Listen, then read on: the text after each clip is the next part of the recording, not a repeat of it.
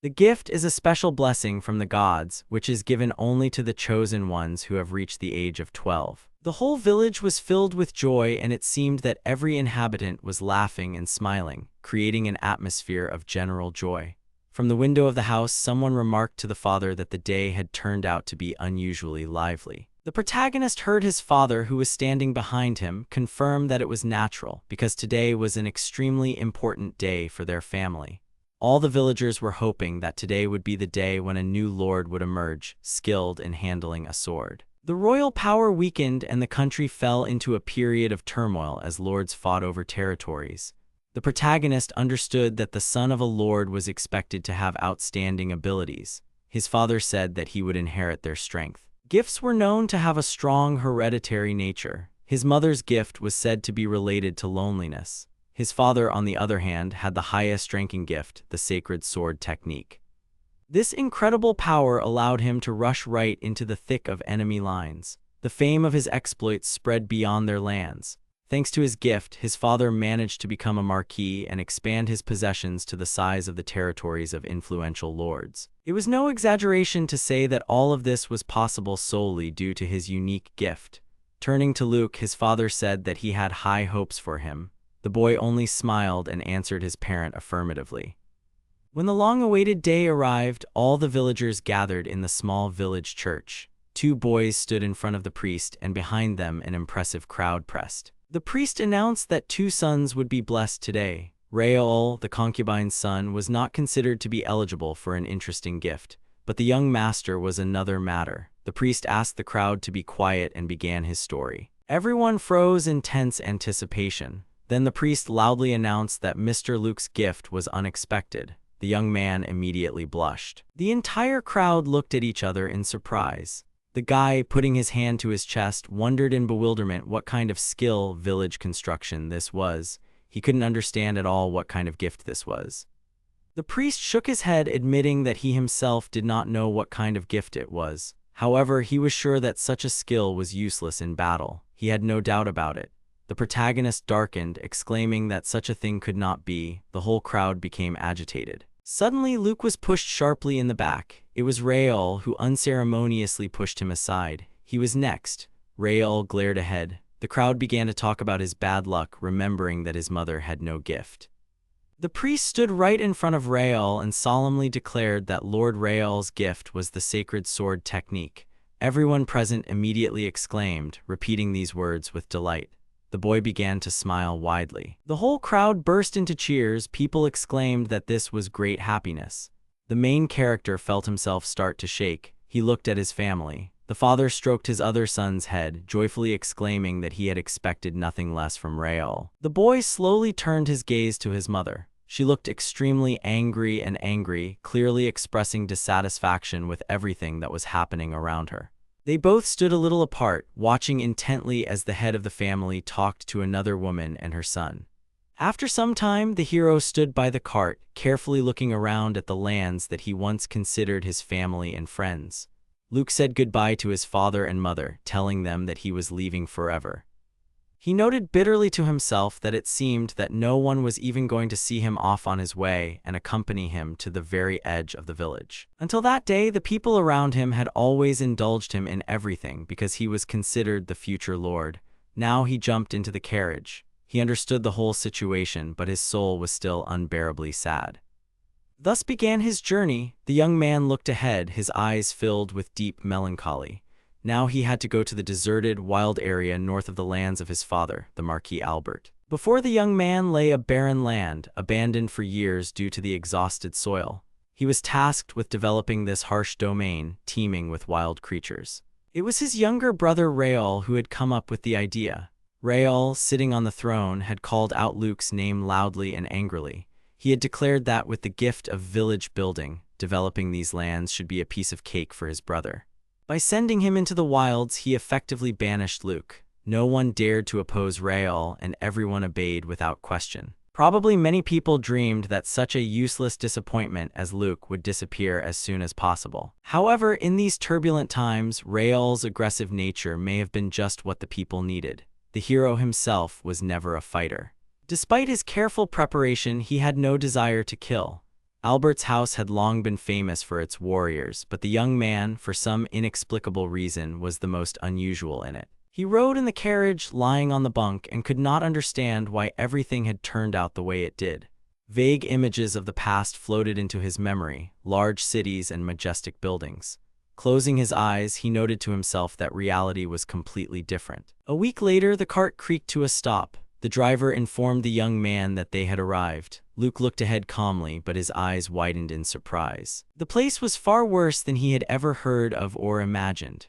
Luke stood in the middle of a desolate and lifeless area with absolutely nothing around him that could inspire hope or comfort. To the north, in the distance, a huge, dense forest could be seen, covering a significant part of the horizon.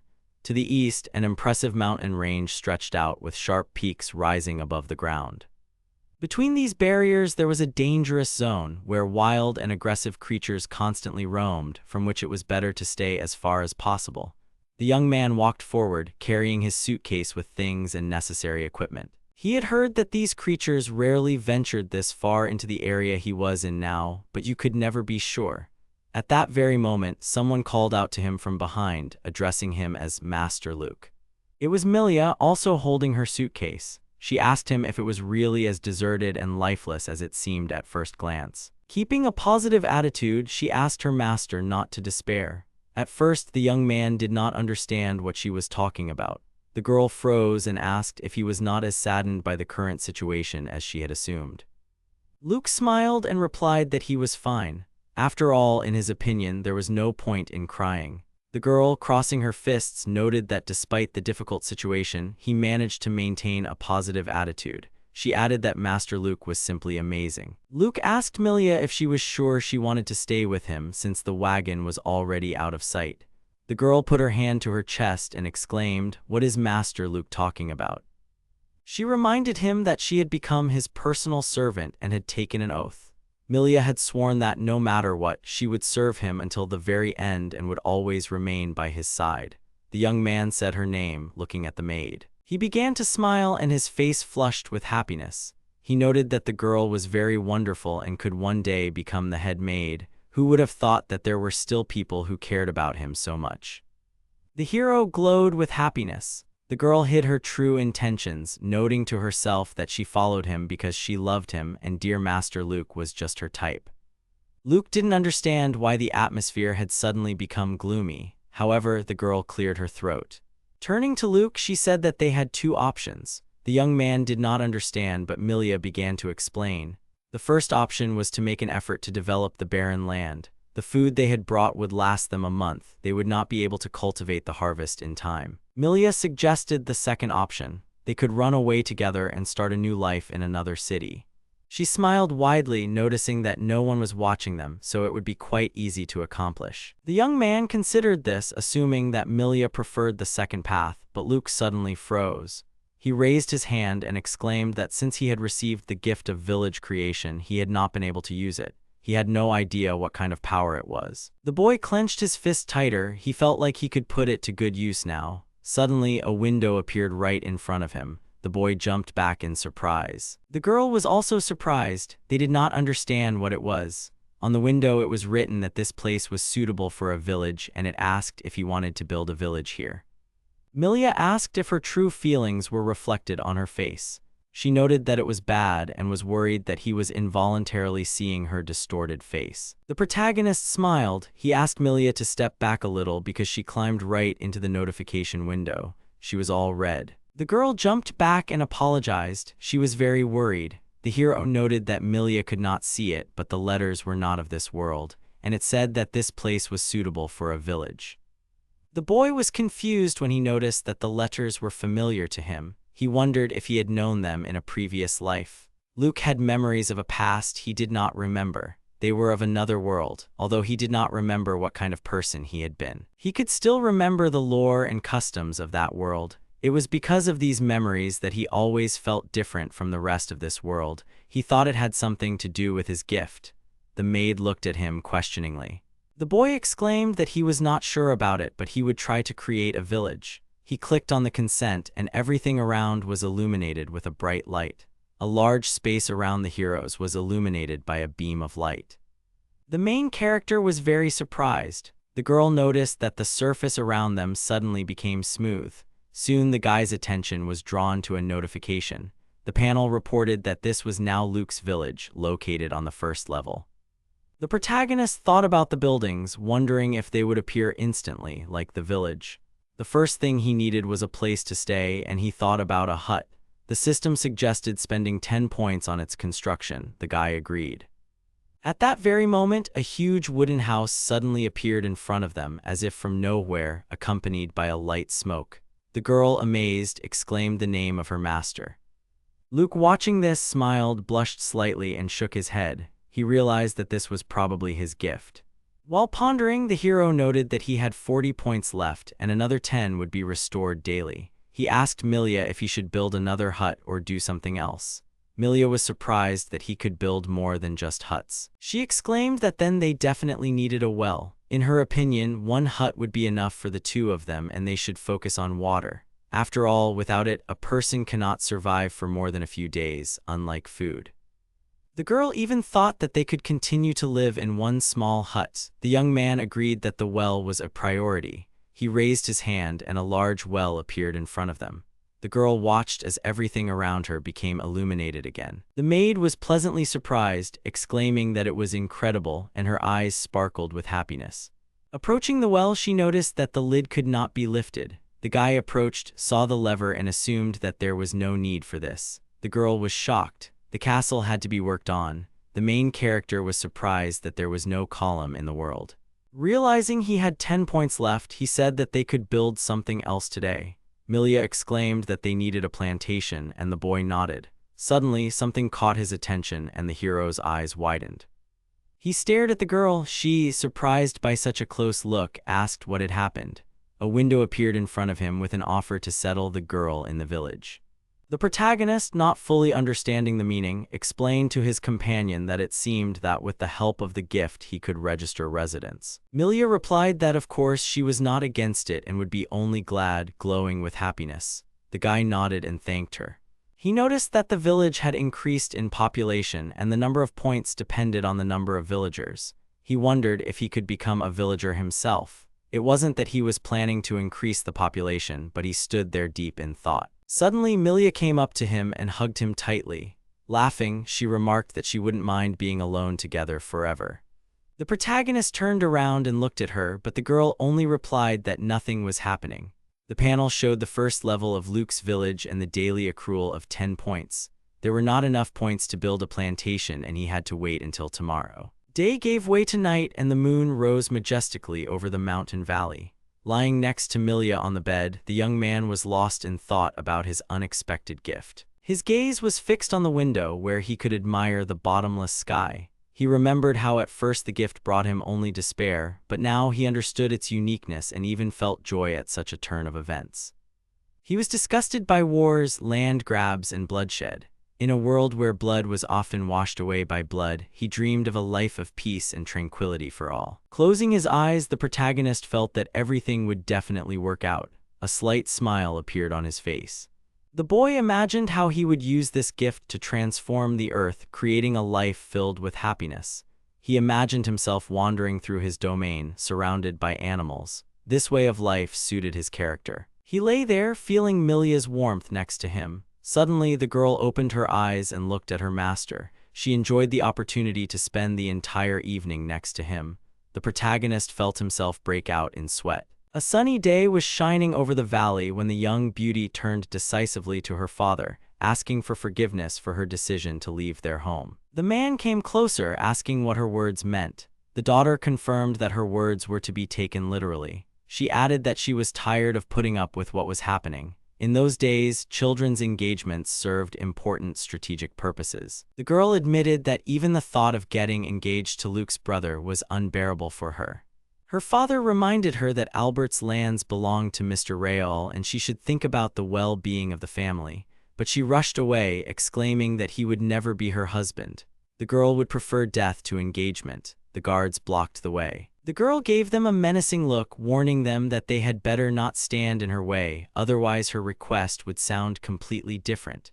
The guards froze, unable to move. She resolutely walked past, leaving them behind, trembling at her words. The morning brought bright light, filling the modest hut with a golden glow. Luke and Milia were sleeping on the same bed, the girl hugging him tightly. The protagonist felt uncomfortable, deciding that they should build another hut. Milia asked why one hut would not be enough for them. Then the boy realized with surprise that the girl was not asleep. This astonished him. The girl sat up and explained that a maid should always wake up before her master. The hero stood up, noticing that Milia was no longer a maid, which meant she could afford to sleep longer.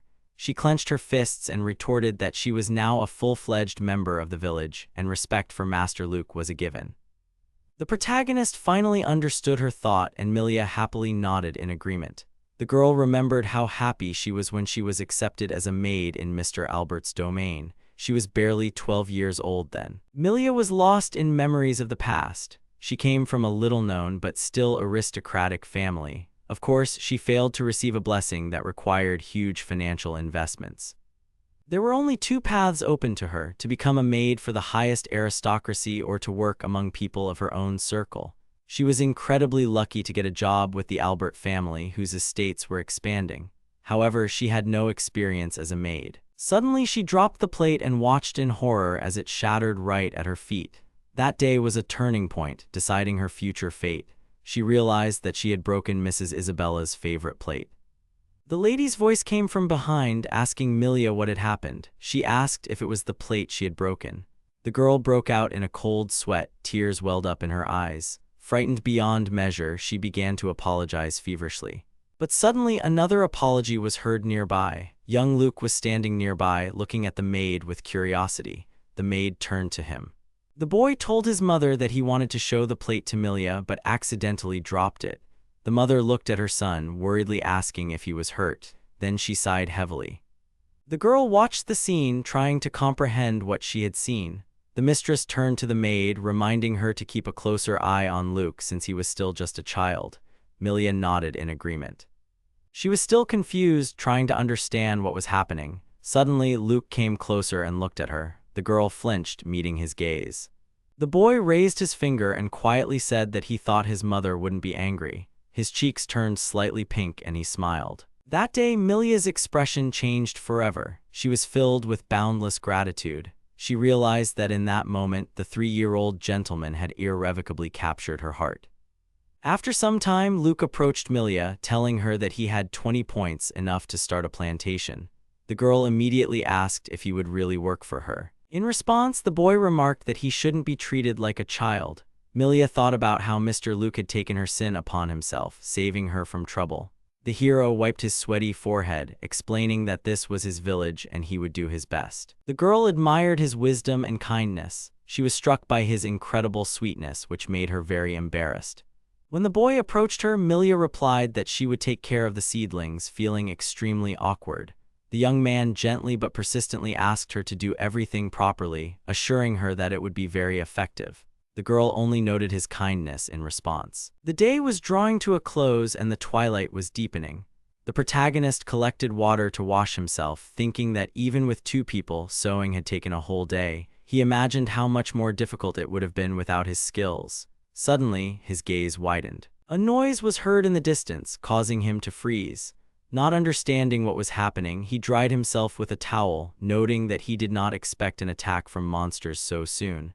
However, he decided that tomorrow he should think about protection. The next day, the heroes began building a watchtower which significantly improved their view of the surrounding area. Milia watched this from the side, feeling inspired. In the following days, they were busy planting and watering. A clay fence was erected to prevent intrusion and to have a choice of shapes. The next day, the girl washed clothes and the boy continued planting. A few days later, the first shoots appeared, causing delight in both of them. The maid beamed with joy. She informed Luke about the escapes. The protagonist smiled, noting that now they had nothing to worry about. A sharp scream was heard, and the protagonist, taking out his weapon, assumed that it was a monster. The girl began to climb the watchtower, but suddenly froze. She realized that by climbing the ladder she might become completely visible. The thought frightened and alarmed her, causing her to blush and break out in a sweat. Milia wondered what would happen if Master Luke looked at her with a strange anticipation. Meanwhile, the protagonist was carefully scanning the horizon, asking if she saw anyone.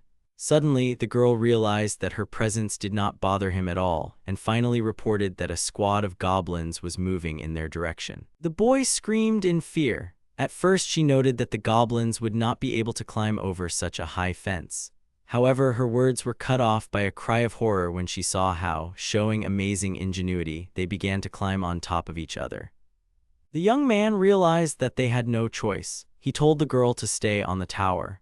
The protagonist remembered that they said that practicing fencing makes it easier to receive a gift, so he had been practicing it since childhood. It did not help, but the training was not in vain. At that moment, a huge, ferocious goblin with impressive fangs and long claws rushed at him.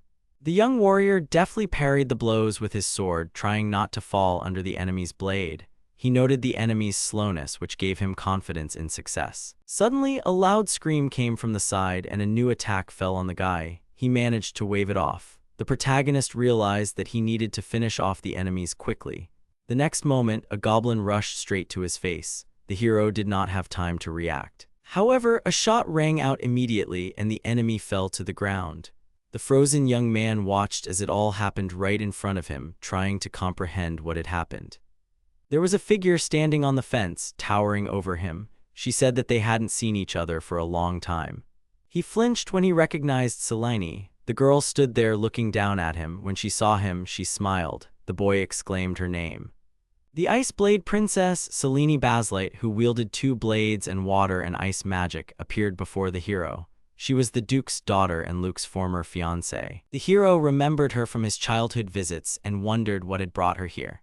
Leaning over, the girl noticed how much he had grown since their last meeting 2 years ago. The young man confirmed this, but immediately asked the reason for her appearance. Selene responded sharply that she had run away from home, sticking out her tongue. The guy exclaimed in surprise. She clarified that, or rather, she had broken off the engagement, explaining that after Luke left, Rael had taken his place and that was the reason for the breakup. The hero could not understand the reasons.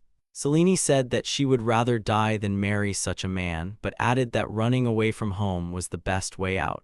The guy wondered about the extent of her aversion to marriage because he himself was her previous fiancé. He froze, then leaned over and apologized, admitting that he hadn't noticed her reluctance. He expressed understanding, noting how hard it was to be a girl when someone else decided who her husband would be. The girl asked, puzzled, if he had understood her correctly. Frowning, she explained that her reluctance was due to the fact that Rael was the groom. If it had been the young man himself, she would have agreed. Selene began to confess her feelings to him. Suddenly, the maid Milia came running and pushed her away. She was clearly angry and furious. Defending her master, she asked Selene to stop. The girl looked at the maid, asking who she was. She proudly answered that she was the first inhabitant of the village. Putting her hand on her heart, she added that it was a village named after Mr. Luke. Selene turned to Luke, asking how he was doing since she had heard that he had been sent to clear the area. Noticing the surroundings, she asked incredulously if he had really created all this by himself.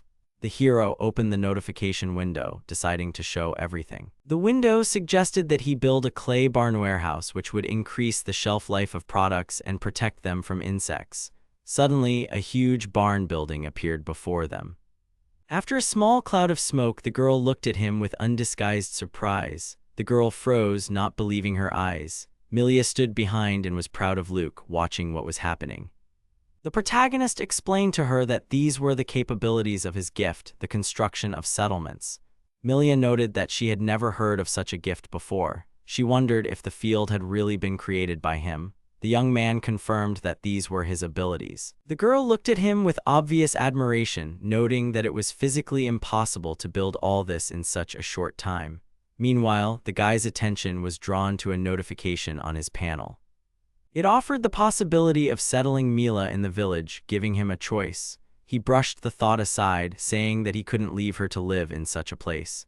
The girl only looked at him questioningly. The young man turned to Mila, asking if she was sure of her decision, since his family would hardly ignore the dissolution of the marriage. He added that the military power of the Baslight family was inferior. For his family, this marriage was important for the expansion of their domain. It was also advantageous for the Baslites, whose power was modest. Since the Albert family had neighbors, their position was difficult. Milia expressed doubt that the Alberts would have the desire to deal with their home, since they were already surrounded by enemies on all sides.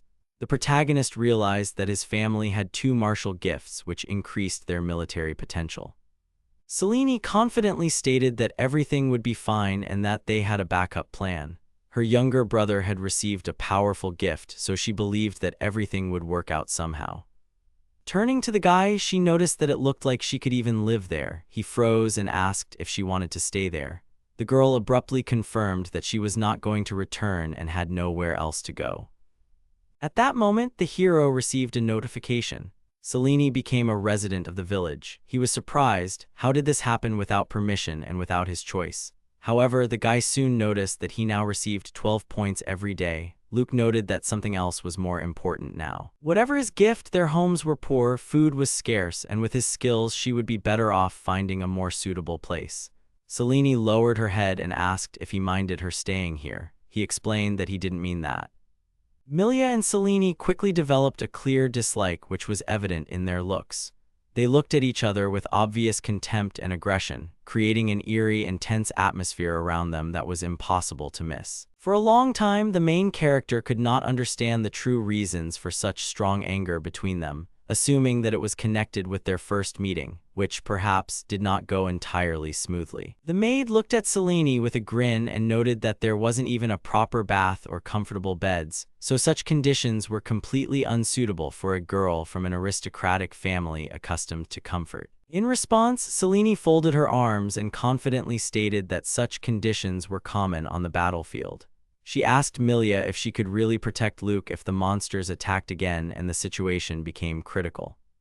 Milia smiled and emphasized that social status didn't matter here, because she was the first inhabitant of this village and therefore considered Selene's senpai. She would have to constantly remember this fact and live up to it. The girl blushed from awkwardness and said sarcastically that Selene immediately declared her superiority over others. This caused Milia discontent and irritation, which she did not hide.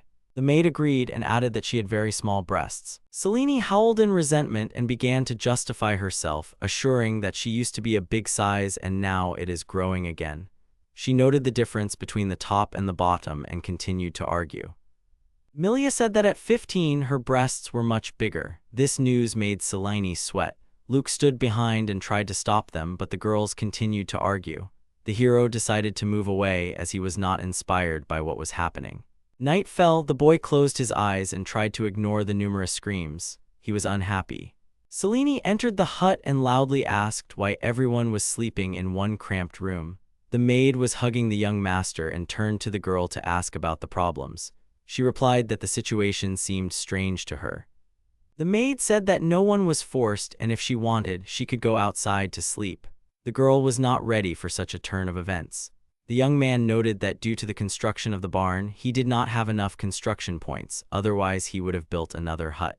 Suddenly he had the idea that he could sleep in the barn. All the girls turned around and broke out in a cold sweat. They were not happy. Milia yelled that this was not right because he was the village elder. Selene suggested sending the maid to sleep in the barn. The guy watched all this without much enthusiasm.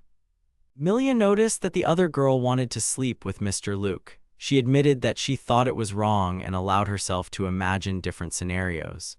Selene quickly retorted that she had never said anything like that. The guy tried to get comfortable but again expressed his desire to sleep in the barn. His intentions were interrupted by the sharp voices of the girls, who demanded that he stop. In the end, all three ended up together. The main character settled between the two beauties.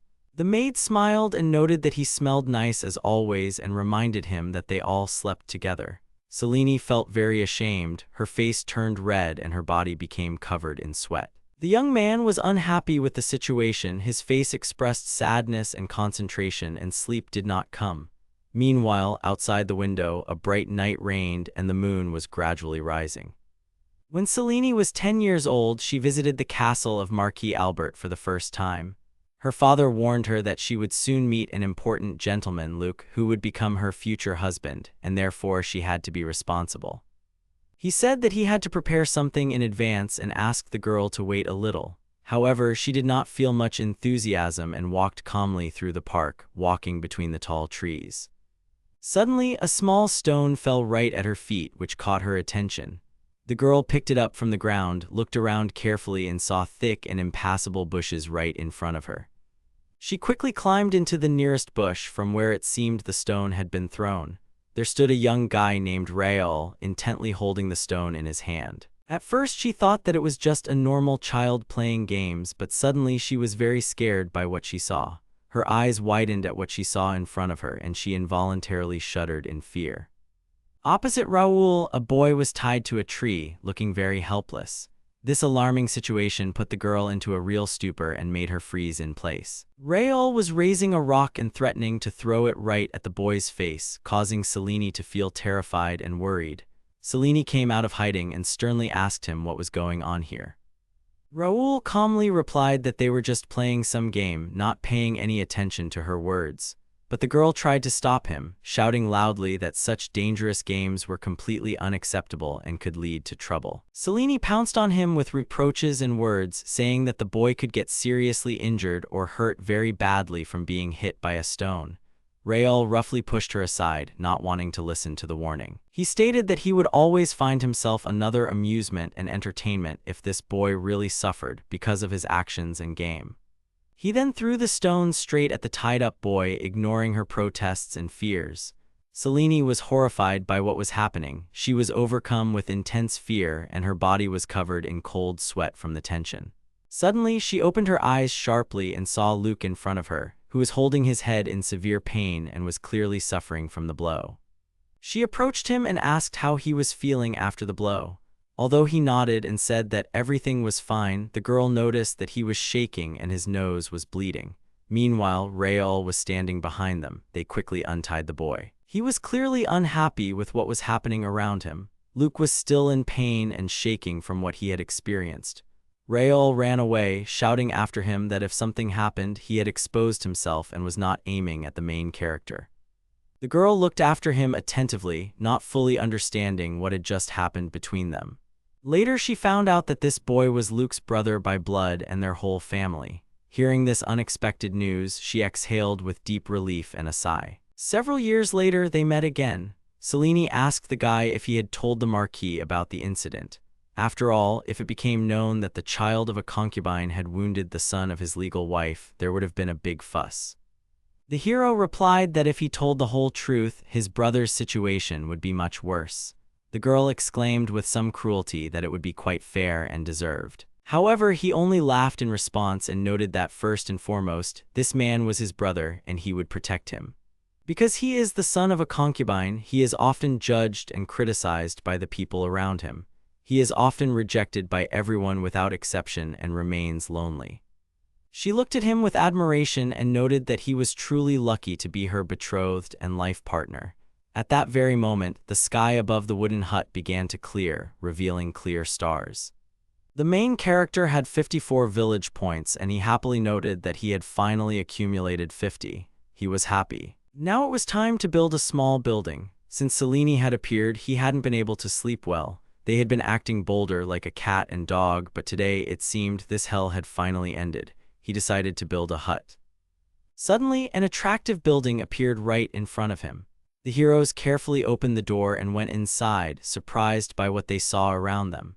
Everything inside the room was shining brightly and sparkling beautifully, and the furniture looked unusually comfortable and convenient. Selene came closer and asked curiously what this unusual place was. She had no idea what a kitchen was, and they explained to her in detail that this was exactly what a kitchen was. The girl turned on the water from the tap and was surprised to notice that water actually flowed from it. The young man told her that it was a water tap. The blue tap gives cold water and the red tap gives hot water. Milia asked Luke what the device was that was sitting on the table in front of them. She pointed her hand forward, expressing her curiosity. He drew the girl's attention to the gas stove and explained in detail that they needed to turn special knobs to create a fire for cooking. The girls were genuinely amazed by what they saw and the new knowledge. Milia beamed with happiness and happily noted that she could now cook food easily and quickly. Selene watched from the side and asked in surprise what kind of magic was happening here. Then they went further and opened the door to the bathroom. There was a modular bathtub with all the amenities for life. The girls did not understand what it was, but the guy explained that there was a toilet, a bathtub, and another tap. The toilet looked like a regular wooden chair on which you had to sit down carefully and do your business. Luke was genuinely surprised by the flush toilet as he saw such a device for the first time in his life in this world.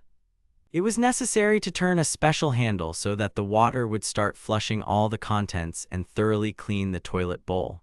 The girls were sincerely amazed by such an unusual and convenient mechanism. Selene curiously asked where exactly all that water went after flushing. The guy froze in place and could not find any answer to this question. Milia was also silent, not knowing what to say in such a situation. Selene then explained that it was the lower-class characters who did this in the castle. The maid remembered hearing about the use of slimes in some countries, but none of them seemed to fit their case. Everyone was sure it was magic. The guy agreed. Selene noted that now they could forget about the well. This news scared the maid. Luke smiled and said that it wasn't all. Milia imagined Luke washing himself, and Selene scolded her for it. The guy looked at the girls and said that they had 2 beds, so the guys and girls would sleep separately. The girls were scared by this news and screamed. They started arguing and even tried to fight, not understanding the situation. The protagonist explained that there was no more room and it would be more convenient this way. Milia froze and said that he didn't think she could sleep with Selene. She agreed. They both looked at each other with a sly look. Luke noticed that they didn't get along well. He began to sweat. The hero said that then everyone would sleep in one room, he on the floor and the girls in turns on the bed, so that no one would be uncomfortable. But everything went differently and the plans quickly changed. They all suddenly found themselves on the same bed, with the guy lying between them, feeling a little awkward. Milia firmly stated that she would not allow the protagonist to sleep on the floor. If there was a bed, he would always be on it, and no exceptions. Selene admitted that she can easily sleep on the floor, but not next to the maid, as it embarrasses her. She agreed to this condition, and thus the only option left was for the guy to lie in the middle between the 2 girls. He did not like it at all, because he felt squeezed between them on both sides. The cramped space seemed much tighter than in the hut where he had slept alone. He tried to carefully push himself out of the situation with his foot, but he could not understand how it was possible to sleep in such a cramped space. The hero, breathing heavily and feeling tired, watered the new plantings, his face glistening with sweat under the scorching sun. Everything around him shone and shimmered with moisture, filling the air with freshness and life. It had been a month since they had arrived at this new place, and life here, thanks to Dar, was better than he could have ever imagined in his wildest dreams. The yoke rested comfortably on his shoulders, making the hard work easier. Soon a huge boar carcass, freshly hunted in the forest, lay next to them. Selene, wiping her forehead with her sleeve, proudly announced that she had caught it in the northern forest, where hunting was especially difficult. The guy thanked her sincerely and asked how dangerous it was to go to those wild places, so as not to expose himself to unnecessary risk. The girl answered confidently that if you do not go too deep into the thicket, problems usually do not arise. Thanks to her excellent hunting skills and patience, they now had a large supply of good meat that the boy could freeze with his magic to preserve for a long time. Selene, standing in front of the catch with pride in her voice, repeated that it was entirely her merit and she deserved praise for such a success. This news immediately caused a caustic and sarcastic comment from one of those present. Milia teased Selene, asking if she had thought about who would cook such a huge boar, since she herself couldn't even boil an egg. The girl mockingly suggested that Selene continue waving her scissors. Meanwhile, Selene was skillfully using knives, cutting up the carcass. Milia's face suddenly became serious. She turned sharply to the guy and he asked what had happened. Suddenly muffled footsteps were heard. Milia, alert, asked why they could not hear anything while she could clearly distinguish footsteps and voices, and more than one. The 3 of them gathered and quickly climbed up to the watchtower that overlooked the area. From there, the young man saw a group of people approaching. Selene immediately wondered what these people were doing in their area. The boy noted that they did not look dangerous. The approaching men were looking straight at them. They were mostly women and children, all severely malnourished. It seemed that they were refugees from a recent major battle. The area was a complete wasteland where water and food were extremely difficult to obtain. Looking at the devastated and exhausted people, the heroes unanimously decided that they could not abandon them to their fate and must help. All the travelers were exhausted. The protagonist came out to meet them and extended his hand. He introduced himself as Luke, the headman of their small settlement, and explained that they were new here and for now the three of them were living together. The tired, battered man apologized for his forgetfulness and introduced himself as Bellet, a representative of their group.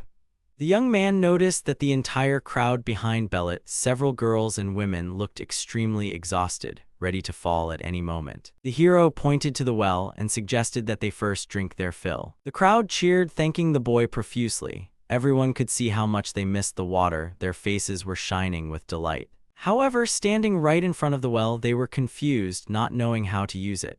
The people were amazed and froze. The guy clearly demonstrated how the water flows out, explaining that you just need to pull the lever. He asked if they understood the principle. The man, looking at the device, admitted that it was the first time he had seen such a well. One of the women began to laugh with joy, feeling resurrected from the sip.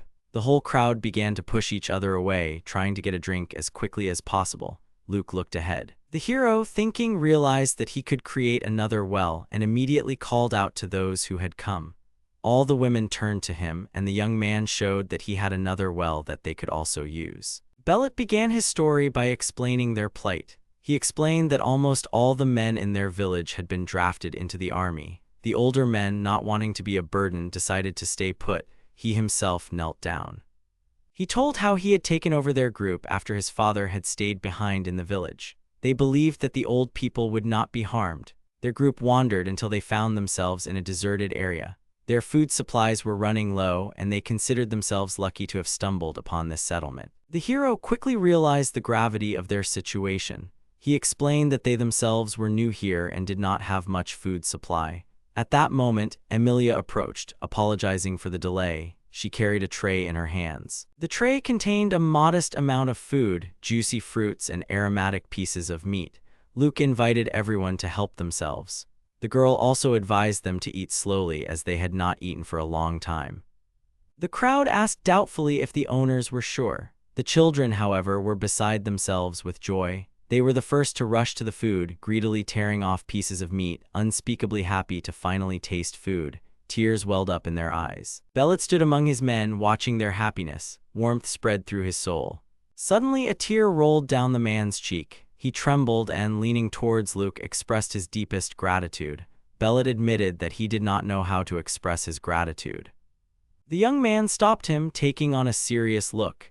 He noted that the danger for the newcomers had not yet passed and that it was not just difficult but almost impossible to survive in this area. He asked everyone to listen to him carefully. Turning to Bellet, he suggested that if they did not mind, they could stay and live here. The man froze in surprise. Luke admitted that they could use some extra hands. There were only 3 of them and they couldn't handle everything. Besides, the vegetable harvest would be too big. Bellet reminded them that their group was large and most of them were women and children. The protagonist agreed that the man was right and their current village was not yet able to feed that many people. However, he explained that he could not rely solely on the wheat and seeds taken from the castle. He remembered that Milia had taken different seeds, but they were not sure if anything would grow well within a year. Therefore, he concluded he needed their help. Bellet froze again. Another tear rolled down his cheek and he nodded his head in agreement. He looked at the cheering crowd eating the meat and thanked Luke again. The young man smiled. The population of his village now numbered 51. He received a lot of notifications congratulating him on the increase in the village population. He received bonus points and the number of available buildings increased. The guy was overwhelmed by the messages and he was amazed. He even admitted that he was a little scared. Opening the notification panel, he saw that thanks to the new residents, the village immediately rose to level 3. The number of possible buildings also increased. Luke noticed the skills that had opened up, which surprised him greatly. He now had village skills and resident movement assessment, although he had no idea what they were. The hero thought that leveling up not only brought points, but also expanded the village's territory. At the same time, he could not understand the meaning of the movement function and this whole new system. A sudden noise from his hut made him turn around in alarm, a jolt running through his body as he realized how simple it all was. By moving his finger, he could move houses across the entire field, placing them where needed. The boy smiled, remembering that he seemed to have played a similar game in the previous world. He was glad that now he didn't have to bother with the placement of buildings. Then he was interrupted by Bellet. The man was shaking with fear, pointing out that the building had moved. The protagonist looked at him. Bellet, deciding that he was simply tired of overwork, announced that he was passing out and began to fall. Luke caught him and told him that this was his gift. The girl behind him asked what kind of gift it was, expressing surprise. The whole crowd ran up. They were surprised, noting that they were seeing something like this for the first time. It was rare for ordinary people to see gifts in action, let alone in a castle. When everyone started asking what kind of gift it was, the boy explained that his ability was called village construction. The children wondered what that meant and immediately began discussing how they would like to master the holy sword technique. They beamed with happiness, but the hero only broke out in a sweat. He lowered his head and noted to himself how powerful it really was. Opening the panel, he decided to build new houses. He built a one-story apartment building with 5 rooms, a kitchen, and a toilet. Suddenly, the building appeared right in front of him. The protagonist believed that each room would be suitable for a family of 5. He noted that each room would have its own toilet. The newly arrived residents studied the new buildings, not understanding how it worked. Milia wanted to explain everything to them. Luke, however, noticed that there were no bathtubs in the houses, and he could not create them. The young man apologized for this, offering to use the wells or his personal bath. One of the men who came assured that they only needed water to wash their clothes and rinse themselves. The protagonist, looking at his hands, thought that 25 people could be housed in one such building. He decided to build a couple more. It was also necessary to increase the area of the working fields and, accordingly, build a fence. Standing in front of his buildings, the hero watched as his village points decreased. But the entire crowd cheered happily, pointing to the new fields and smiling. The main character announced that today everyone could just relax and they would leave the conversation about plans until tomorrow. Those who came to thank the guy for everything he had done for them. The families began to settle into their homes, choosing their rooms and examining the interior. The hero noted to himself that these were good people. Suddenly, he wanted to test another skill. Opening the notification panel, he was able to hover over one man. It was Barat, 32, a swordsman with a gift for fencing.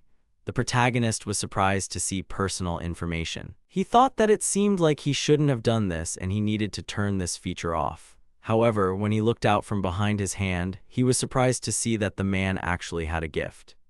He turned to the man standing in front of him and asked if he had the gift. The man smiled and laughed and said that it couldn't be. There wasn't even a church in their area, and even if there was, he wouldn't be worthy. Luke looked at him and silently asked himself what would happen if he received a blessing. It got dark outside, night fell. The girls approached the guy, asking what he was doing. At that moment, it became clear to them that he had acquired another skill, resident assessment. Selene, however, expressed doubt, suggesting that it could be some kind of hidden gift. She added that she generally considered gifts to be nonsense. Milia, on the contrary, was beaming with happiness, certain that the hero himself was loved by the gods. Then Selene asked the guy to check her status, curious about what would happen. The protagonist asked if she was sure, but the girl confirmed her desire. Luke saw that high loyalty was noted. The recommended activity surprised Shogun. Selene inquired about the meaning of loyalty. The young man explained that it was a measure of loyalty and devotion to the village. He suggested that a low level of loyalty could indicate a tendency toward crime or rebellion. Selene stressed the importance of this information to identify potential threats and determine appropriate activities. She suggested checking all residents who arrived in the village. The hero expressed concern that they might not like it. The girl countered that the assessment could be done discreetly. The protagonist could use his skill and then personally ask questions to expose the lie. In her opinion, this skill was vital to protecting the village. When the hero doubted the seriousness of her words, Selene pointed to Milia, offering to evaluate her as well. The maid, surrounded by some dark aura, smiled. She slowly said that she didn't mind, but asked if the skill could read thoughts. Selene expressed curiosity about Milia's thoughts. She waved it off, saying that it was none of her business and that she was thinking about Mr. Luke. Then the girl turned around abruptly and ran away, shouting that it was too early for Mr. Luke to know about her thoughts and that she needed to cool her head. She ran out of the room, promising to return soon. The hero suggested that Milia was simply tired, and Selene agreed. Bellet asked if information about the name, age, gender, and family composition was needed. The headman confirmed that this data would be useful in the future for more efficient distribution of jobs. The man agreed.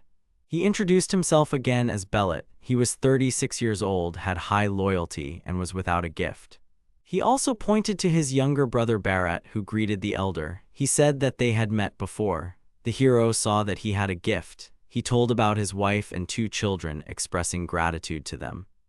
The rest of the residents also introduced their families and children. The girls admired the young man, calling him very nice. The older woman expressed deep gratitude, and her recommended activity turned out to be a master of torment. The protagonist calculated that, in addition to Barat, 4 more residents possessed hidden gifts. The village had 12 children, 37 young people, and 2 elderly people, united into 14 families. Among the gifts discovered were alchemy and red magic. People also had tracking skills and literary talent. Selena appeared and asked how things were going. The young man was surprised by her appearance. Luke explained that all the new arrivals were good people with a variety of occupations, from farming to art. He added that there were 5 gifted people in the village. Selene's eyes lit up, and she noted that this was a full tenth of the population. Selene complained that blessings were only available in the church through the messengers of the gods, and they had no money for that. This thought made the hero think. He remembered that among the nobility up to 50% of people possess gifts, while among commoners this ratio should be much lower. However, the results of his assessment were completely different. The hero realized that if this was not an accident, they were simply being deceived, claiming that there were almost no bearers of gifts among ordinary people. In addition, receiving a blessing required a huge amount of money, which made the gifts inaccessible to most. So the nobility probably had complete control over all the gifts, perhaps in collusion with the church. He hung his head, admitting that maybe he was just overreacting. At that moment, the maid appeared, calling out to him. The hero smiled, saying her name. Milia suddenly dumped a bucket of cold water on herself and screamed. The guy, completely unaware of what was happening, asked what she was doing. Milia explained that she was doing this to purify her heart and mind.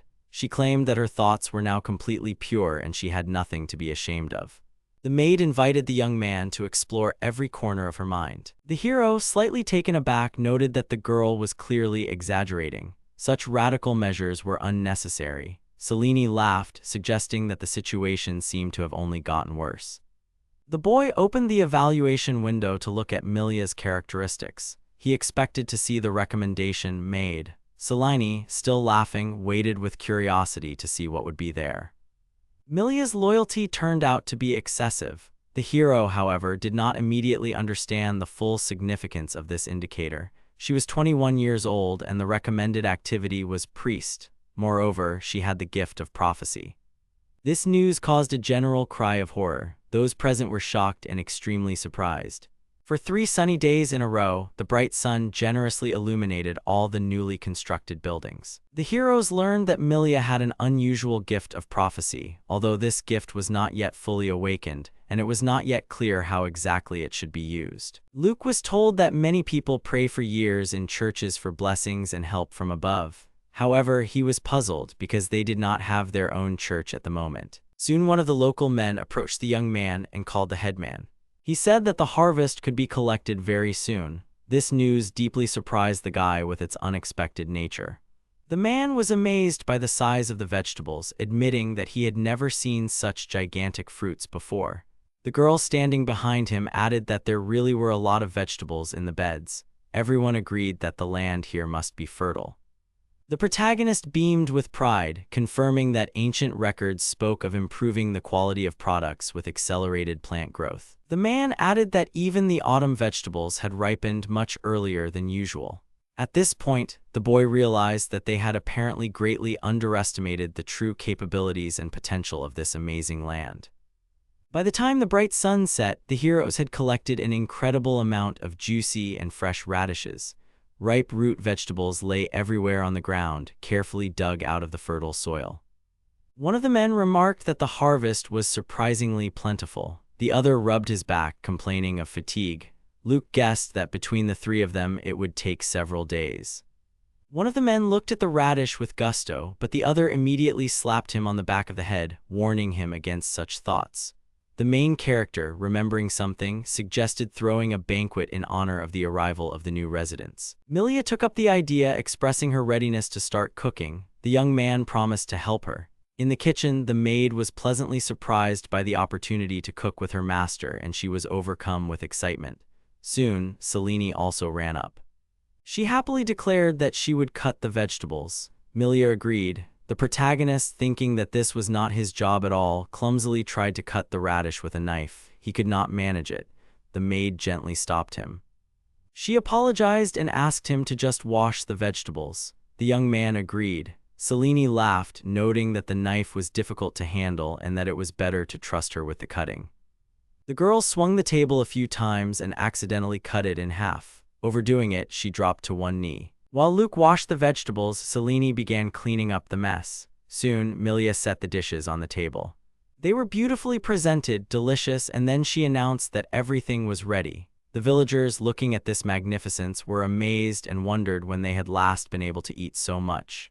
All eyes turned to Luke, who could not answer.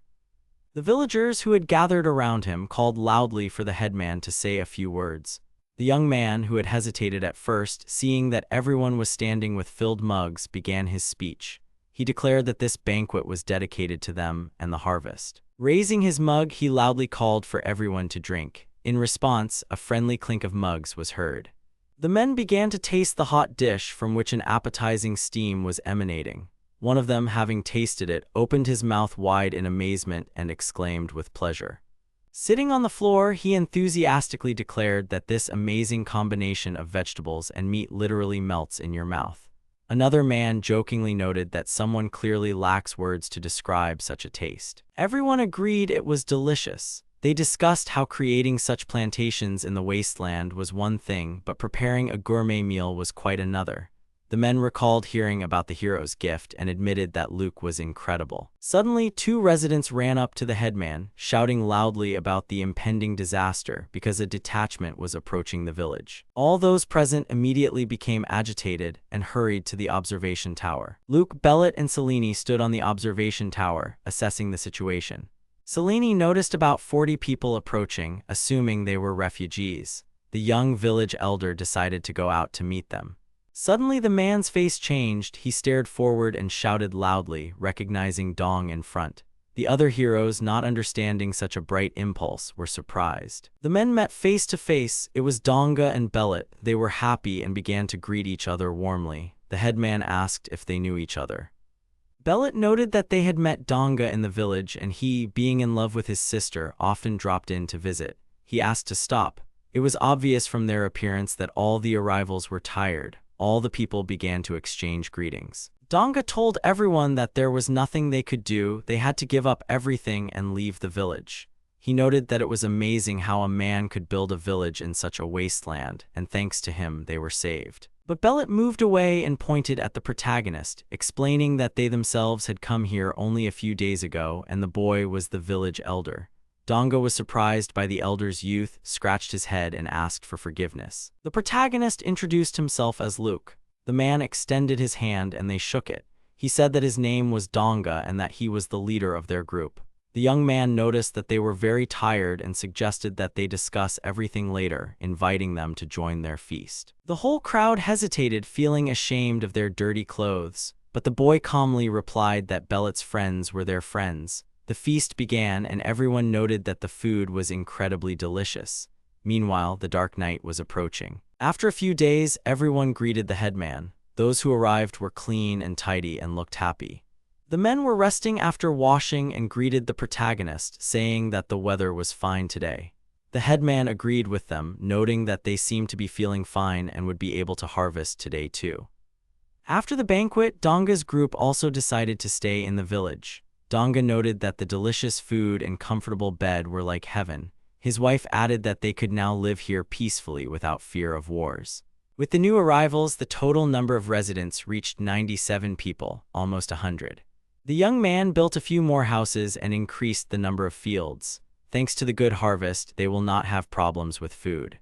As with the Belita group, the Dong also had more women and children, so the ratio did not change much. The number of children and women still exceeded the number of men several times. 4 of them had hidden gifts, but there was little point if they couldn't receive a blessing. The protagonist wondered how there were so many of them. Suddenly, from the observation tower, they started shouting to the headman that people who looked like refugees were visible on the horizon again. The protagonist heard this and froze. He wondered if all this was because of the war and wondered how many there were. The guy standing on the tower hesitated and didn't know what to say. He was covered in sweat and said that there were about 70 of them. The young man froze and looked up in surprise. He could not imagine that a whole crowd of 70 people was approaching him. An electric shock pierced him. The main character, Luke, looked towards the forest, behind which the mountains were visible.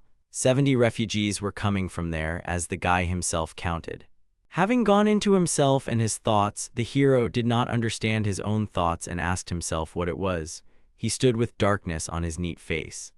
When other refugees came with Belit, he wasn't afraid, but when he saw new people, doubts arose. The hero didn't know why he had such fear. The village Luke had created now had 97 residents, but many of them still didn't fully understand the complexity of it. Clenching his hand into a tight fist, the boy thought about it. The decision itself was not so easy to make.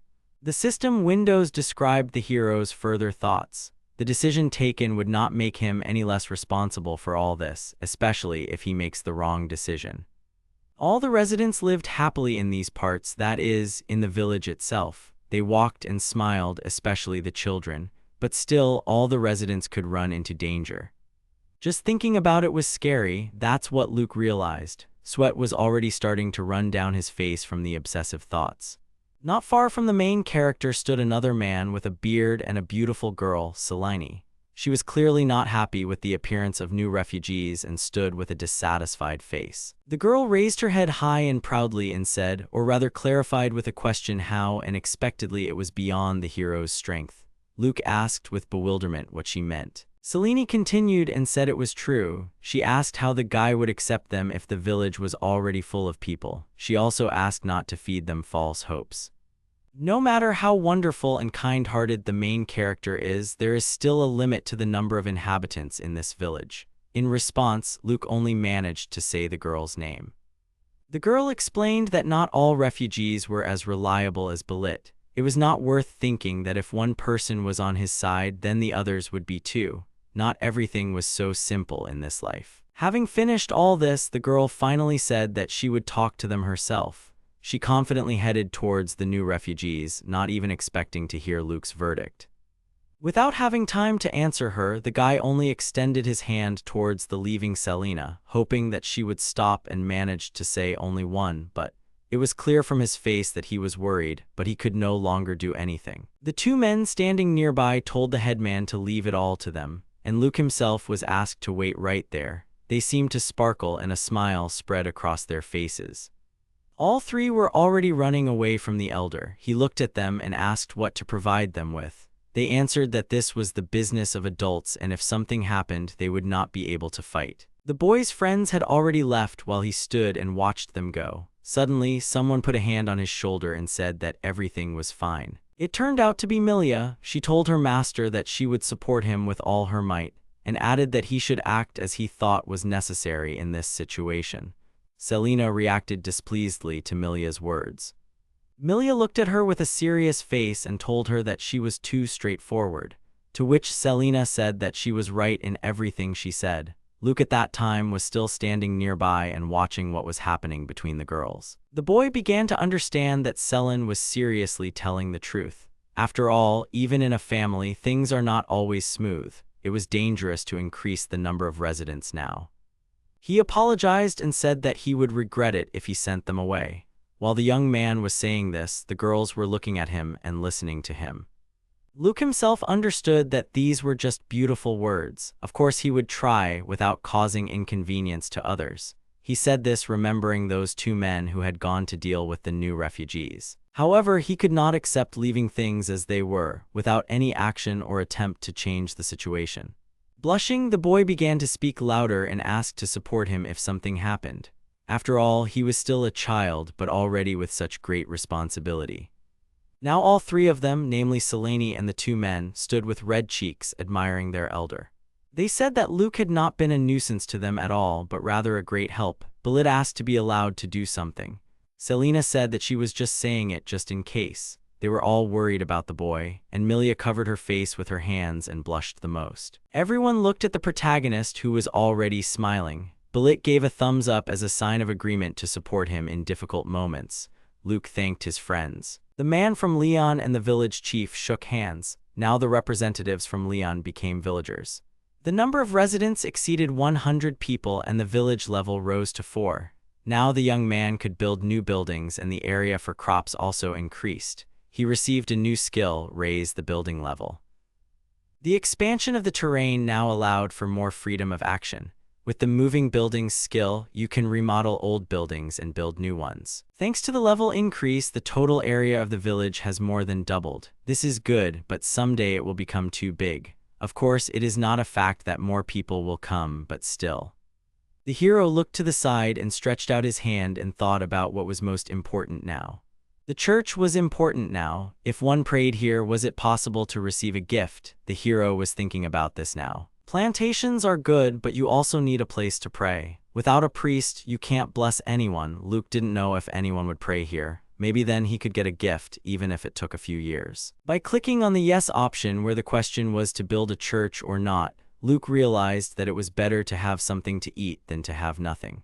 And so, in one magical moment, the church, erected in the midst of worldly vanity, rose up, as if the heavenly power itself had raised it to the very heights of spiritual and physical greatness. The young man, lost in his thoughts, looked at her with astonished eyes, full of bewilderment and admiration for what he was observing at that moment. Standing near the church, he remembered the time when he and Raoul received their gift. It was a good time then, but he was distracted by Milia, who was surprised to see the church.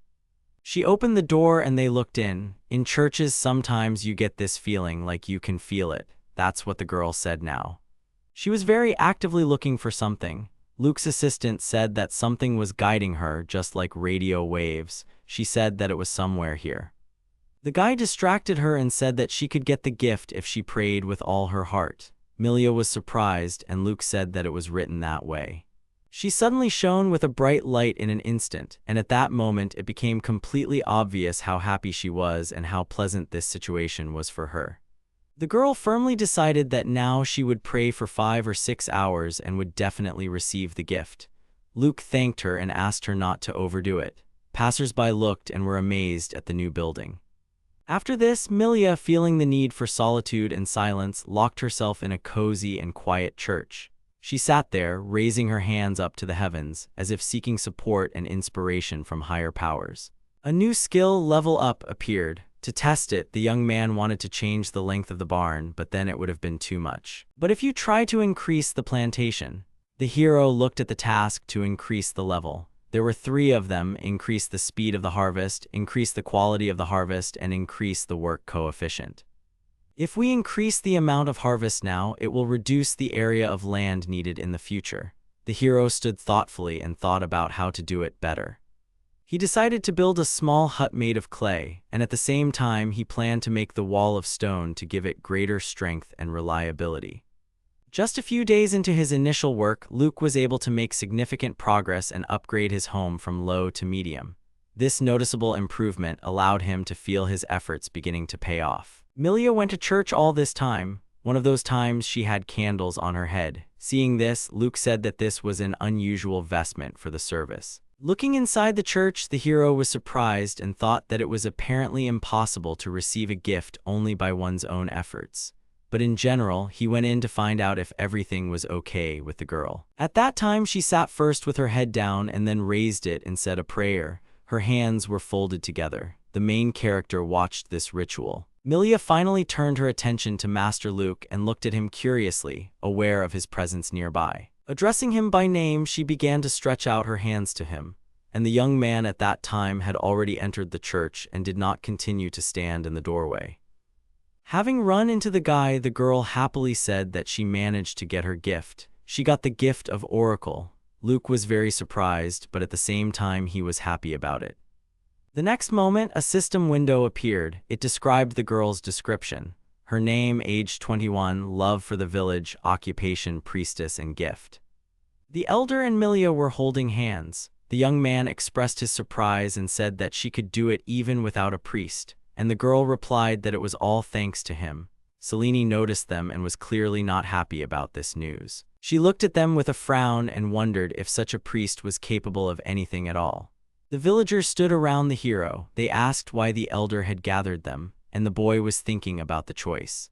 Luke said that everyone gathered would be given a gift, but first they had to receive a blessing. Barrett asked about it again. The man asked if he could receive the gift because only people of nobility receive it. And in his family, farming was passed down from generation to generation, and he was a farmer. Of course, some families are more likely to receive the gift, but it's not really just that. Status doesn't seem to matter much here. People listened to Luke, and he agreed that it was hard to believe, but still suggested trying. Milia folded her hands and said the man's name. Looking at him, she said that his gift would be ball handling technique. Barrett couldn't believe his eyes and ears. He simply couldn't comprehend and accept the fact that was in front of him. His mind rebelled against the reality of what he saw and heard. He looked at his hands, feeling a strange, unusual feeling fill him. A question arose in his mind. What kind of feeling is this? Maybe this is the gift they talked about. This prompted him to think about the nature of this feeling and its meaning in his life. The girls nearby were talking about the gift Barrett had received, and one of them suggested making a sword out of wood. The elder handed the sword to the man, who in turn asked if it was possible at all. This sword seemed quite expensive to him. Luke said he thought it would be more useful in a man's hands. Barrett took the gift. Barrett began to speak, squeezing the handle of the sword. He said that he had never held a sword before, and now it was somehow unusual for him. He thanked the head of the village and confidently said that he was no longer young, but he would try with all his might to protect the village. The other residents were happy for him and were already arguing about who would be the next to receive their gift. Next was Marilyn. Her gift was a cipher. Then Camel, he got the gift of finding missing people. After them came Totter and Thier. They were given the gifts of literary talent and farming skill. Next came the women, Green and Rando. The first woman received the gift of earth magic and the second technology. Then there were two guys, Perun and Goat. The first one received the same gift as Barrett, the ability to wield a sword, and the second one's strength. The next girls were younger than the previous ones, Chitta and Saya. Chitta received the gift of beast charm and Saya danger detection. Another girl named Mara received the gift of poison resistance. And the last guy, Noel, he received the gift of the sacred shield. Everyone was amazed at their gift, and Thier asked what kind of gift this farming skill was. Luke was very happy for his villagers. 17 of the 703 received and had hidden gifts. 4 of them were children. Receiving such a gift put a great strain on the body, so the gift was given to children from 13 years old. In fact, this could play a role in reducing the negative consequences that could arise in the future. Such measures allow us to prevent possible problems in advance and ensure a more stable development of the situation. And now 2 guys who had received the gift of swordsmanship were training. They fought with swords against each other. One of the villagers told Luke that the 2 with the sword mastery skill immediately began to give it their all. The hero replied that he hadn't paid much attention to it before, but this gift is actually quite good. The same man continued speaking and said that their strength was just like a cherished dream. This is absolute power that cannot be invested in just anyone, no matter how hard you try. This is what the main character has just realized. The reason why the boy's father wanted them to develop the swordsmanship skill, he only now understood it. Selene passed by and told the men that their skills were getting better. Then she asked them to put all their efforts into it. The already noticeably sweaty trainees loudly and confidently agreed in one voice. They addressed the girl, calling her master. Luke was very surprised to hear this, especially at the way they addressed Selene. The elder trembled and said that she was almost his age, but she was already called a master. The man standing next to him replied that despite this, Selene's abilities were incredible. The two girls who were in the line of sight behind the village chief unanimously confirmed this information, saying it in complete synchronicity and in one voice. Also, one of them said that the title head of the village also sounds really cool. Another one confirmed this and said that it is really cool. The women touched Luke's hair and cheeks, saying how soft they were, and one of them advised him to have a good rest. The young man didn't have time to understand anything while they were examining him. One of the girls went off to cook while the hero thought that cool sounded kind of fake. The ratio of men to women in this village was about 1 to 2. Most of the women are over 20 and already married. There are many whose men were forcibly taken into the army. The headman wanted a title as dignified as Seleni's. If the women laughed and rejoiced, as the head of the village he was happy, and in the village meanwhile it even became somehow more lively. The man turned to Luke, who looked at him. The man thanked him, to which the young man smiled happily. The headman was determined that he would be a truly cool leader. He knew that this would take a lot of time, and it would probably take several days to establish interaction with others and develop the necessary skills to carry out his duties. The girl standing in the place designated for surveillance shouted from there to the main character that a group of 10 refugees was coming again. People approached the village. They looked scared and exhausted. All their clothes and faces were dirty. One of them tried to start a conversation. Selene, Luke, and the man were looking at them. The leader was already getting scared just from their appearance. The girl asked if something had happened to the new refugees or not. And then one of them started telling. As it turned out, they were attacked by bandits, but this group of people managed to escape. Those who showed resistance were liquidated immediately on the scene without any chance of rescue. The rest, who found themselves in such a difficult situation, were forcibly captured and taken away in an unknown direction. With horror on his face from this story, Luke could only squeeze out a few words and say that it was all very, very terrible. Selena, her expression unchanged, said that everything was scary, but they too could be different from everyone else. The protagonist looked at her and did not understand what she was leading to. Tears welled up in the eyes of the escapee, and she began to apologize to the girl, making sounds similar to a scream. Her words came out of her lips, full of sincerity and remorse, as if she was trying to convey to her interlocutor the full weight of her feelings. Luke didn't know what to do and didn't understand anything, while the same woman continued to scream that they were very, very scared. Having calmed down a bit, the escapee continued and began to talk about the bandits. The chief looked at her questioningly and waited for what she would say next. The woman said that these bandits could have followed the refugees. The hero just stood there in a stupor. The unknown guy was walking towards the forest. He was a bandit from the group. He was thinking about whether his boss would promote him if he quickly found the people who escaped. His main job was to kidnap and then sell people. Since their number had increased significantly after recent events, he had an amazing chance to make some money on this. The guy remembered the moment when he saw a small group of people running away towards the forest. He went after them on purpose, but it seems he lost his way and wandered into some wasteland. He kept walking and realized that he was really lost. The bandit didn't understand why he had to do all this alone. His colleagues had apparently never heard of collective solidarity, and suddenly something caught his attention. From the mountain he looked at the village and was almost immediately surprised. After all, it was in such a remote place. There was literally no other civilization nearby. The guy saw only women and children in this village, and after that he said that it was even lovely. This way there will be less trouble and problems for their work. With a menacing grin, he thought that this village was built by refugees, and that was why his job would be much easier. The bandit was already beginning to feel his promotion.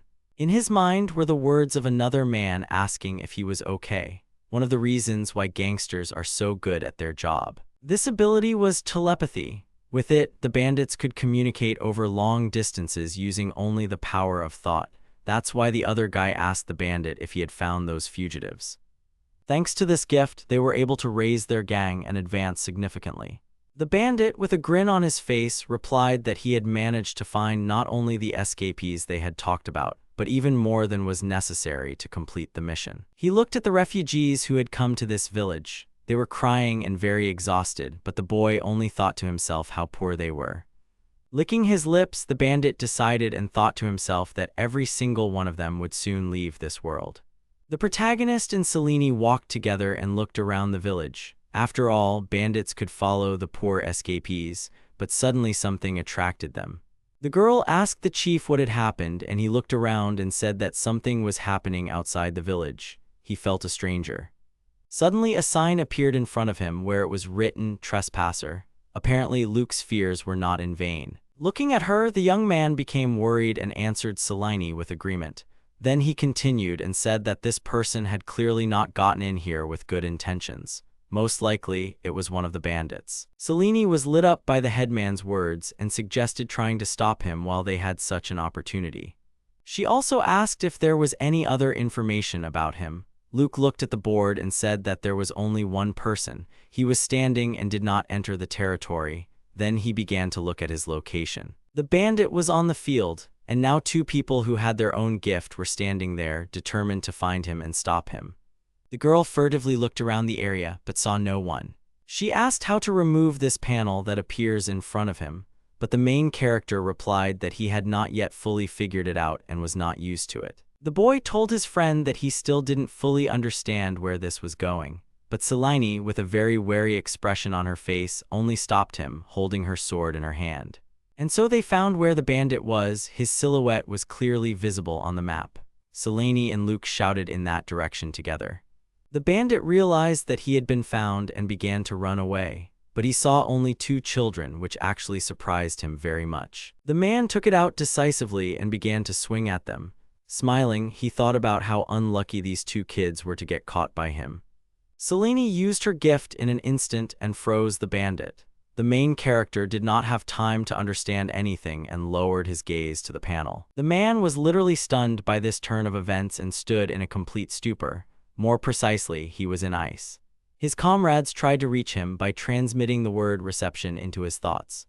The frightened man suddenly woke up from the thoughts in his head. They were telling him the words reception and asking if he heard them. They asked him what had happened and asked him to report what was going on. At that time, Selene and Luke were looking at him. The girl told the guy that he had finally come to his senses. The still confused guy could not understand how two children alone could put him behind bars and take him prisoner. Selene began to question the bandit, whether he was the man who was pursuing the refugees and where the rest of his comrades were. And the man only thought that he would just go and tell her everything. The bandit understood that he could not blab under any circumstances, although they were still trying to contact him. The girl decided that he did not want to and refused to answer them. While the bandit was being interrogated by the village chief and Selene, he used telepathy to convey to his comrade everything that had happened to him. And in the end, after telling, he asked his comrade to ask their boss if he could use force. Suddenly, someone from behind sharply said that this guy should be left to him. It turned out to be a nice-looking granny who also lived in the village built by the main character. The young man doubted it but still wondered if the granny knew anything about torture. But the granny came up to the bars and asked if she could go see the bandit. Selene said that he was dangerous and therefore it was better not to get too close. Granny replied that everything was fine and said that even this man was once a cute and chubby child.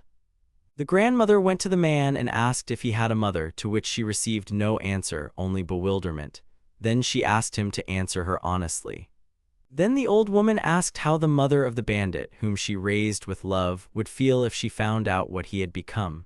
The stranger just laughed and did not understand why she was telling him all this.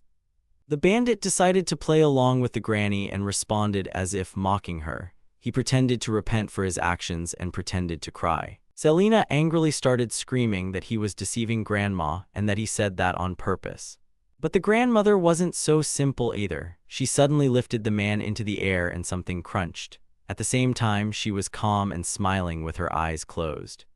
The man was already feeling bad, and the woman scolded him for deciding to lie to his granny and telling her how poor his mother was. With a frightening face, she said that she would take on his upbringing herself and that she had already seen his face writhing in pain and humiliation, begging her to stop.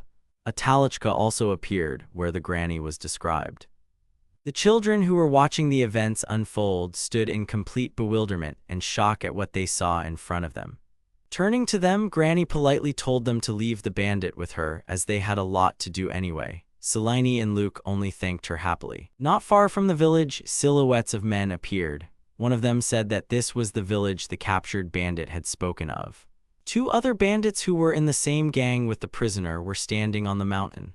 One of them said that Bari, who was behind bars, said that he was right there. The other bandit said that they were definitely not mistaken then. The bandit looked down the mountain and said that they had to be careful to get Bari out. He suggested making sure there was no one there. With one sharp movement, another man chopped the stones and shouted for them to stop chattering among themselves. He said it was time to use force and wipe this village off the face of the earth. The other thought that their boss would be delighted then. The man who broke the stones looked at the village gate. It was literally written in his eyes that everything would end. Suddenly, he rushed down towards the village. With each step he took, stones broke and flew in different directions. And then again, swinging his weapon, which looked like an axe, he broke the gate in an instant. Raising his weapon above his head, the bandit shouted to his group to all follow him. The next minute, as soon as all the events began to unfold, one could notice that the entire group of bandits was rapidly heading towards the nearby village. Their goal was clear and quite definite. The protagonist looked at the panel in front of him with a very lousy look. The entire road in the village was empty. The young man's panel showed a sign again which said "Violators." It also showed their location. The bandits who entered the village did not understand where all the residents were. No one could be heard there. A choice appeared on the panel. Luke began to pull towards the inscription "Water Utility," and next to it in brackets was written their number of points, 30. In addition to this, there were other inscriptions on the plate, such as cattle yard, house, and field. While examining the village, one of the bandits assumed that their friend had already managed to escape and simply ran away from them. Luke began selecting the yes answer on the panel. This was the answer to the question of whether to use 30 points for the water utility. At the scene of the incident, there was a fairly large group of bandits who seemed to be in complete confusion and could not understand what exactly was happening around them. Suddenly, the ground began to slip away from under my feet. A strong stream of water began to splash out from the ground.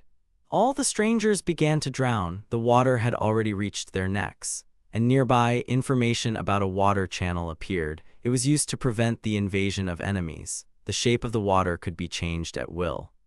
While in the water, the bandits screamed as the water began to turn into ice. One of the bandits started shouting about it and said that they needed to get out of there as quickly as possible before they died right there. Their bodies where there was water began to freeze. They felt as if they were paralyzed. Someone appeared from above and began to watch the bandits freeze. These were the villagers and the headman himself. Selen, standing next to the headman, said that they managed to do this, namely stop the bandits. Barrett, holding a torch in his hand, said that victims were inevitable, and another resident said that it was very cool to own such equipment. This is what the girl thought about. Selene asked to look after the remaining boys and send the rest of the survivors to prison. The villagers said that it was easy to say, but harder to do. Luke started to leave, and the girl thought that their powers were identical. Therefore, they needed to be more careful.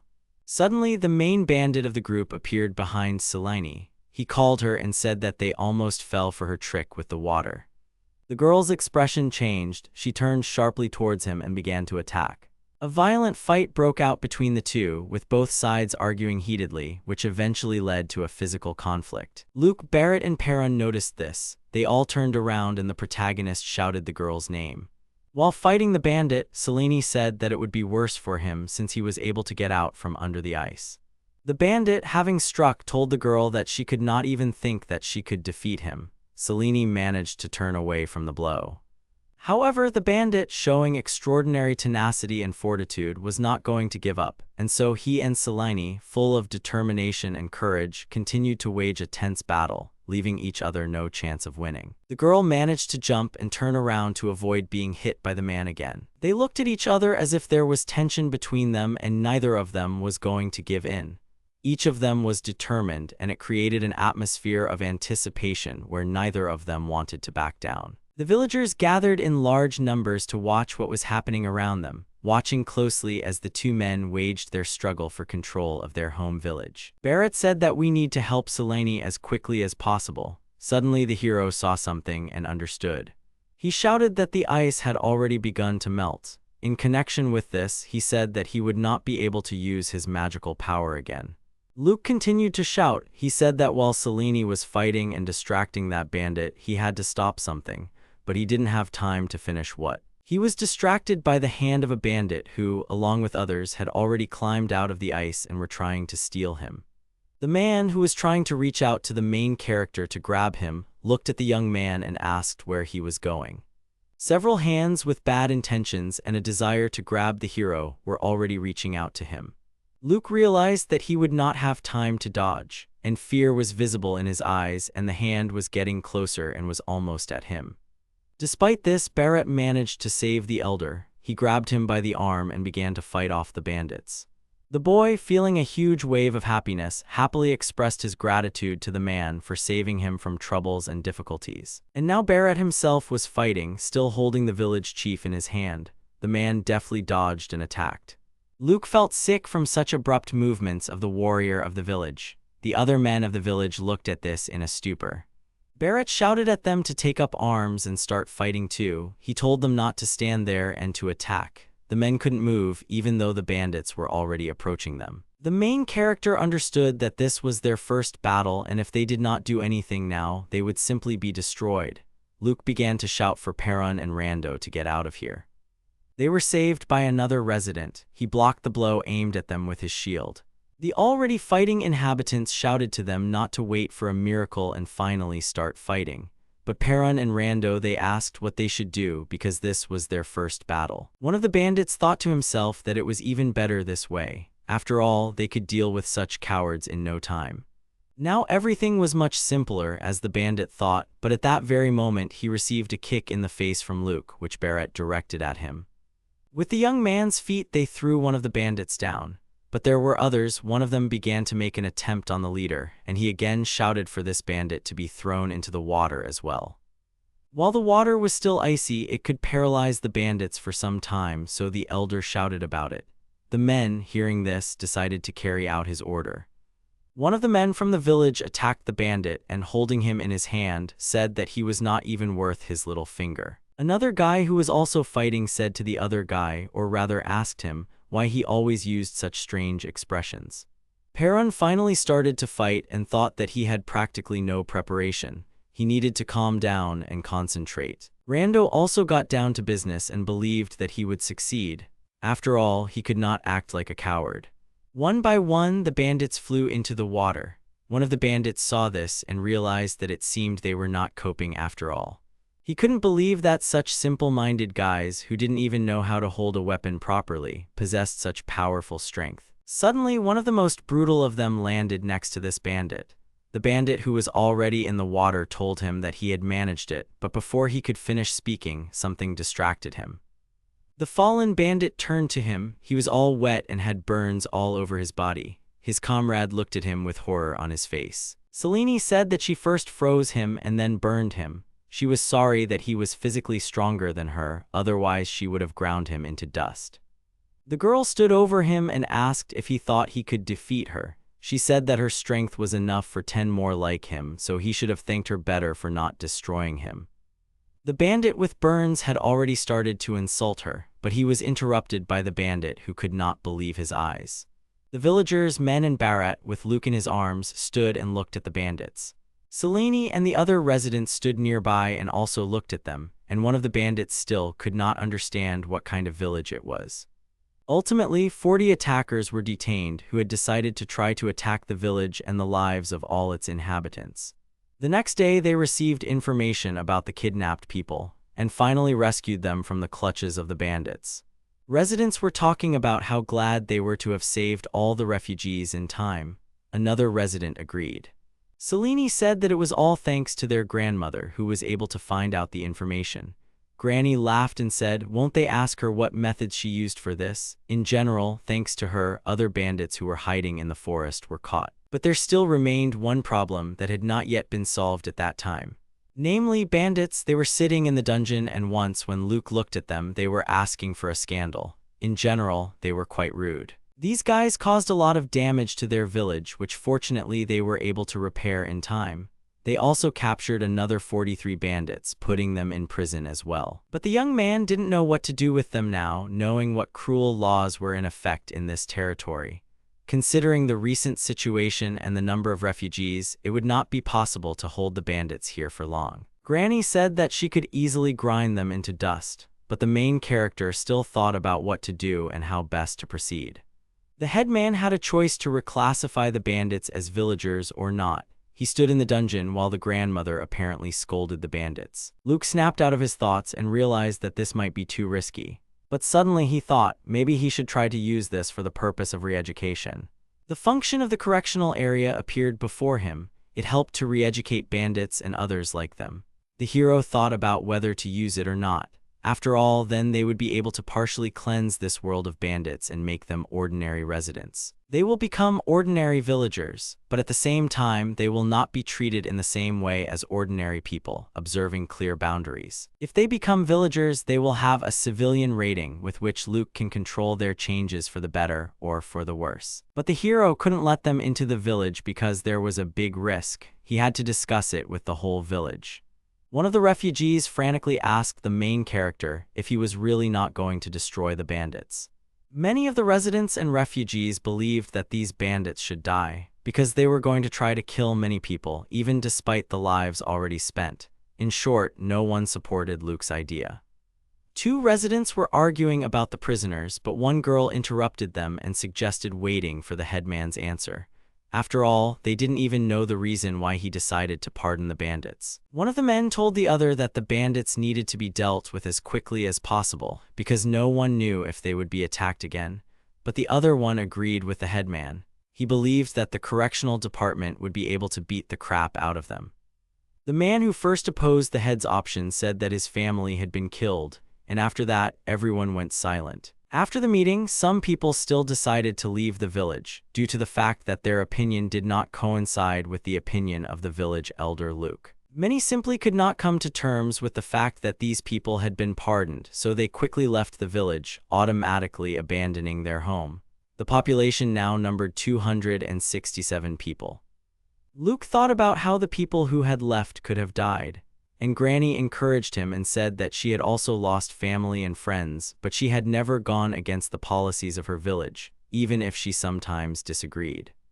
It was because she loved her home so much. It was quite difficult to get used to it at first, but there was one but. Then you get drawn into it and kindness fades into the background, giving way to hatred.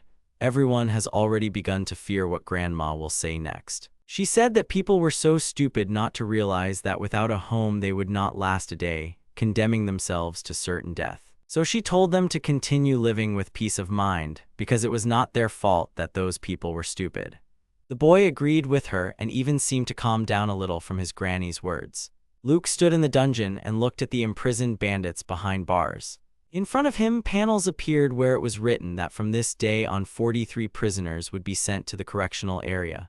From now on they are residents, thanks to which the population now amounts to 300 people and earned a rating of 5. One of the residents asked the village elder if he could use the shower, to which he happily agreed.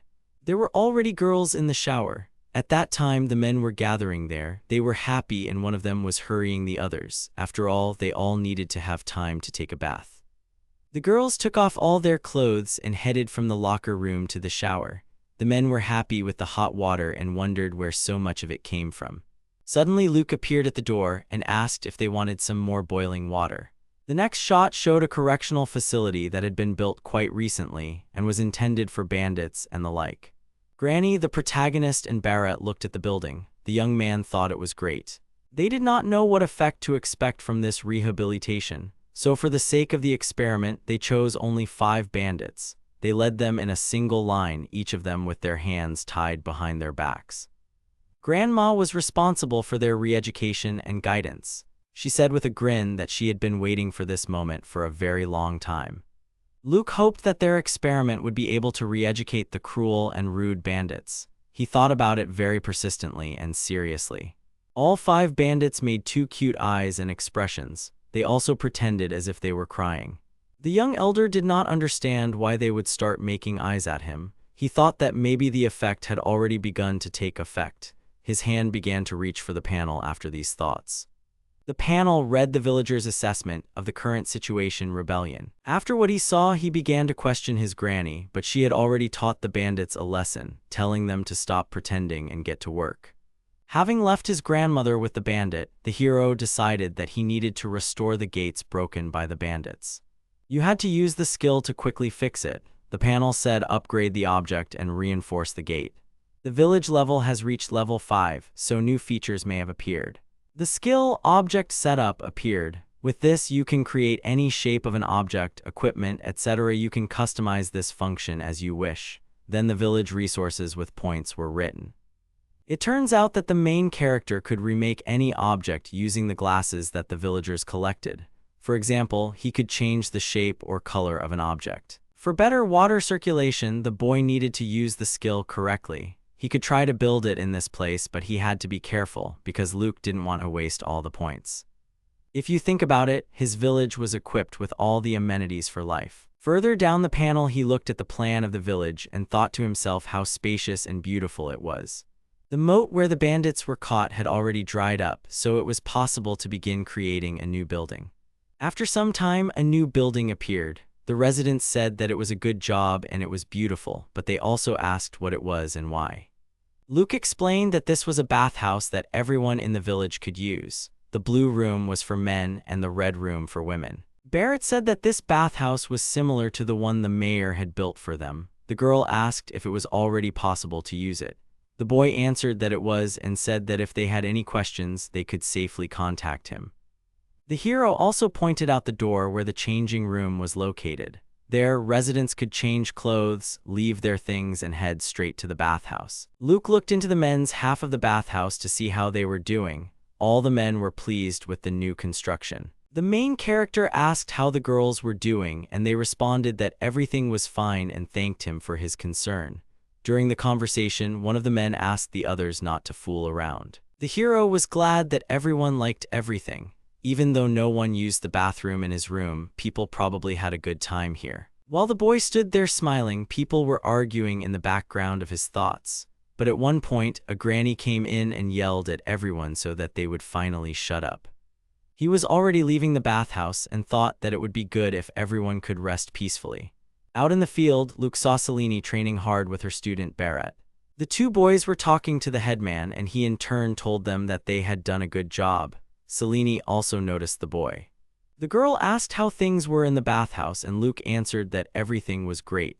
At that time, Milia was in the kitchen and was chopping something. She felt that there was a kitchen somewhere nearby. But suddenly, something distracted Selena and the head. It was the sound of Barrett's sword breaking into 2 pieces. Goat told the master that it was the last sword. Selene apologized, and Luke looked through her and looked at her and asked if there was another sword now. They usually took weapons in general when hunting in the forest in case they came in handy, but now they had nothing to go there with, although the boy had a long sword. They tried to be more careful with their swords during training, but it had a negative effect on the battle, Luke noticed. Goat continued to speak, so they talked about going a little deeper into the forest next time. The village chief tensed up and frantically asked if there really wasn't a weapon for that. Selene agreed with his words and added that despite this, they couldn't sit idly by. Goat said that it would be good if the bandits had good weapons, but they only had awkward, huge axes and chains. The man suddenly thought about it and came up with an idea to make the bandits work. Don't let them into the village until they bring something good. Luke thought about the weapon. With his gift, he could only create buildings. There was nothing he could do about that. Barrett looked at the leader and said that everything would be fine. They had been in the forest several times before. They would make sure everyone was safe. The man added that they would not overexert themselves. He may not have spoken very convincingly, but he believed that Luke should use his powers for himself. The protagonist looked up at the man and said only his name. These words clearly calmed him down a little. The boy and the man were arguing. The elder said that he always relied on their strength, and Barrett said that everything was fine. In the end, they argued, but at one point, Goat interrupted them. Goat approached the headman and started talking, but still, since he was the headman, he needed to be more confident. That's what the guy said. For example, Luke's house, Goat offered to build him a new one, but the boy refused and thought to himself that he didn't want to waste his points. After all, the headman, Selene and Milia lived together. The toilet and bath were in one room and there was only one bed. Goat didn't think it was so convenient. The girl standing next to him agreed with this. But suddenly someone shouted to him that he didn't understand anything. All three were distracted by the voice and turned around. It was Tior, Perun, and Rando. They had just come out of the bathhouse. Steam was coming off them. All three were very pleased. They said that Goat couldn't know about the situations that happen when girls and boys go swimming, and they asked why there was only one bed. One of them said that they didn't want to spoil the good view. All three blushed at their own words. Then Luke started using his abilities. He used the house move function. The panel showed the points spent on each action. Eventually, Luke built himself a new house. It was 2 stories high and had lots of windows. Selena and Milia were embarrassed and covered their faces with their hands. The village chief said that he had built a house quickly and it had just 3 rooms. Milia pointed to the large bed and asked why exactly it was so large. Luke replied that it just happened by itself and he hadn't touched the bed. The girl confidently said that it was natural that it should be like that because he was the head of the village, and of course he needed the biggest bed. But suddenly she declared that she also needed a big bed, which is what she was used to sleeping on. So she and the master will use her together. Selene screamed that it was unfair. Luke himself was looking at this picture. But the boy stopped them and said that both of them would not use this bed. The girls were clearly shocked by such a statement. Looking at the panel, Luke said that a single bed would be enough for him, but if the size of the bed bothered them so much, he could easily fix it and spend another point. Selene and Milia looked on in amazement. The girls were clearly upset and sat on the floor. Walking with the panel, the elder found something interesting in this, and decided to see what else he could do. He approached the stone wall and thought that it would be nice if there was a ladder here. Then the warriors could climb up there and fight calmly if necessary. After that, Luke built 8 ladders right next to the stone wall and decided for himself that this was enough. Looking at the panel, he thought that something else was needed. It suddenly occurred to him that he needed to make holes in the wall so that he could shoot from cover.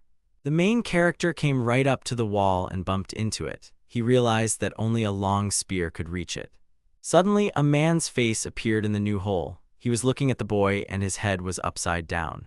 The young man got scared and asked Dong why he was there and what he was doing. The man replied that he saw him coming up with something new and interesting, so he couldn't contain his curiosity. Donga asked what it was, and the boy replied that he thought that if they were surrounded from the outside, it would help them defend themselves. He began to put his hand into the hole. The man extended his hand to the young man in response. Donga was very happy and smiled, still hanging on the wall. The residents said that they used to play the same way when they were kids, making sand hills. Luke told him that in that case, it would be harder for enemies to attack from the outside.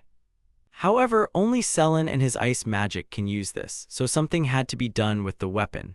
At this time, the villagers were examining the new hole in the stone wall and the stairs near them. Unfortunately, the location was not very good. It will definitely not be possible to solve the problems with weapons quickly. But suddenly, the main character had an idea. What would happen if they changed the shape of one part of the wall? Maybe it would give them something. And the boy really succeeded. He managed to change the shape and one log from the wall moved out from the row of logs. Luke was glad that he had succeeded. He started to pull out this log, but it came out in the form of a sword without a handle. Even before it was completely pulled out, its outline was already visible and there was only one thing left to do. Holding it in his hands, he was very surprised by its shape, which had not yet fully formed, and he himself did not understand how this happened. Luke was disappointed that he couldn't adjust it. If he separated from the object like that, the target would be lost. But the young man did not stop there and did not give up. He decided to try again, and so he began to pull out a new sword from the log again. After all, and now he was holding the new weapon in his hand, saying that he would cope without a doubt.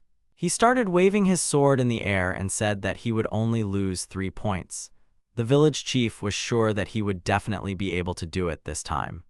But after another swing of the weapon, it broke into 2 pieces. The dejected Luke sat down on the ground and held the broken half of the sword in his left hand. Although it was not surprising, after all, the material for the sword was wood. The material that would become a weapon, was it like that? The boy asked himself this question, and suddenly it dawned on him. Behind bars in the dungeon there were still evil and rude bandits. When they saw the leader, they shouted at him and asked, or rather even ordered, that he finally let them out of here. Meanwhile, Luke was looking at the iron that was holding them here. Perhaps he wanted to use it as material for weapons. He was a little scared, but then he could make something solid and strong. If the boy took it now, then he would be attacked immediately, so it was necessary to add one more thing. One of the bandits continued to express his dissatisfaction. This bandit was holding on to the iron bars, but the next second, another bar began to appear between two of them. Because of this, the bandit became scared and leaned away from the bars. And here it actually appeared. The bandit was already sitting on the floor, and the other was shouting that it just happened. The boy was not surprised by anything and stood calmly opposite. The bandit, who had been indignant before, looked at the rod that had appeared. The village elder was planning how best to cut off one side, and the bandit was already scared, but he looked at the boy and did not know what to expect next. All three men, slightly bent over, looked at the young man and waited for his further actions. Luke, meanwhile, looked at the panel in front of him and selected the function to reduce the thickness. It seemed that it should be done like this. The chief did it after all. The next moment he was already holding an iron sword in his hand. The bandits looked at him with admiration, but at the same time they did not understand how he managed to do it. Without stopping there, the main character was already thinking about what he could make a pen out of. He decided to try different options. Lucky Luke escaped from the dungeon and thought that maybe he could find someone who was good at weapons and could create something else useful. At this time, the puzzled prisoners looked at the escaping boy. Selene and Balit looked at the village chief and his newly created iron sword. They were very amazed by what they saw. The girl asked Luke how he was able to do it, and he only said that he had just done it. The next moment, Selene called out to Balit, who instantly caught the sword in his hands. The fight between the girl and the man began again. They were both quite focused on each other's blows. The master of men confidently crushed her opponent with her new blows. Selene was precise and confident in herself and her powers, and someone nearby shouted yes. The girl assessed the sword and said that everything was fine with it. The young man was very happy about this and was pleased with himself, and Balit, who had an unexpected fight, was only scared. The next second, Selene was already running towards the rest of her students and shouting into the distance that the headman had made new weapons for them. But suddenly, someone giggled and headed towards Luke. It was Granny. She looked at what had happened and decided that things were going quite well for them. The boy, a little frightened by her sudden appearance, saw that it was Granny and breathed a sigh of relief. Behind the old woman appeared her charges, 5 bandits. Smiling, she said that she and the guys had also finished their part. Their appearance was unexpected for everyone. Luke was surprised and looked down at the panel below. One of the bandits held his head up proudly. He saw their level, which was the highest. Seeing the bandits behind his grandmother, the young man tensed up and stood in a rather tense pose. But Granny was calm and ordered the bandits to carry out every order of their elder from that moment on. The men responded with one voice, like a choir, with a loud agreement. If they are ordered to work, they will have to work, and if they are ordered to die right now, they will have to die. The bandits still loudly agreed with her words. It was as if they had become different people. Suddenly, all the boys fell at the headman's feet and said that they were now his personal slaves. From now on, they would do whatever he ordered them to do. The boy only managed to get scared by their behavior. Luke didn't understand what to do with them now, which is what he actually said. And Granny stood there, pleased with the work, and said that her discipline could train even worse. To tell the truth, the grandmother first wanted to wear them down to exhaustion and then use force. But unfortunately for the woman, the bandits quickly became docile and obedient, destroying her dreams to smithereens. As she left, the grandmother only said that it wouldn't hurt to break a couple of bones as a preventative measure. At that moment, all the bandits attacked the boy with questions and requests that he give them an order. Luke tried to stop them. Against the backdrop of all this, the protagonist thought that he was still worried about this idea, but the correctional work showed a good result. He thought that the granny's approach would soon no longer be needed and the bandits would take the path of good. Taking a furtive glance at Balit, Luke ordered the bandits to help him. The men immediately accepted this and ran there, already asking along the way what help Balit needed. After this, Grandma almost never resorted to her violent methods of correcting bandits, or indeed all bad people. The correctional work itself went without complications. Everything returned to normal and the residents were finally able to breathe a sigh of relief, no longer thinking about the bad. Looking at another bandit in the dungeon, the grandmother asked him if he was ready to start correctional work and go to a rehabilitation center.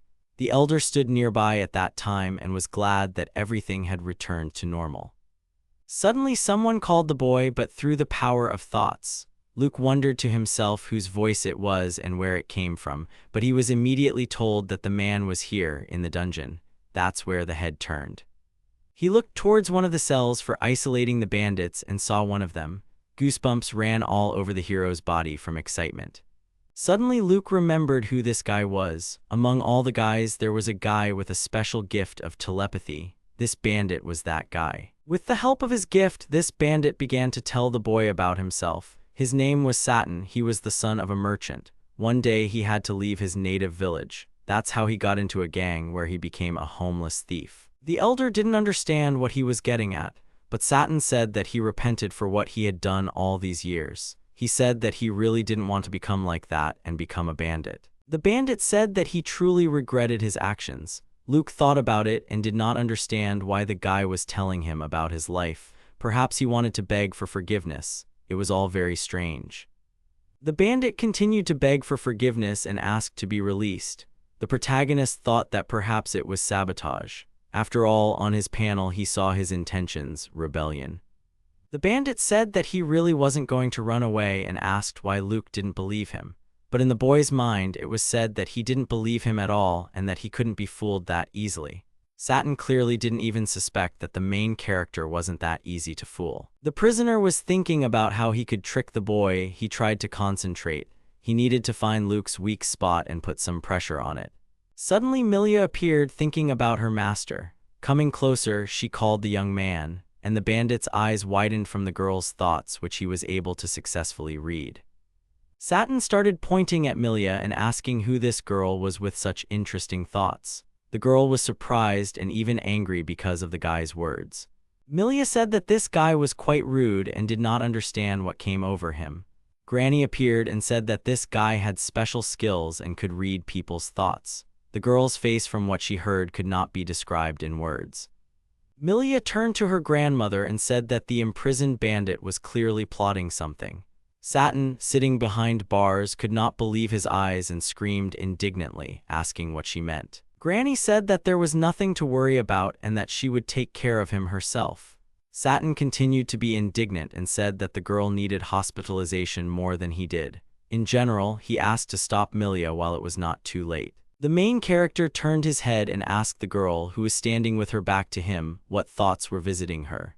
She nervously replied that she hadn't thought anything bad, but Luke didn't stop asking her why the hero had behaved that way. The woman exhaled, answering that she was thinking that she still needed to clean the bathrooms and perhaps this thief thought that it was too pretentious. The guy's face changed. He was surprised by these words and became furious, wanting to answer at least something, but he didn't know what.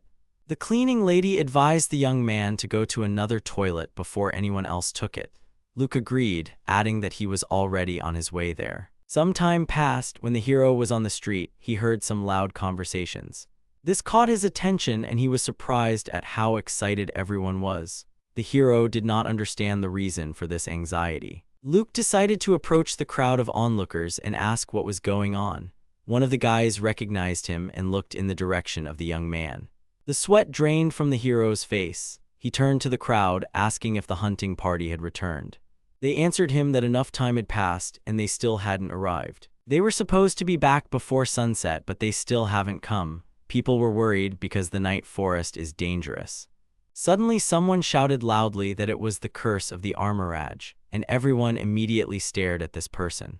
The people became nervous as they looked at the girl standing in front of them. They asked again what kind of curse it was. The heroine explained that Armorage is a huge and ferocious rabbit with a sharp horn on its forehead. During the entire existence of the village, only 33 such individuals were caught. The main character realized that this animal is definitely difficult to catch without special skills, but their hunters do not have magical gifts. Armorage eggs, sighs were heard from somewhere. Luke didn't understand why the girl brought them here, but she answered that she had a lot of them. The guy standing nearby said that the little girl couldn't control her curiosity.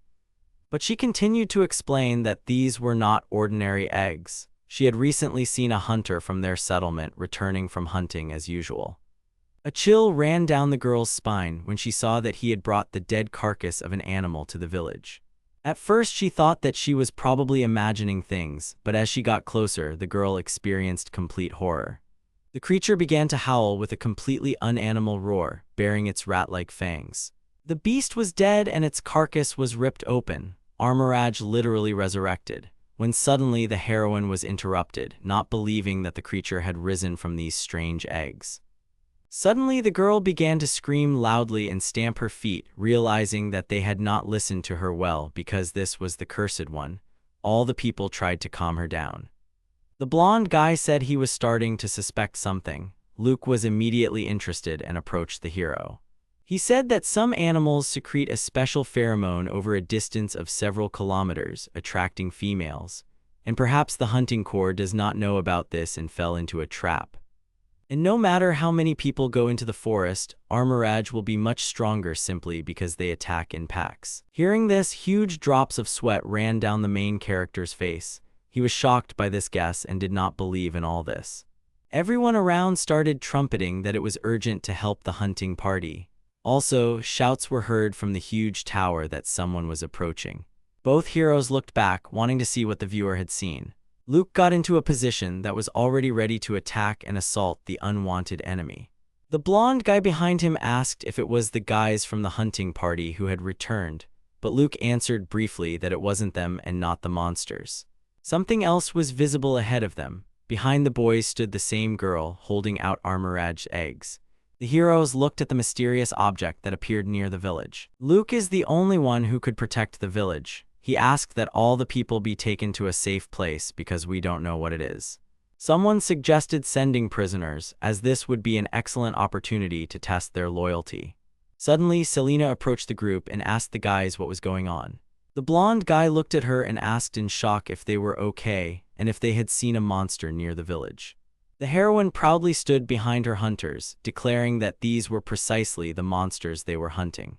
Boars are dangerous monsters that can destroy a village with their incredible strength. Their skin and meat are very rare. The meat tastes very similar to pork.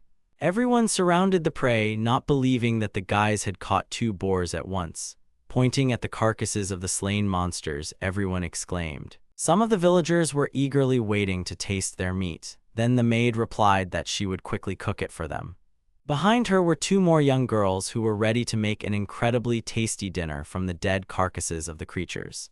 At that very second, they began to cut up the boars, and Luke chose to turn away so as not to see this horror. The protagonist held back his urge to vomit and said that he was surprised by the strength of these women. To this, they replied that they were real fighters. After some time, everyone was sitting in a huge room with giant columns. There was a large piece of meat on the plate, and it attracted the attention of hungry people. Everyone around was shouting that this meat was very rare. Someone suggested selling it rather than eating it themselves. One of the heroes standing there bit off a piece of meat, realizing that he could not wait any longer and was very hungry. The boy fell to the ground, feeling intense pleasure from this juicy piece of meat. Luke laughed loudly, saying that he was exaggerating a little. There were several heroes standing behind the headman, forcing him to try this piece because it was incredibly tasty. It was then that the main character took a bite of the meat that was handed to him. He began to chew, trying to taste it. This meat seemed very tender to him, melting in his mouth. The guy could not even chew it because it was incredibly tender. Luke didn't believe that monster meat could taste so good. Selene grinned, looking at the satisfied face of the guy who tried the boar. The girl said that boars usually live deep in the forest and are difficult to find and carry, but the hunters decided to build a carriage that could accommodate up to 5 monsters. People around tried the boar meat and enjoyed its pleasant taste and tenderness. The main character began to look around at everyone and suddenly noticed something. His fair-haired friend did not eat meat at all, and this alarmed the guy. He approached him and asked why he did not eat meat. Suddenly, Luke declared that no one had undone the curse. His face took on a serious look. The maid approached the character and noted that the guy was clearly worried about this topic. She advised him to wait a little and then it would all be over. Drinking the contents of a huge mug, the guy glanced at her. The woman offered the guests to try delicious and freshly prepared pies with wild boar offal. Hearing this, the protagonist choked hard and stared at the maid with both eyes. It turned out that offal is very useful and nutritious, as it contains tonic substances and is very beneficial for the body. The fair-haired guy said that he had once tried offal and noted that it was quite specific. In addition, he had never seen pies with such a filling before. The woman held out a huge plate to everyone who wanted it, telling them to help themselves. The girl who spoke of the curse took one of the hot pie in her hands. She was told that the filling inside was very tender and a little spicy. The heroine carefully touched her lips to the spicy pie and bit off a piece. But when she got a taste, she began to torment him so much that pieces of meat flew in all directions. The pie in her mouth was so crunchy that the main character became interested in what it was like inside. After this, the maid placed genital soup in front of all the guests. The same girl was already trying to finish her pie in order to get to the soup. The soup didn't smell very good, but it didn't smell pleasant either, but the main character didn't mind it. He just didn't understand how other people could like it when they ate it. Half a year had passed since the village had been built. Luke praised his workers, saying that they had done a good job. The blonde boy said that they needed to prepare for winter faster. The young man did not have time to answer because he was called out too and turned in the direction of the call. In front of the main character stood a man who thanked Luke for all the conditions and for the favorable life in the village, but he decided to return home to his family. When the main character heard this, sweat began to flow down his face. That man stayed here for a long time, but the time came to return, and so he and 5 other people decided to leave the village. The protagonist responded with approval because they could visit him next time, but with their family. Luke was really looking forward to seeing them again in his village. The man thanked the young man again for everything. After he said that it would be problematic to go to the village with the elderly, Selene told Luke to leave it to her. The guy understood that the entire delegation would not be able to see the travelers off, but he decided to assign them at least a couple of people to accompany them. Selene jumped up to the main character again, asking him to give the order to escort the master home. Luke chuckled and a smile appeared on his face. He didn't understand why everyone around him was shouting about it. Suddenly, 5 former bandits appeared in front of him. They all looked at him with a submissive look. The boys were ready to be used as a shield or as bait, because they were ready to sacrifice their rowing body for this. Luke didn't yet understand whether he could trust the bandits, even if they were former ones, but Selene said that they could be trusted. She herself was ready to vouch for them, and then all 5 of them shouted loudly for the mayor to rely on them. Exhaling heavily, the protagonist responded with a short yes. After all, if Selene vouched for them, then they were reliable guys. The heroine gave the bandits the command to escort the gentlemen to their own home, and they obeyed the woman's will. Although Luke still thought he didn't trust these bandits, the man next to him replied that they needed to be given a chance to show that they had changed. Although these 5 still terrify some villagers, everyone agreed with this statement. Someone even loudly declared that this was so. All the residents stood and watched the bandits and gentlemen leave the village. Several days passed after this event. During this time, the foreman decided to quickly build stone walls and fence off the houses. After all the work had been done, the main character looked at the work of his workers and his face lit up with a smile. Someone was surprised by the large stone wall, but Luke explained that these were the houses of bandits who were successfully completing their rehabilitation. He secured this place by creating a special settlement for bandits so that they could try to live like normal people, eventually becoming residents of their village. None of the residents could even imagine that they would live in such luxurious and comfortable houses in the future. The bandits even shed tears when they saw what Luke had done for them. The guys thanked the guy and noted that his kindness knew no bounds. But the mayor left all the praise, saying that there was nothing wrong with it and that they were doing a great job. The bandits convinced the headman that he could not worry because now the safety of the village would be entirely on their shoulders. And if any danger suddenly looms, they will definitely inform the main character about it using telepathy. Everyone around admired these words and his responsibility. They could not believe that rehabilitation could re-educate bandits into noble people with kind and pure hearts. One of the main bandits heard words addressed to him about how with his abilities he should help good people and not rob. Luke also asked him if he had really been banished from his hometown. And the boy replied that the ability he was gifted with played a cruel joke on him when he was a little child. Then he was told that his gift was telepathy, and from the very day he received it, the young man began to suffer. One day when he was at an appointment, the doctor was thinking only about how much he hated children and was worried that this child would find out about his thoughts. He tried to use his thoughts to pressure the guy into revealing that he knew the doctor's thoughts. From now on, the priest he thought was a noble man turned out to be rotten and mercenary. The uncle he thought was good-natured mocked the servants every night. The girl he thought was pure and innocent turned out to be dissolute and easily accessible. But the farmer he thought was honest was also deceiving people. Everyone around the boy turned against him, thinking he would take over their minds with telepathy. He even had problems with his parents. One day the boy heard that his parents didn't know what to do with him. After all, he is still so young but already poses a huge danger, so a decision needs to be made as soon as possible. They didn't know if this gift would be passed on to their other children. They hoped that they would never become like Saturn because they didn't deserve such a life. The parents decided to get rid of the guy because he could ruin their family name and reputation. And after Saturn was exiled, he decided to join a gang of thieves and bandits. This changed his life dramatically.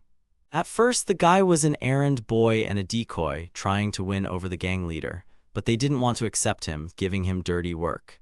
Suddenly, someone from the crowd interrupted Saturn's story, asking whether he had really decided to become a bandit, despite having a big heart. Everyone pounced on him, saying that he must atone for all his sins and devote his sinful life to good deeds and actions for the sake of the villagers. Saturn responded positively to this because he was ready to change for the sake of people. He was ready to help the villagers from now on. Suddenly the maid appeared who had missed the whole conversation. At this time, Saturn read her loving thoughts about how she loved Luke and the hero choked. After that, the mayor realized that they were definitely safe because the young man had entrusted them with his life story. All the bandits ran up to the young man and began to shake him because he fell to the ground and asked to kill him. He clearly did not want to know the thoughts of this maid. Some time passed. In front of Luke stood the elderly people and gentlemen who had recently left the village, and he introduced himself to them as the village elder. The old man said that he had heard a lot about him from his sons and thanked the guy for everything. He extended his wrinkled hand to him, and the village elder shook it without hesitation. The escort was helping some old lady out, telling her she was safe, but she was just being rude to him and telling him to leave her alone. Then the main character realized that the boys had reached the village safe and sound. He was incredibly happy about it.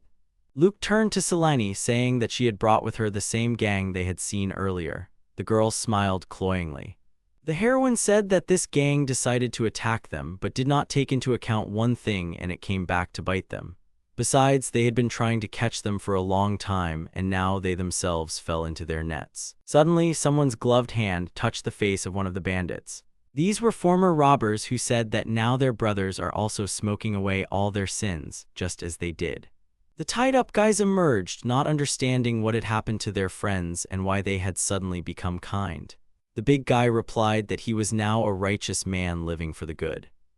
They shouted at the former bandit not to come near them, but the large man said that they too would be cured. A few kilometers from the village, some people were found who were purposefully looking for the village. But the son doubted that they were going the right way because even plants do not grow here. The overgrown man was also surprised that there was only desert here. They assumed that the village was beyond this area. They had to find a village because food and water supplies were running out. Father was ready to spend all his energy to find settlements and not sit idly by. The son was wondering how many hours had passed since they were walking for so long and the scenery was not changing. But the man abruptly interrupted his whining, asking him to calm down. The hero's face, and he was talking about how this year the harvest was worse than ever and there was a catastrophic shortage of food. The war and taxes added to the problems. The young man was indignant that the village was difficult to find and generally assumed that it might not exist in reality. But the man only thought that settlements could be exempt from taxes only if they were a sovereign state. The son sighed heavily and complained that he was born in such a small village. He understood that it would have been better to move to the city initially. After all, then he could have become an excellent adventurer, having founded his own city, but alas, his dreams were not destined to come true. At that very second, his father stopped angrily in front of him, and his loud sighs could be heard. The man yelled at the boy that he was constantly whining and demanded that his son pull himself together, because they cannot leave their people without hope, and their ancestors did not build the village for them to return back. His father had been shouting loudly about how easy it was to give up halfway, so the boy had to try to prove to others that he was worthy of becoming a true adventurer and saving the village. And the man loudly complained that he, a 60-year-old man, had been entrusted with such a task, when suddenly the son shouted loudly, pointing somewhere to the side. But the old man was not ready to move away from the topic of conversation. Hearing the words about a stone wall being visible in the middle of the desert, he fell silent. The hero looked into the distance and noted that he did not see any stone wall that would be in the middle of the desert, where there was nothing. Then the son said that his father had simply terrible eyesight, and he was sure that he saw a wall, and behind it there was probably a village. As the young man ran towards the wall he saw, the older man tried to keep up with him, making his way through the sand. At this very time, dusk was already falling on the village. Everyone around continued to talk and greet their elderly travelers who had arrived that afternoon. Luke watched this whole scene from the window. His gaze was full of calm and peace. The young man was glad that everything was fine. The maid noted that the headman looked very happy. The girl said that the young man definitely needed to rest and gain strength for the next day. The mayor hung his head and thought deeply about everything, saying absolutely nothing in response to the girls. He was silent. After that he came to his senses, smiled broadly and wished the maid and the girl good night. They stood there smiling and responded in kind. After some time, the main character was already lying in his bed on a soft velvety pillow. Luke was already asleep, his tired eyes tightly closed. He slept peacefully, not suspecting anything. Suddenly, a maid and a girl appeared behind him and looked at him with a slightly displeased look. Both girls surrounded the main character and approached his bed, plotting something. After that, they hugged Luke tightly, deciding to sleep next to him. A very satisfied smile appeared on the faces of both heroines. The next day came, and the main character faintly heard someone desperately calling him.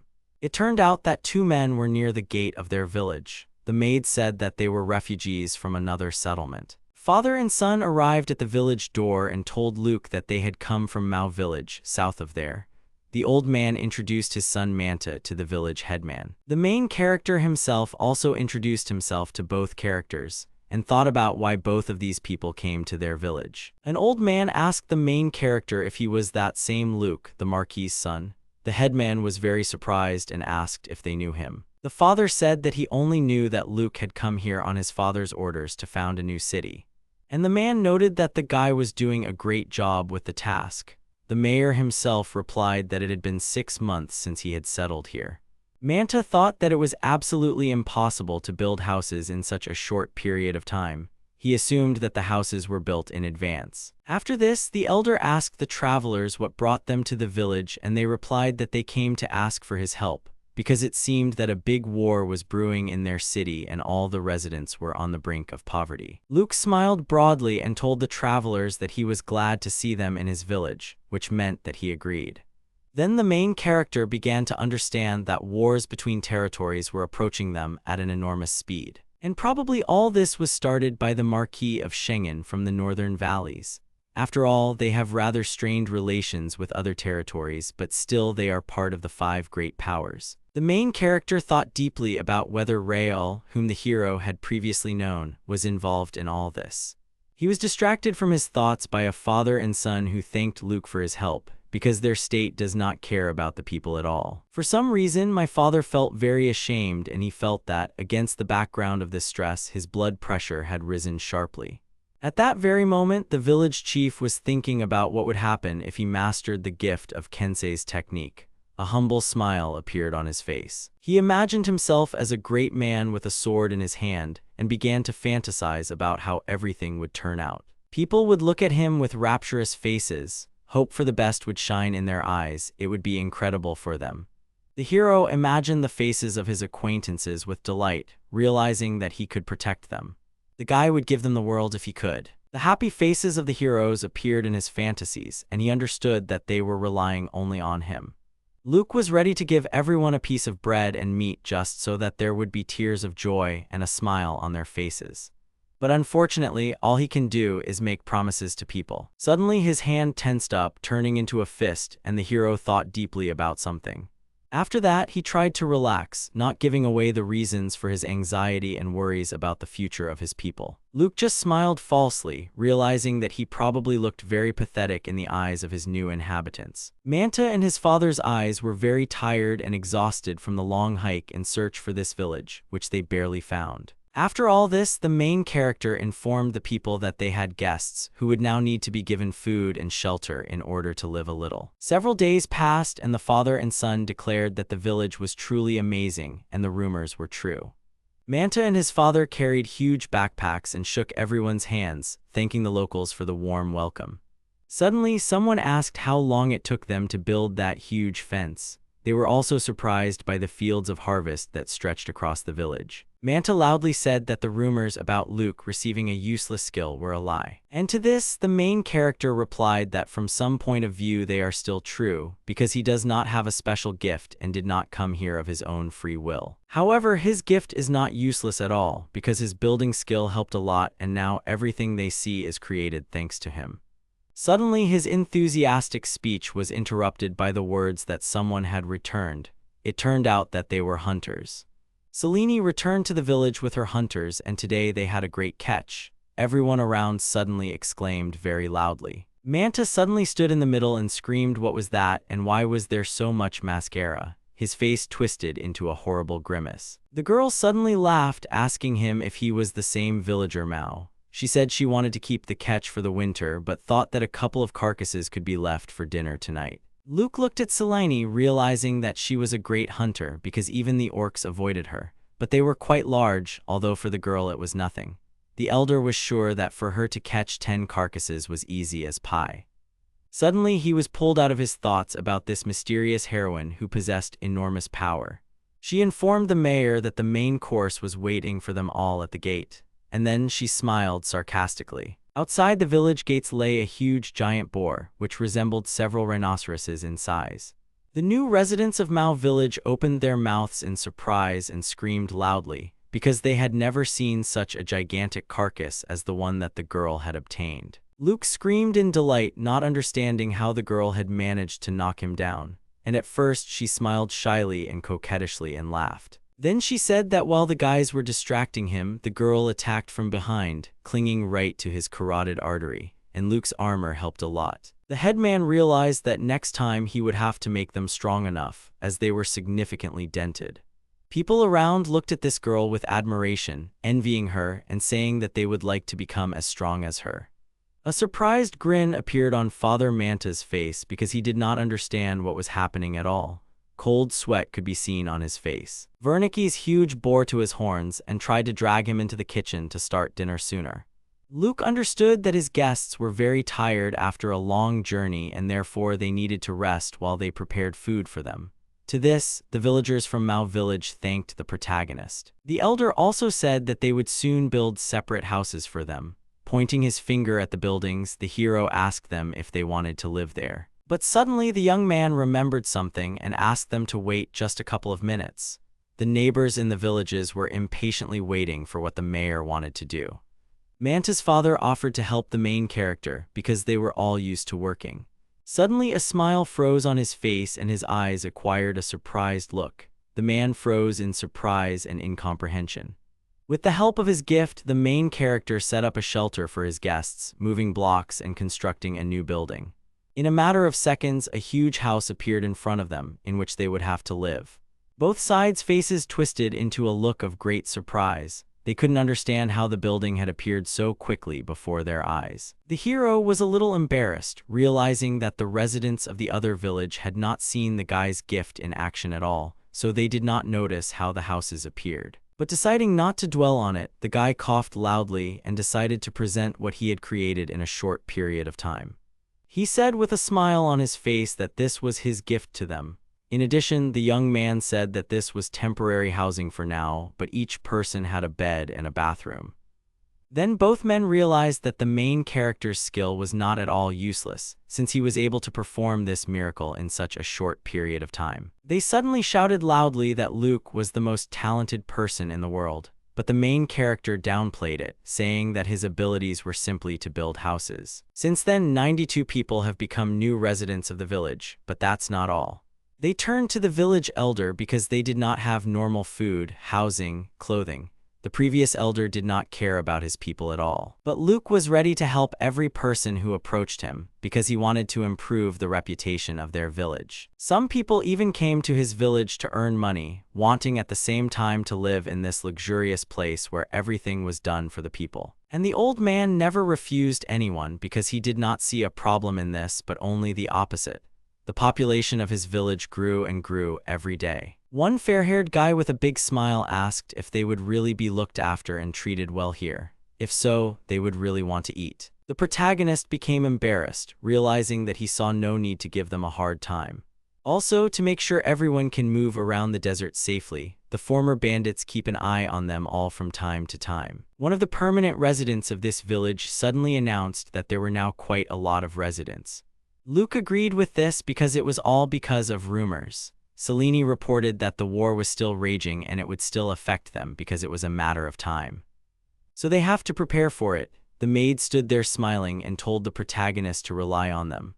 But at that very moment, Luke's thoughts were elsewhere. He said out loud that the gift is very important. Even if only 10% have the gift, it is a considerable number. Some time passed and the entire population gathered at the high bell tower. People were ready to listen to everything that their beloved headman would tell them. Luke found out that about 100 people out of all have the gift. The hero tried to identify all this and created a pattern for himself. Out of 100 people on the sausage guns, 24, if you take away children and old people, then 19. One of the fair-haired men raised his hands high and laughed, saying that he didn't know there were so many people with the gift, because if so, then he wouldn't have to work. Suddenly, his conversation with his friend was interrupted by someone's voice behind him. The man behind him laughed loudly, saying that it wasn't like that at all. It was because a gift was a special thing and help was never a bad thing. Luke also agreed with the words of his confidant, because the support of others is always very important. There weren't many types of work in the village yet, but someone still had to fill them. This was also important for strengthening the population. People around tried new professions, tried hard and developed. The guy would really like everything to continue like this, but there was one problem that worried him a lot. Love within the village was extremely low. The main character looked at the indicators of this column with his mouth open and thought about what it was connected with. After all, if everything continues like this, then love may completely leave the village. How suddenly he saw his confidant flirting with one of the girls, and he realized that he needed to raise this level. The main character began to more actively monitor all the villagers, and then realized that everything was quite the opposite. There was complete chaos all around. Women were dividing men. Only the heroine and the child tried to calm them down, but it was all useless. The girls cried because their only free man had both a wife and a child. Against this background, honesty in the village declined, and this brought not peace but destruction. Then the main character decided to fix such situations so that they would not happen at all. When one of the heroes was in bed with a girl, an old woman, old and wrinkled, crawled out from under the blanket and asked if the guy was brave enough to commit adultery. What was amazing was that people were content to be listened to. Luke would come up and ask people if they were okay. In this way, the headman tried to improve relations between people as much as possible. From all this hilarious work, the main character became very tired and fell on the grass, gasping for air. An associate approached him and Luke noted that the day was too short for him, and the guy replied that now, perhaps, some misunderstandings were arising, but he thought that soon everything would be fine. And thus the number of inhabitants exceeded 1,000. The hero was presented with buildings and apartment buildings. It used to be an ordinary building, as Luke himself remembered. Only 20 rooms, it would be better than where they live now. It was convenient for people because there was a bathroom and a toilet. Houses like these were worth spending 300 points on. The main character did not change the space that surrounded him, but with each level its size increased. Luke was thinking about how to increase the area. Suddenly, the main character ran up to the granny, asking her what happened. And she replied that the bandits are more or less improving, but there are two who just won't budge. This slightly shocked the main character. One of the bandits was named Doriel, and no matter what Grandma does, nothing changes. She thought he was a pretty tough nut to crack. Selene couldn't imagine what it was like for her grandmother, but she just waved it off, saying that she was trying for the sake of the village. Then Luke thought deeply about this question. The problem also lay elsewhere. There was a prisoner sitting behind the bars of one of the prisons. His name was Bal. The hero was 23 years old. Selena was talking about how they didn't catch Bala right away, when suddenly he interrupted her, saying that she had come again.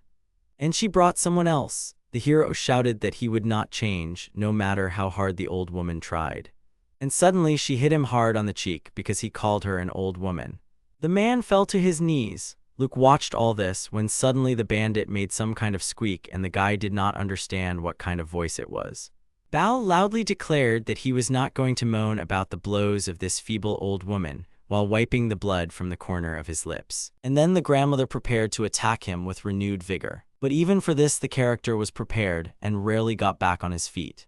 He really irritated his grandmother and she, gritting her teeth, continued to beat him. The heroine grabbed him by the ear and began to shake him, calling him a masochist. Then they looked at Bala, realizing that he was enjoying the dominance. It was a little confusing for them because both heroes were experiencing this for the first time. The hero enjoyed physical and mental pain. Selena didn't understand what to do with the guy then. He was happy when he was hurt, and the girl said that then it would be a piece of cake. Both heroes decided to fight in a battle. Bal bounced away from Selene when she started hitting him.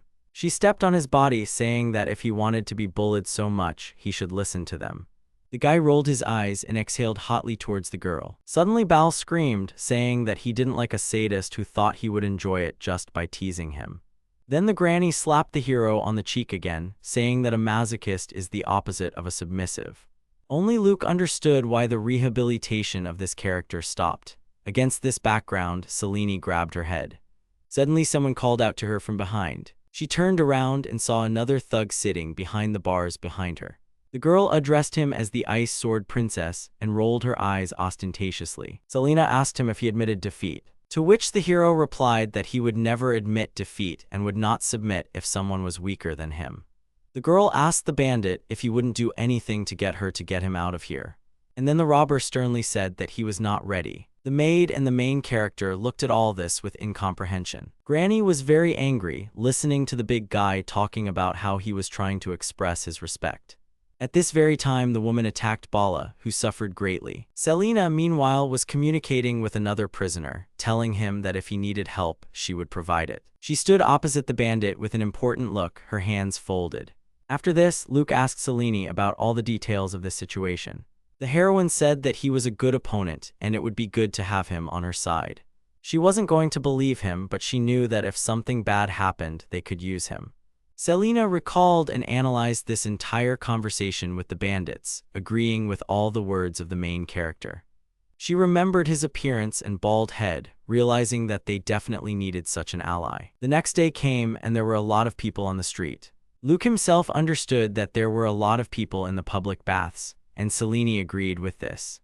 The main character created a source of entertainment for all people. He also wanted them to have many more baths. Suddenly, something appeared on the display that surprised the guy. He could create the perfect winter sauna in the personal amenities section. Then a new sauna appeared in Luke's house, which he wanted to try out for himself. All the guys around him surrounded him and were surprised. It wasn't just a house but a whole mansion that could fit about 20 people. The main character himself didn't expect it to be so big. And the character said it out loud. He invited everyone to his place. One of the friends said that the bathtub was uncomfortable, and the main character said that the feeling of freedom was simply heavenly. The design can be custom made and look like a spa salon. Someone said that it looked like a pond or a cesspool. But despite this, the guys quickly took off their clothes and ran there. Everyone sat down in the bathhouse, feeling heavenly pleasure. The heroes sighed loudly, feeling the pleasant springs. They started inviting Luke too, but he just turned away. After that, he stated that he wanted everyone to have fun, but not him. But his friends continued to call him loudly, and then the main character smiled broadly. The character decided to enter secretly so that someone would not follow him. As Luke undressed, he realized that he felt very cold. That's why he quickly descended into the hot spring. His foot touched the pleasantly hot water, and in a matter of seconds the guy was already sitting under the water. Even at midnight, the headman could hear people talking. And it was after this that the guy realized that he did not feel alone. He looked at the moon with pleasure. Suddenly, a maid appeared from behind, offering to rub the main character's back, and he screamed loudly. About half a year had passed since the side was ordered to go to the borderlands. Being in those lands alone, the main character forgot about his troubles. He was happy in this village, which was filled with sincere love. But soon several pests were added. As the village developed, Luke and the maid had less and less time to date. She cried, realizing that this could not go on. Moreover, the woman only had to think that the gentleman felt lonely, and the girl simply did not understand why she was here. They could not have done this no matter what they wanted. Suddenly, Selena appeared from behind and grabbed the maid by the hand. Then the woman said that she was healing the gentleman's daily fatigue. The girl had exactly the same hidden motives, namely to brighten up Mr. Luke's loneliness. The girls started fighting, accusing each other of not respecting the bathing procedures with the guy. Luke shouted loudly, "Enough!" But seeing that the girls had started fighting, the guy simply sighed heavily. He suddenly shouted loudly that he wanted to ask them for something, namely so that both of them do not interfere with him. Then the heroines calmed down and began to think about their behavior. Enough time has passed. Northern region in the vicinity of Vesnin's territory, the servant fled to Mr. Danto. The governor was informed that all the inhabitants of a neighboring village had disappeared. He had previously thought that people were fleeing because of the huge tax increase, but hadn't a lot of them disappeared. There is a high probability of getting into a dire situation, having made from lands. In fact, the people who investigated the incidents heard from someone an incredible story about a new village. They were promised a safe and comfortable life in those parts, and this place looks like paradise. The sweat drained from the hero's face. He understood that this was an obvious trap because there were no such lands. But then you can understand them because they live so hard that they cling to any rumors. Then the governor asked the servant to begin an investigation about this land. Danto personally was ready to take on this matter. The protagonist sat at the table and wondered whether someone had left or not. Someone was talking about what a dubious group of village heads was doing here. When Selene asked what happened, the main character replied that reconnaissance was taking place. And it seems that they are keeping the situation in the villages a secret. Selene said that they must prepare, otherwise they will be attacked. When suddenly the main character interrupted them. He said that the liar was getting stronger. It's so easy to provoke a conflict, but they can't allow it. The girl agreed with these words and understood what she would ask those who came to them. Several days passed and Danto and his servant stood at the threshold. They stood near the entrance to the village. The heroes thought it was a village, but it turned out to be a whole city. Suddenly someone shouted from the window, asking why they had come here. And then the window opened and people saw a man. Then Danto introduced himself as the governor and asked for forgiveness for his visit, wishing for the darkness to meet with the elder. Then the former bandit asked to wait for the couple. The gates opened, and the heroes did not greet the governor and his servant very friendly. Everything seemed like some kind of trap to Danto. The servant asked him to relax because they would certainly be protected. The heroes entered inside, and they began to examine the stone wall and the harvest. They were amazed at such huge fruits. Sweat ran down the hero's face. He saw that it was all wheat. The man understood that in order to create such a wall and build fields, a lot of work and effort was needed.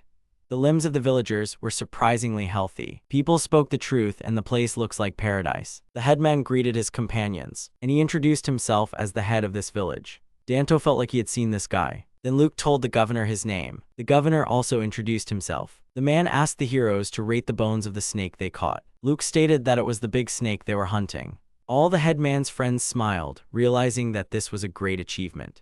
The main character recognized the deputy of the northern capital in front of him.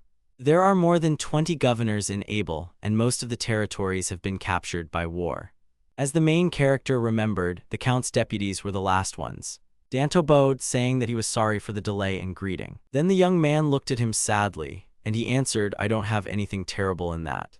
Luke was practically disowned, and Danto came a long way to say hello. The headman said he wanted the guests to feel at home. The governor was offered apartments. Danto admired all the buildings around him. He understood that a lot of people lived in them. He also saw public baths. Each house had its own bathhouse. In this village, large bathhouses were entertainment. The governor decided to ask the headman how it happened that before this, these were completely wild places. And the boy replied that the village was built with the help of his gift. Then the governor realized that the young man had brought this wilderness to the village. Suddenly the main character protested. Luke replied that as soon as he was sent here, he realized he had abilities. But his father does not know the power of this gift. If Luke told his father about this village, it would upset his affairs. But if he hides it, then everything will be fine. It was deep night. Danto said he didn't expect the banquet to take place on such short notice.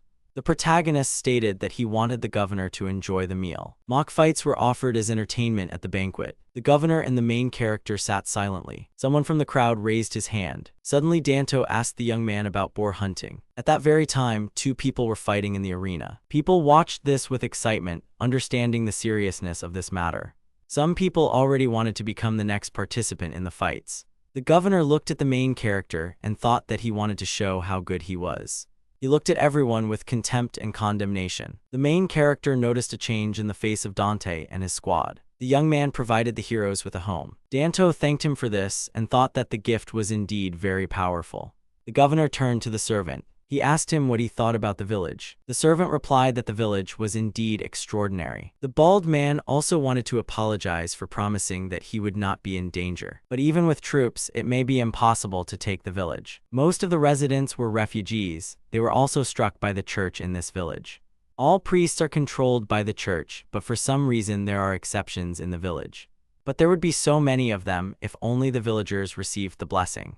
The servant asked the governor what he was going to tell the Lord about this village.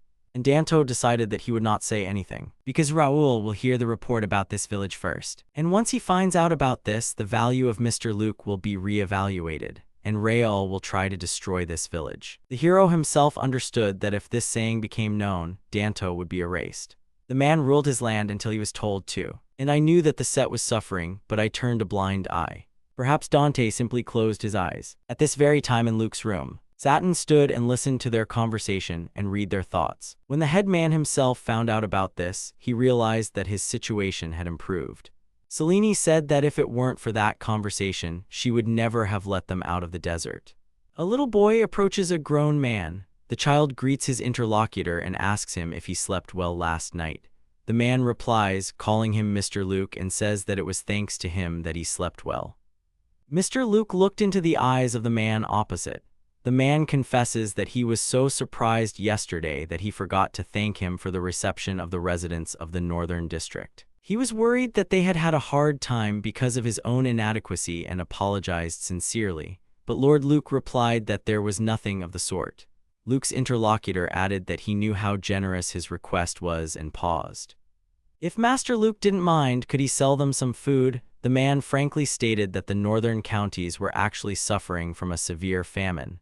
Master Luke, without thinking, said of course.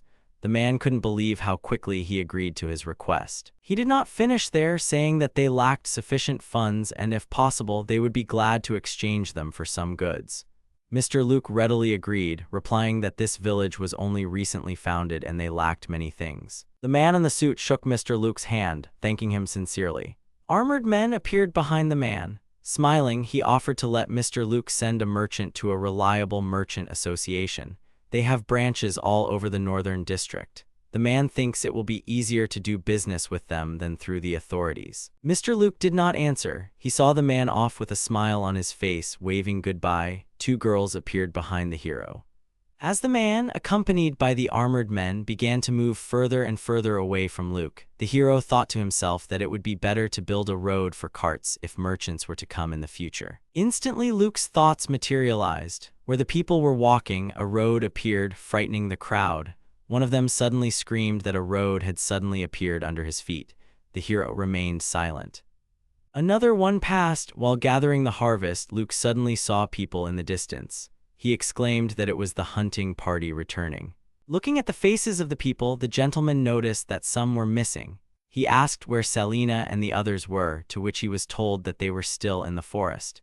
Those who had arrived were the only ones who returned first to report that there was no danger, so there was no need to worry. The man continued to tell that they had found a wounded elf in the forest and decided to send him to the village and then return.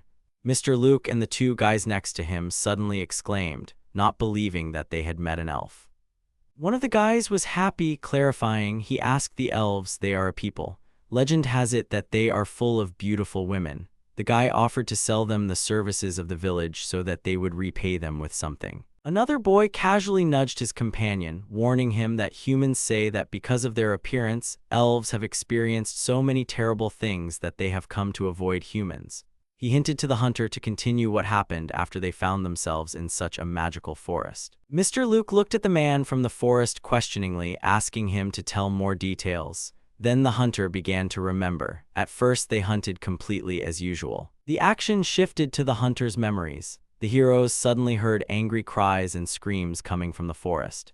One of the hunting party screamed in surprise, not understanding whether there really were people in such a place.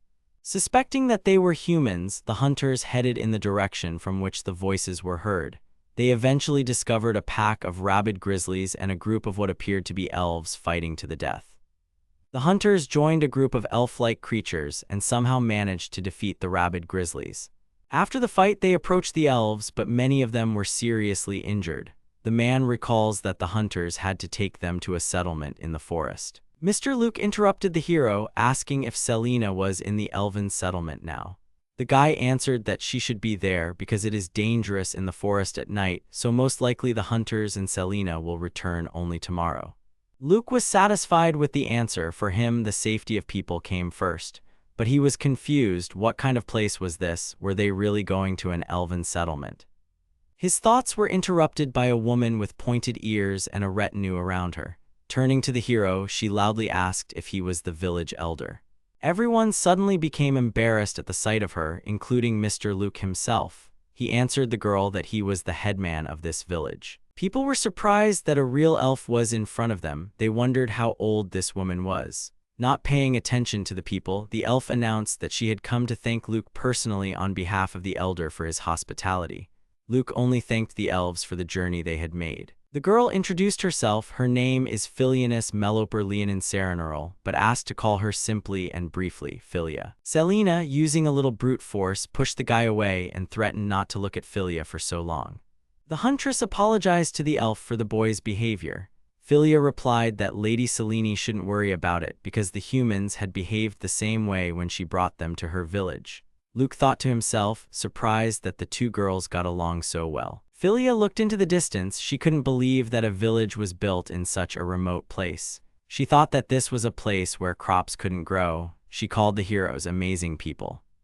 Mr. Luke took the initiative to show the elves the entire village. He said that they could take their time. But then the boy jumped up, calling Luke the chief. He offered his candidacy to show the elves the village. The other guys reacted very negatively to the guy's proposal, hinting at some subtext.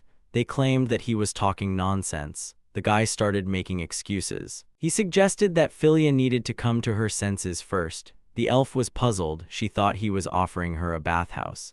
Selena happily agreed with this idea. The girl boldly declared that the bathhouse was the best entertainment in their village. The elf was only embarrassed that it was summer now and it was inappropriate to visit the bathhouse in such weather, but Selena still persuaded her. The heroes went into the bathhouse. Selena suggested that they take off their clothes here. The elf took off her bow and arrows.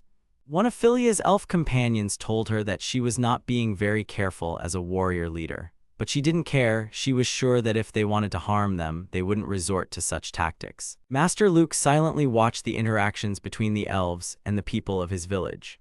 Turning to Philia, Luke informed the elf that there was a men's and women's bathhouse here, and she should ask Selena to take her to the women's. Philia calmly undressed, saying that they had to hurry, but Mr. Luke did not quite understand why there was a need for haste. The elf brazenly burst into the women's bathhouse. The heroes wanted to stop her, convincing her that she should wait since someone might be there.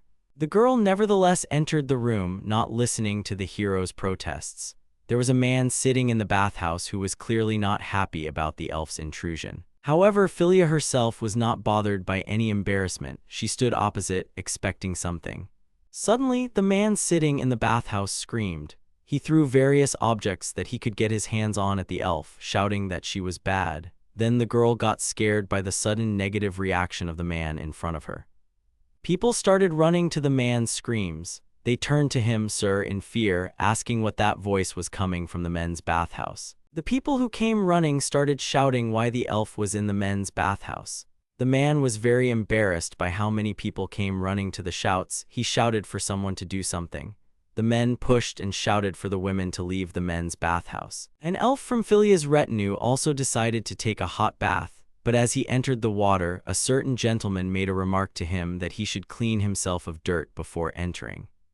Another person entered the room, complaining about the noise from everyone gathered in the bathhouse. It turned out to be an enraged grandmother. She suggested punishing everyone together who disturbed her silence. But Mr. Luke stopped her, convincing her that they were guests, there was no need to punish them. Philia watched the people with special interest. She concluded that they were all a cheerful bunch because they were shouting, happy and angry. Selena suggested that the elf should get dressed.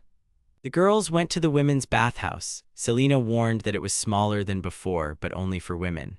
The elf, enjoying the bath, thought out loud, so that's it, she doesn't have to endure the cold or worry about monsters. It seemed wonderful to her. Mr. Luke, watching the elves, noted to himself that they apparently liked it so much that Philia and the others soaked in the bath for almost an hour. The elves ran out of the bath together, thanking Luke for the excellent bath. Selena then ordered them to get dressed. Arrested, Philia turned to Mr. Luke. Taking a bath really helps to lift the mood, and she wanted to thank the master again. That crazy grizzly is a terrible monster, comparable in strength to several orcs. The elf admits that they underestimated the situation because grizzlies rarely form packs. If the hunters had not helped them then, the elves would have suffered great losses. Philia handed Luke a small chest as a token of gratitude for everything the villagers had helped them with. The elder, opening the chest, saw some identical-looking flasks inside. He immediately understood what was in front of him.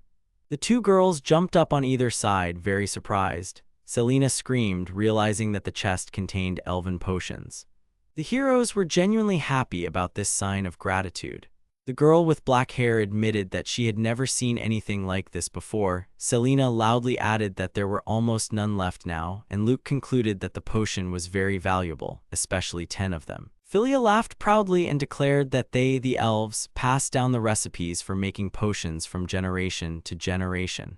The heroes looked at the leader of the elven warriors with admiration. Suddenly, the elf became serious. She warned the heroes that despite the value of the potions, none of them could restore lost life. Thanks to the village's hunting party, the elves suffered no casualties in the battle with the rabid grizzly. The chief sincerely thanked Luke once again for his help. After that, the elves were invited to a meal. The humans had prepared a sumptuous table. Philia was surprised, looking at the dishes, how much different food was in front of her. She did not even know where to start. Selena laughed, remembering that the elves also treated them when they got to the village. The room was filled with the sound of conversation between humans and elves. The two different races were chatting quietly, smiling and enjoying each other's company. Such easy communication between humans and elves impressed Philia. She watched the crowd and their conversations with joy and peace. The elf leader thought to herself that if the others had stopped being on guard, then she was also calm. She turned to Luke and asked him to show her the way to the toilet. He replied that the toilet was down the hall from here and to the left. The elf went out. Finding the restroom, Philia stood in confusion at the sight of the toilet in front of her. She was surprised by the intricate shape of the toilet and the presence of water there. In her thoughts, the elf began to remember what she had read about this form of toilet. She stood with her feet on the seat, thinking that it was a platform for her feet. She said out loud that everything about humans was rather strange. Trying to balance on two legs, sitting on the toilet seat, she had a hard time keeping her balance. The elf decided that she needed to grab onto something. She reached for the wall where the switch was and accidentally pressed the button. The people in the hall heard a loud, sharp scream coming from the toilet. Luke immediately turned towards the direction from which the sound was coming. The whole crowd rushed into the corridor, not understanding what kind of scream was coming from there. Those who came running to the noise suddenly saw the leader of the elves lying on the floor. Someone shouted her name. The elf suddenly declared that she was being attacked and pointed her finger at the toilet. The other elves, not knowing what the object was in front of them, began to threaten. Master Luke, perplexed, asked if she had really been attacked from the toilet. One of Philia's retinue pointed his bow at the toilet. Another looked menacingly at the object standing motionless in front of him, assuming that it was another monster. The elf began to tell Luke how suddenly a very strong stream of water splashed on her. Luke answered her that it was a wash. Philia looked thoughtfully and inquisitively at the human object in front of her. She turned to the headman, asking if he meant that it was a toilet with a flushing function. That is, the stream of water splashed out because she had accidentally pressed the button. Luke apologized. He had forgotten to explain that sometimes modern houses have flushing toilets, but in this world there are no toilets with a water jet. The headman felt a little awkward. The leader of the elven warriors, after listening to the words of the village elder, clarified for herself the understanding of the work of this toilet. She told Luke that she understood everything. The elf excitedly announced that she wanted a toilet like this for her village and asked Luke how to make one, but he only replied that it was a gift, so he couldn't say exactly how to make it. Philia asked him again, waiting for clarification. Then the village chief began to explain in more detail. In the village, you can actually create various items quite freely. However, there are some conditions due to the limitation of the territory and power, so you can change the toilet, but the water will not come out of it. Philia sighed in frustration. She concluded that this made it impossible to create a toilet in her village and therefore use it. Looking at the depressed elf, Luke thought that he just wanted to warn her, but he was not sure that she liked the toilet that much. After some time, the elves gathered to leave the village. They gathered at the exit, sincerely thanking the elder and his friends who saw them off. The heroes kindly replied that there was no need to thank them and invited the elves to definitely come to them again. The village chief wanted to call out to Philia and say something important, but looking around, he realized that she was not there. One of the elves told Luke that the chief had gone to the toilet. The headman was surprised by the elf's answer. He thought to himself, could it be the toilet, imagining how much she liked the toilet with a wash basin. He was very puzzled. Luke only now wondered how often the elf had visited the toilet since yesterday. He began to think up various problems, why she could visit the toilet so often. Maybe her stomach hurt because of yesterday's food. Harming the guest's health was an unacceptable outcome for the headman. He began to worry about her health. Instantly, Luke jumped up from his seat and ran to Philia, warning the other elves that he wanted to check if she was okay, as he was very worried about her. Approaching the door, the elder heard that Philia was indeed there. His first thought was to confirm that she had indeed been poisoned by yesterday's food, but it turned out that the elf leader was simply talking to the stream of water in the toilet. After a while, the elves, led by Philia, finally said goodbye to the inhabitants of the human village and went back to their home. The delighted Philia announced that she was leaving and waved goodbye. Afterwards, Luke mentally recalled that after Philia and the others returned to the village, as if to replace them, Dantor arrived in their village with traders. Then they exchanged food, clothing, household goods, seeds, medicinal herbs, spices, but this was not the most important thing. They also managed to exchange livestock with the traders. They finally had cows, chickens, and sheep in their village. The livestock had cost them quite a bit, but they were all females. Luke said the vegetables Thier and the others had grown were simply amazing, so he had asked a pretty penny for them. Looking at the animals, Luke concluded that it was necessary to start building a barn, because a barn for cattle stimulates the growth of cattle, maintains its health, and increases fertility. The blonde boy amazes Luke by understanding animals and getting along well with them. Then the headman decides to entrust the animals to him. It turns out that the boy's name is Neural. He is 13 years old. He becomes a livestock breeder in the village, which he loves very much. Neural tells the headman that he can rely on him.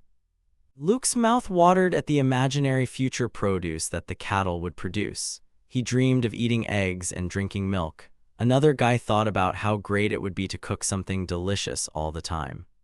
But before he could finish his last word, the cow's fierce gaze interrupted him, forcing him to remain silent.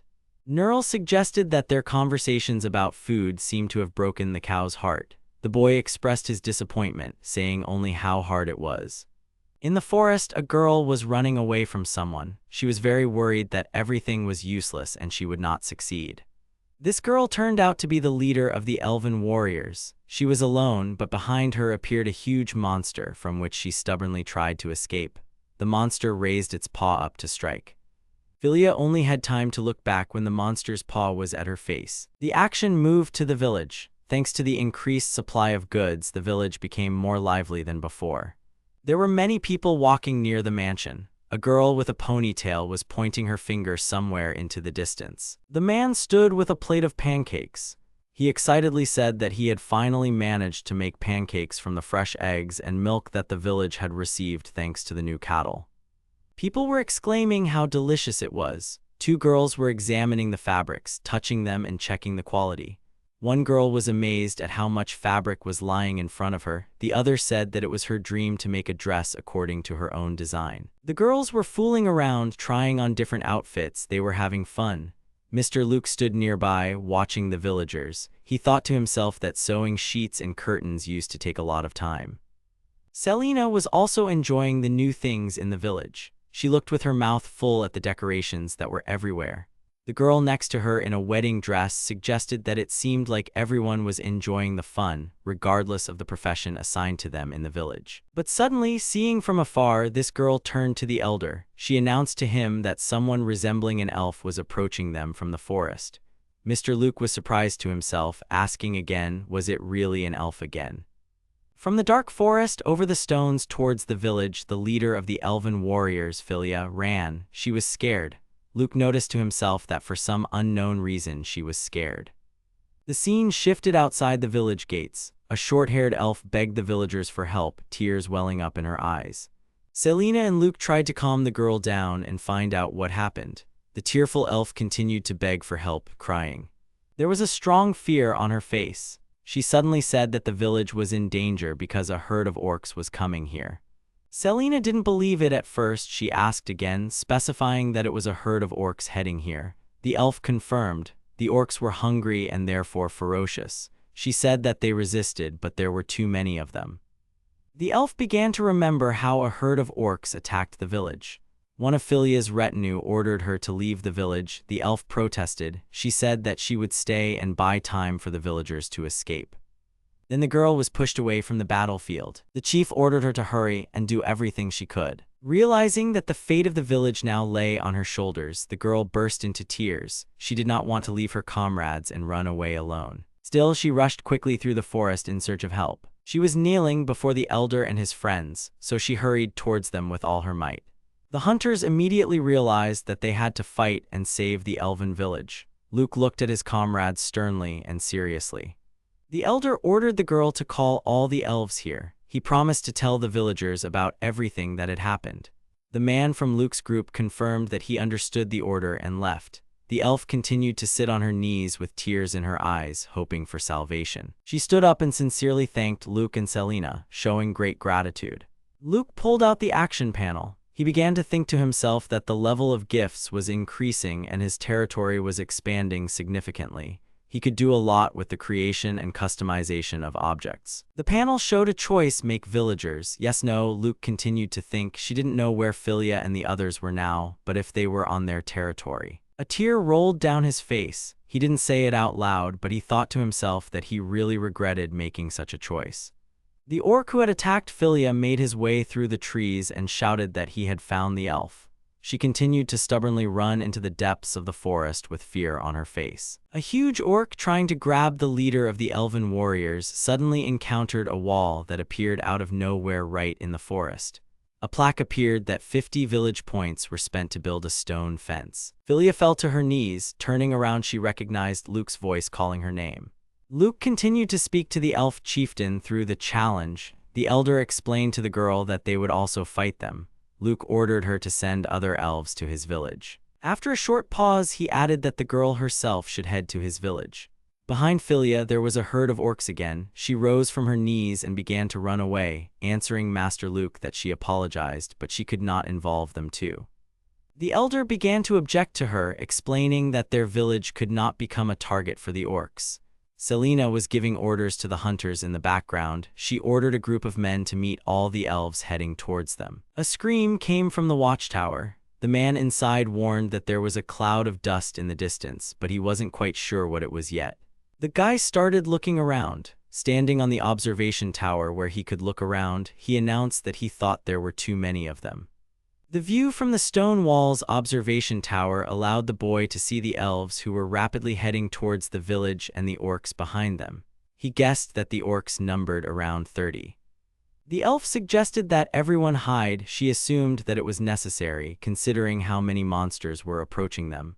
Luke called Selina, but the girl rushed from her place. She shouted to the elder that she would sort it out now. Luke said nothing to her, watching her go. He was confident in her strength and determination. Suddenly, the headman addressed all the villagers. he ordered everyone to listen carefully because he had a request. Luke contacted Philia again through the panel. The elf was already preparing to shoot the orcs with a bow, but when she heard the elder's voice, she began to listen to him attentively. He asked her to direct the orcs following her to their village. Philia replied that it was no problem for her, but she wasn't sure about the village's strength. She checked with Luke if they were sure they could handle that many. Luke only replied that she could rely on them and continued running, but this time towards the village. The elder ordered the elven leader to lead the orcs along the road along the walls, then gradually the walls will begin to narrow.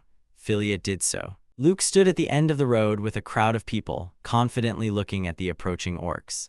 The elf had no idea what Luke's plan was, she mentally said, determining that this was where they were going to meet the herd of orcs. As soon as the elven leader reached the end of the road, the wall suddenly slammed shut, crushing the orcs that were between these walls.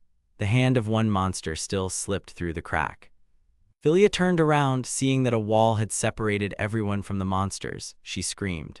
The entire crowd cheered, rejoicing at the victory over the monsters. Luke said that it was great and asked the others to block the orcs' movements while they moved them. The elf was delighted to see her leader nearby and said that she was incredibly happy that Philia was safe. The leader herself looked towards the wall in surprise, watching the man rejoice at his victory over the orcs. The leader of the elven warriors turned to face her people and said that there was no need to worry about her. Near the forest stood two guys with spears in their hands. They watched the orcs in the forest. Among the trees, the ferocious face of a monster could be seen, which was also watching the people in the village. 3 orcs lay defeated on the ground. Luke was a little worried by this sight, but concluded that everything seemed to be all right now, although he himself was not entirely sure. The people behind him were also confused by the sight of the immobilized monsters. The headman turned to the guests. He asked if everything was okay, to which the village chief replied that it seemed there were no deaths. She could not describe in words how grateful she felt towards Luke. A tired elf wrapped in a blanket thanked the elder in front of him. The girl exclaimed that there were more wounded in that direction. Luke gave his hand to the elf and answered Philia. He was glad that everything worked out. The elder suddenly remembered a detail. He turned to Philia with a question. He had already heard that this orc was rampaging, but did this really happen every year? The chieftain looked at him, listening attentively. Philia suddenly became serious. She told the guy that in fact everything was not so. Their elven meat was not to the taste of the orcs and it was difficult for them to hunt, but judging by their unusual number, they were running out of food. The elves sat on the ground catching their breath. The girl next to them checked if everything was okay. Lick continued, it seemed that for some time they would have to be more careful when hunting in the forest. Philia only answered briefly yes. The leader of the elves warned the heroes that orcs are found not only in the forest. This village is also now in danger. Philia looked thoughtfully ahead. She continued, admitting that this village was not safe because the humans had gathered here and the elves had come and made a ruckus. Selena interrupted the elven leader. Her pressure knocked Philia off her stride. The girl sternly said what happened, emphasizing that now there was no point in thinking about who was to blame and for what. The huntress continued to say that the most important thing now was to be vigilant, but there was no point in becoming so gloomy. Surprisingly, it did not matter much. Turning to Philia, she clarified that they had seen the strength of their village like no one else. Philia suddenly filled with Selena's fighting spirit. She said that if the humans were here, the orcs would not show up and everything would be fine, even if the strongest, most terrible orc king attacked them. As soon as Philia uttered the last word, a terrible roar suddenly rang out. The heroes turned towards the forest in horror, asking what kind of strange voice they had just heard. They saw that a huge orc, whose size greatly exceeded the size of all previous orcs, was moving between the trees, breaking them and burning them with flames. The heroes watched with horror in their eyes as this huge monster approached them, which, it seemed, nothing could stop. The boar-faced orc growled again. All 3 of them were in complete terror. An orc was approaching them from the forest again, so huge and scary, it turned out to be the same orc king. Philia and Selena began apologizing to each other, saying that they had said too much to each other. Luke interrupted them, declaring that they needed to regroup anyway. Panic set in.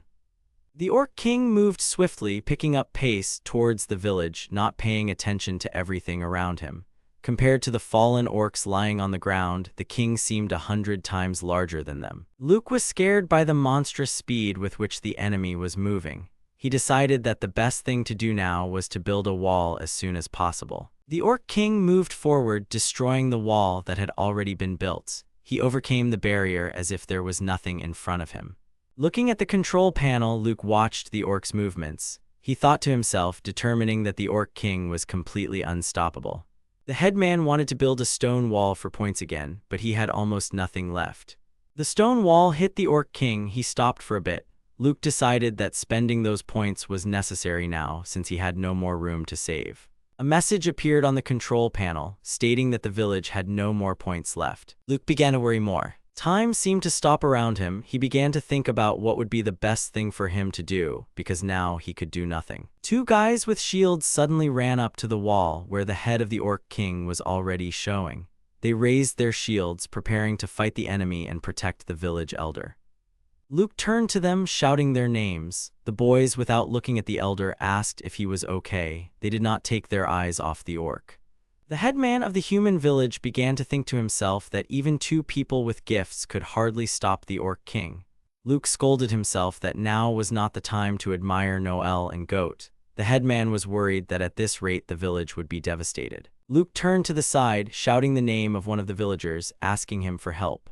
Satan heard Luke's call and began to listen carefully to his request. The people tried hard to fight the huge monster to protect the village, but the orc was too dangerous. The monster growled. He looked down at the people. The village guards fought with all their might, but all their efforts were in vain. Nothing could help against this huge orc king. The elven archers also stood up to defend the village. They aimed their arrows at the orc, preparing to fight. About 5 arrows were aimed at the orc, attracting his attention. But the monster threw aside all the elven steels with one swing of its paw and growled loudly. The arrows fell back on the elves themselves. They stood there, disappointed in their attack. Then someone from the crowd suddenly rushed forward and headed straight towards the orc. It turned out that it was Selena. The girl jumped on the orc king and slashed at his head with both of her blades. She attacked so fast that the monster didn't have time to react to her. The way Selena had caught the monster off guard had angered him greatly. He followed the girl, finding her in the air with his eyes. The orc rushed after the girl just as quickly. He growled loudly and waved his arms in different directions, trying to catch her. In flight, Selena haughtily quipped to the orc that apparently he no longer liked fleshy humans. There were more people behind the orc king. They threw weapons at him, attracting the attention of the huge monster. One of the guys throwing a spear at the orc king was surprised that the monster was not pierced by the tip of his weapon. Another, observing the monster's behavior, said that it was clearly getting weaker. But suddenly the orc raised his hind leg to strike his enemies from behind. The boy fell to his knees and already regretted the words he had said earlier. Before the monster's hoof could even land, one of the guard's swords pierced it. The man held the weapon, resisting and hindering the movement of the huge, strong orc. His name was shouted after him, Parlet. Eventually, the guard was thrown back from the monster, screaming but still holding his ground. The beast turned its full attention to him. Parlet landed skillfully on his feet, maintaining his balance. He kept his eyes on the orc king, expecting further attacks from him while keeping his stance in order to have time to dodge. The animal pounced on Parlet, trying to crush the man who was small for him, but the guy dodged to the side in time. The other guards, seeing their comrade single-handedly dodging the attacks of the huge monster, stood in fear, shouting his name. The orc king instantly turned his attention to them, turned around and swatted the two humans away with one paw, sending them flying into the air. The heroes fell to the ground with a crash and groaned in pain. Selena, who was fighting with everyone against the orc king, began to mentally analyze the situation. She determined that the orc king was gradually approaching. Even if you continue fighting in the same spirit, the damage the guards receive will only increase. The warriors were depressed by the futility of their attacks against the huge monster. They did not know and did not understand what could be done about it. Panic washed over them as they stood there wondering what to do next. Selena watched the monster approach with empty eyes, feeling completely useless. Suddenly, a voice nearby called out, calling her attention. It asked if she sounded too weak. Selena turned to where the voice was coming from. He continued to say that those who could not resist should step aside. Selena recognized whose voice it was. He addressed her, calling her a country lady, and ordered her to confuse the enemies with flashy movements. The voice grew louder and closer. He said he didn't know how to use shields, but there was no other way. The crowd of people looked at the man in front of them in surprise. This man was brought by Satan at the request of Mr. Luke. The tall man, addressing the crowd of sufferers, declared that they apparently needed his strength. The warrior who came to the rescue was called Dorair. The crowd of people shouted his name enthusiastically. Selena, turning to the man who had just come to their aid, angrily exclaimed why he was here. Turning to Selena, Dorair looked confidently at the girl and replied that he was here because they all called him. They would not pass through Satan. Luke turned to the warrior and added that Dorair, according to the man himself, he could only lend a helping hand in extreme cases. Selena said Luke's name to get his attention. The elder continued to assure Selene that they could trust him for now and that it was best to leave the arguments behind. Luke silently added that Dorair could once again show his strength in battle.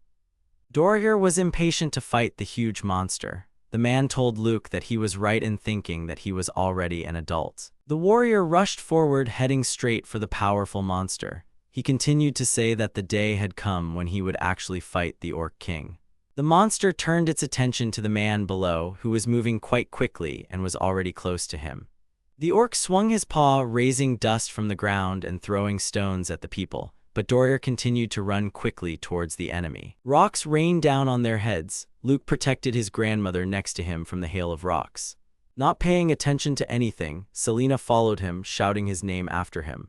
The smoke that suddenly appeared blocked the monster's view. He could not see what was happening on the ground. All he could do was stand and wait for the people to take further action. One of the sufferers shouted for the people to move to the exit immediately. The guy next to him loudly asked what Dorair was doing. Selena stood behind them in a stupor, watching what the warrior would do next. The smoke completely blocked the Orc King's view. He didn't move at all and just waited.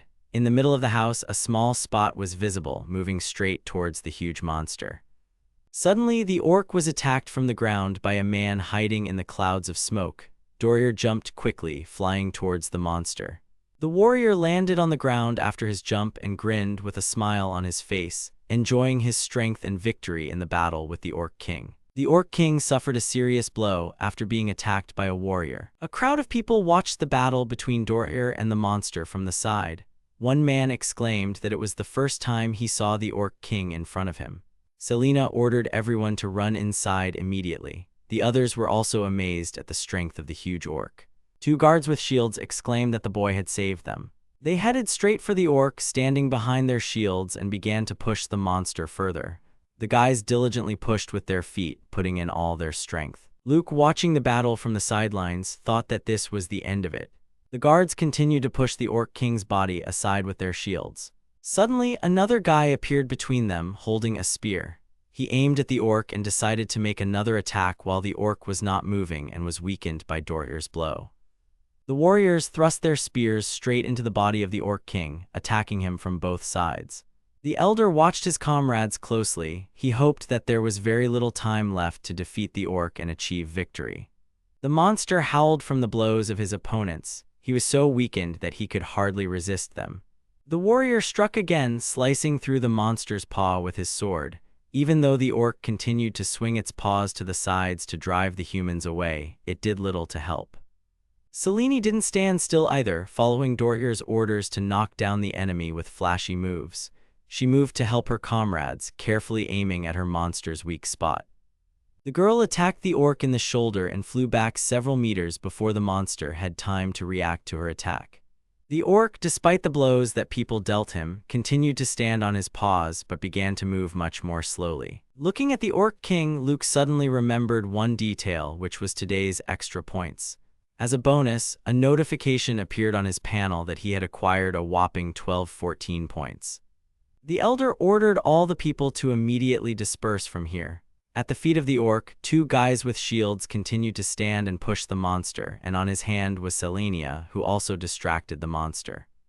The girl jumped off the monster's body with lightning speed. He turned his head in her direction, watching her trajectory. Luke pressed the button on the stone fence panel, and instantly a huge wall appeared in front of the Orc King, preventing the orc from being within its boundaries.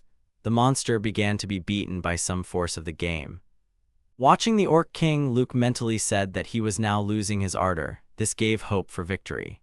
Another blow landed on the monster's back, but it stood motionless. The Orc King began to be beaten from side to side, gradually losing strength and resisting less and less. Suddenly, a huge stone cube fell on the orc. The people around screamed in surprise and began to run in different directions. The guards were glad that the Orc King had finally been defeated. The monster was now locked behind a stone fence, signifying the village's final victory over the mighty and powerful orc. However, the monster was not satisfied with this arrangement.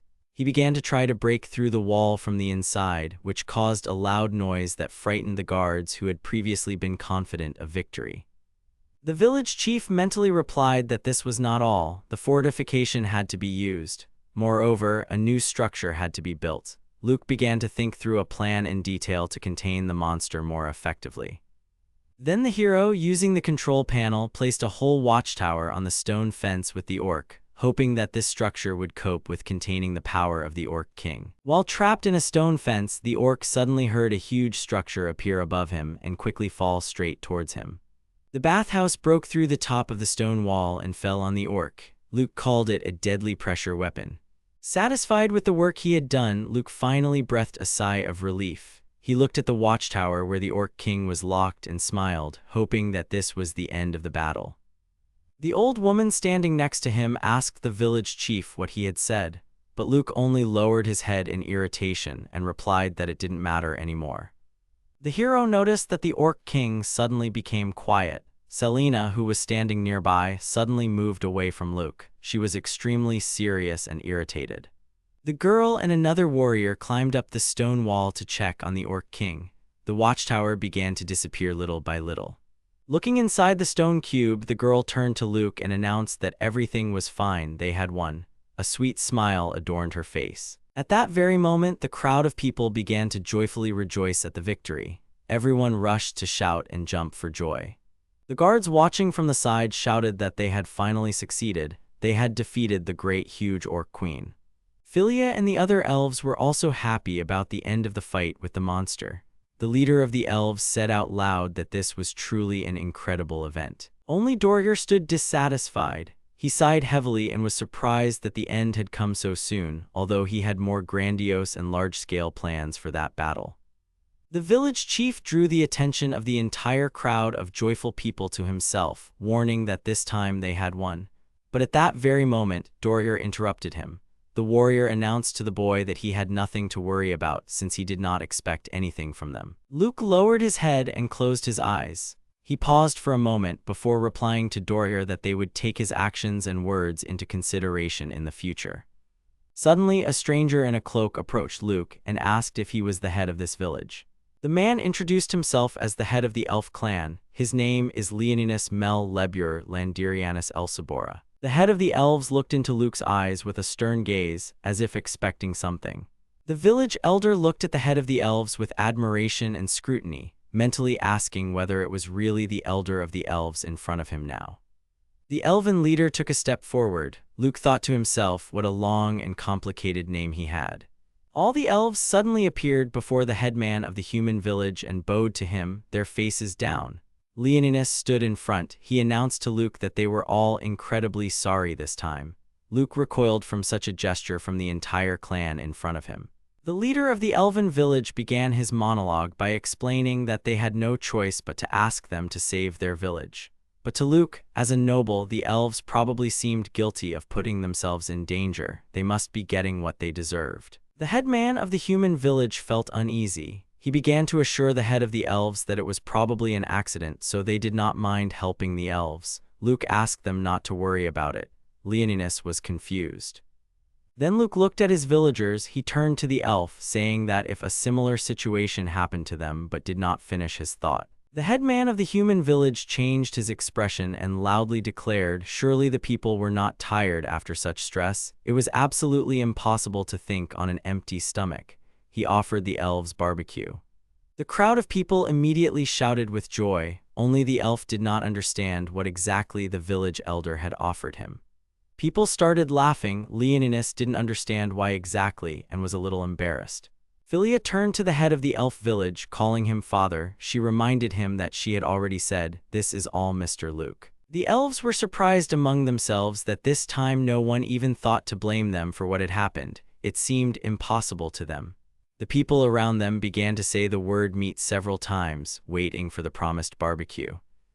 The elven leader relaxed. He paused and confirmed that the humans truly held no grudge against the elves and were not going to hold him accountable for asking for help. Leoninus rose from his knees, turned and addressed his people. She believed that the people of this village were ready to help them. He called on the elves to be courteous to them and thank them from the bottom of their hearts. The elves began to shout joyfully. The head of the elves turned to one of Luke's assistants. He told her that at least they could help the people in the kitchen. The girl sincerely thanked him and smiled sweetly. The guy behind the girl reacted strangely. After some time, the elves were enjoying the relaxation in the bathhouse. Leoninus suddenly said that he himself did not expect that he would be able to take a bath anytime soon. The elf leader was glad that someone was caring about him. The other elves agreed with him, saying that accepting care was seen as encouragement here, even if their behavior was a little strange. After the hot bath, people brought food to the guests. Several plates of barbecued meat were placed in front of them. Luke smiled at the guests, holding a large mug in his hands. Leoninus was also genuinely happy to spend time with people. The other elves who had already visited the humans were once again enjoying their pleasant company. After a tiring fight, Selena enjoyed the meat with pleasure. Even people locked in dungeons were served food. The head of the elven village said that he had heard a lot about this, but he himself did not expect to ever see it in real life. Luke replied to the guests that it was even better that way. Leoninus continued to thank the elder for caring in every way possible. Suddenly, one of the elves appeared nearby. She called out to her elder, drawing Luke's attention to herself and to herself. The girl whispered in Leoninus' ear that they had investigated the situation in the village, and it turned out that the damage was too great. The chief replied that he understood her. The girl specified how difficult the work would be. Even if those who could move immediately began restoration work, they still would not be able to cope with it by winter.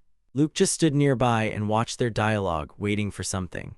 The elf suddenly approached the headman of the human village and asked if they could stay in the human village until their village was rebuilt. Her straightforwardness made Leoninus nervous and puzzled Luke. The head of the elves repeated whether they could stay after all. Luke replied that they could stay without any problem, since the village was originally a place of migrants from all over the world. Leoninus wanted to object but paused to think. But in the end, he changed his mind about objecting and simply thanked Luke again for his kindness and generosity. Leoninus thought to himself that he was extremely ashamed in front of Mr. Luke for such a request. However, now that he has a goal, he can't just back down. The head of the elven village was left alone. He thought about what a wonderful village had opened up to him. The head of the elves, while in the village of people, decided to visit the local toilet. There was a strangely shaped white toilet in the room. He looked at the object in front of him in surprise and mentally wondered what this thing was. Philia, as the leader of the warriors, went with several elves to rebuild the elven village after the attack of a herd of orcs. Selena suddenly asked if they had really decided to go on this mission so quickly. The girl next to her supported her, saying that they could have sent those who had already rested.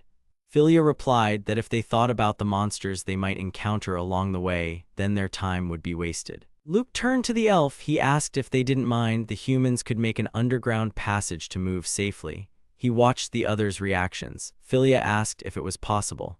The distance to the elves' rhubarb was not small. They were worried about how long it would take. The headman of the human village led the elves outside, where a huge hole had been dug leading into the depths. Luke said that the construction would not take long. The elves were delighted by what they saw. The village seemed to be right in the palm of their hand, and even the location could be determined. Luke thought to himself, the inscription that the territory of the elf village was already under the control of other people appeared in his memory. This created some difficulties, but Luke still managed to cope with this task. The elder continued to think, if they really needed to connect with the village, they could really make it possible. The panel showed a choice of rob the village, yes, no.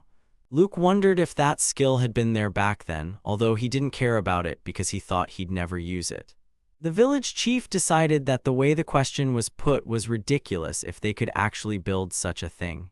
He told the elves that the underground road could lead to their village. The elves asked them to notify them if they were causing too much trouble for the humans. Philia looked around her village. She declared that the damage was actually much worse than she had imagined.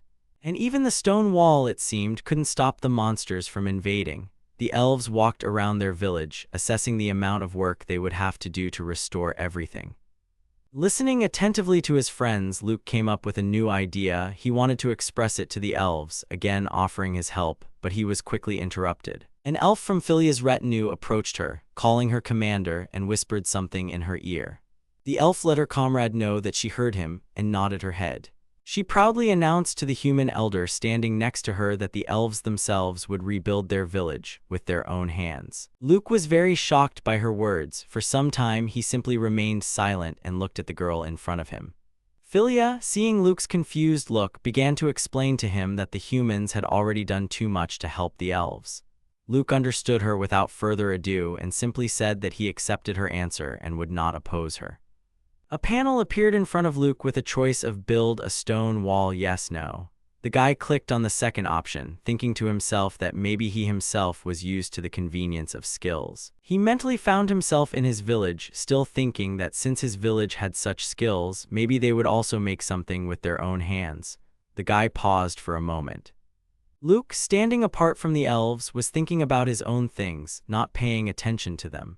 Philia was very happy that she could now stay in the human village at least until winter and all winter. Another elf thought that she did not want the construction of the underground passage to begin as soon as possible. Meanwhile, in the human village, Milia had gathered everyone to give them gifts. The girl stood before the crowd, solemnly announcing to them that she had gathered them all here to give each one a very important oracle. Milia continued to explain the purpose of the meeting. She said that these oracles were given to her personally by the village elder, Mr. Luke. The crowd of people looked at the girl in bewilderment. The girl began to answer the question of who the headman was. She loudly and with all respect told that Mr. Luke was sent by the gods to save their world from wars. He is their savior. People asked again, not quite understanding what the girl was telling them. Milia continued. She said that Luke's power was still not fully revealed, but in the future he would become much stronger than he is now. She lowered her head and smiled strangely. Someone from the crowd asked if Mr. Luke was really that amazing. Another person suggested that if a girl could say that about Luke and she had oracles, then her words were true. Milia seemed to go mad. She ordered everyone to listen to her and praise Lord Luke together, to sacrifice all their bodies in the name of Lord Luke, to improve their village to perfection with their combined efforts. The crowd of people were inspired by Milia's words, and they all started shouting together. A loud cry of praise for Mr. Luke's name echoed throughout the village. Lands of the Marquis of Albera. A crowd of people stood in front of the gates, which were held together by a knot of chains. A tall man with blonde hair and in uniform approached a certain Mr. Raol, asking him if it was possible to begin preparations now. Mr. Raol, whose face was hidden, replied that they could start at any time convenient to them. A man invited someone to go through the gate. Ahead stood a cart with many unknown people in a cage. A man entered through the gate, walked into the center of the arena, and the cage stood right in front of him. The guy stood with a serious look but said nothing. An order was given to release those condemned to death. One of the men began to attract attention to himself, addressing the guards in a rude manner, asking them if this was the enemy they needed to defeat.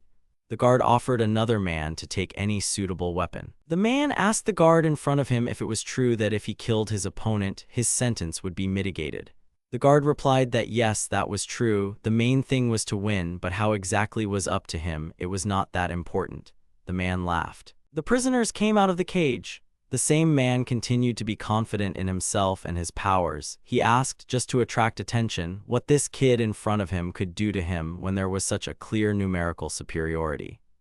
The man swung his weapon straight at the boy, shouting at him that his end had come. The sun was shining in the village, and the atmosphere seemed quite peaceful. But the crowd of people standing behind the fence looked very tense and frightened. One of the prisoners, looking somewhere ahead of him, was afraid of something. Sweat of excitement and fear was running down his face. Besides this, there were two more people standing on the fortress, a guy and a little girl, who were also watching the spectacle in front of them. Someone's smile appeared. The guy who had appeared in the ring earlier stood in the center covered in blood. He said nothing, looking somewhere ahead and at the same time into emptiness. He noticed the last person nearby trying to run and save himself. The man was screaming in horror while the boy stood still. The guy clicked his tongue in disgust. He instantly caught up with the fleeing man and swung his weapon at him in the air. The man screamed in horror, afraid of dying. The man's body was cut in half. At that very moment, the guy put his weapon back into its sheath. He asked if that was the end of it and just continued to look down, keeping his hands on his guns. The final decision was made that this was a crushing victory for Mr. Rael. People began to whisper that only 6 months had passed since he had received the blessing, and he had already achieved such incredible results. Suddenly something behind caught Mr. Rael's attention. He turned around, looking to see what was there. The tall man who had been standing on the fortress appeared at the gate through which Raoul had originally passed. Roald exclaimed in surprise. It was indeed his father standing before him. The man told his son that he had done a great job. Raoul humbly bowed his head before him. He continued to praise the guy that he had completed the task to the highest standards. Now they needed to go to the place of the next battle. The guy continued to stand with his head down. He meekly replied that he would go on to the next task with gratitude and happiness and that he would definitely achieve excellent results. The people outside the gates clapped enthusiastically and rejoiced after seeing the spectacle. After the guy changed his clothes and washed off the blood, he was about to leave, but the guard turned to him, reminding him about the report. The guard began to announce to him that the village was in the desert to the north, but the reporter checked the information with the governor. Upon checking, there was no village there at all, that was all. Raoul sat down on the chair and burst out laughing. He confirmed that it was true. In such a place, in such a remote place, in the north, in the desert, it was absolutely impossible to build a village. Raoul thought to himself, remembering a certain gift that in the end did not justify itself at all. Raoul continued to laugh ominously. He said that in any case they would never meet again. He admitted that he did not even know where the lover of the fields died. He regretted a little that he had not been able to witness his death. The speaker became a little tense but decided to interrupt Mr. Raoul, stating that he had some information about Mrs. Selene. The speaker continued to announce to Raoul that it seemed that Count Basilat's family had never been found. The man wondered if they were hiding it because they did not want to marry him. To which Raoul thoughtfully replied that he did not think so. The reason was clearly something else. The guy announced that he had already decided that they would start their first fight with the onset of winter. He thought to himself that this had never happened before. A really big war was about to begin. In case of victory, the father will take control of the occupied territories, and he himself will take possession of the current lands of Albera. He imagined a big city, thinking to himself that those vast territories were just like in his dreams. Raoul, sitting in his chair, laughed from his imagination and waiting for the beginning of the Great War. His laughter spread throughout the room. The guard standing next to him said nothing and simply looked at his master. Meanwhile, in Luke's village, the elder sneezed. The hero walked along a snowy street, talking to himself that there was a lot of snow today. It was like a real winter. Then the village elder decided to find something useful using his control panel. He discovered the snow melting function, and in addition to that, the effect of improving road maintenance. The snow suddenly melted in front of Luke, revealing a perfectly dug road.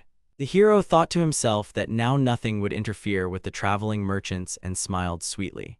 The chief of the human village began to reflect that the winter in the desert is quite cold, since the desert is located even further north than the northernmost lands of Albera. Moreover, it often snows here because the area is located next to a mountain range. Suddenly, a traveling merchant appeared in the village. He rubbed his head with his hand and said how good it was that the road to the village was in good condition. Luke met a stranger merchant on the road. The man smiled at the headman of the human village and told him that it was difficult to go anywhere at this time of year because of the snow. Luke gave him a glass of water. The merchant thanked the hero. Luke has worked hard to improve the village, and he feels that trades with merchants will be more likely now. The village has become even more crowded due to the influx of migrants. However, their meetings are short-lived. Luke stood with surprise on his face. The hero continued to mentally list how things were going in the village. The restoration of the elven village was going smoothly. All the elves were trying to bring the day of returning to the village closer. One of the elves, carrying a heavy log, begged the chieftain to take a short break, but Philia proudly replied that they, a noble nation, could not afford to shirk. Luke suddenly remembered something about the villagers. He opened the control panel, which had the option to exclude Philia from the village, yes, no.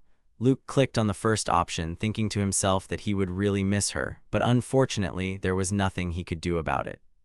Two old men were relaxing in the bathhouse, enjoying the hot water. They both sighed easily at the same time. They started talking to each other, asking how long they had been living in this village. One of them admitted that what people say about this village is true. It seems like a real paradise. Someone overheard their conversation and decided to speak up, enthusiastically declaring that it really was really cool here. This voice turned out to be one of the elves who suddenly appeared in the bathhouse.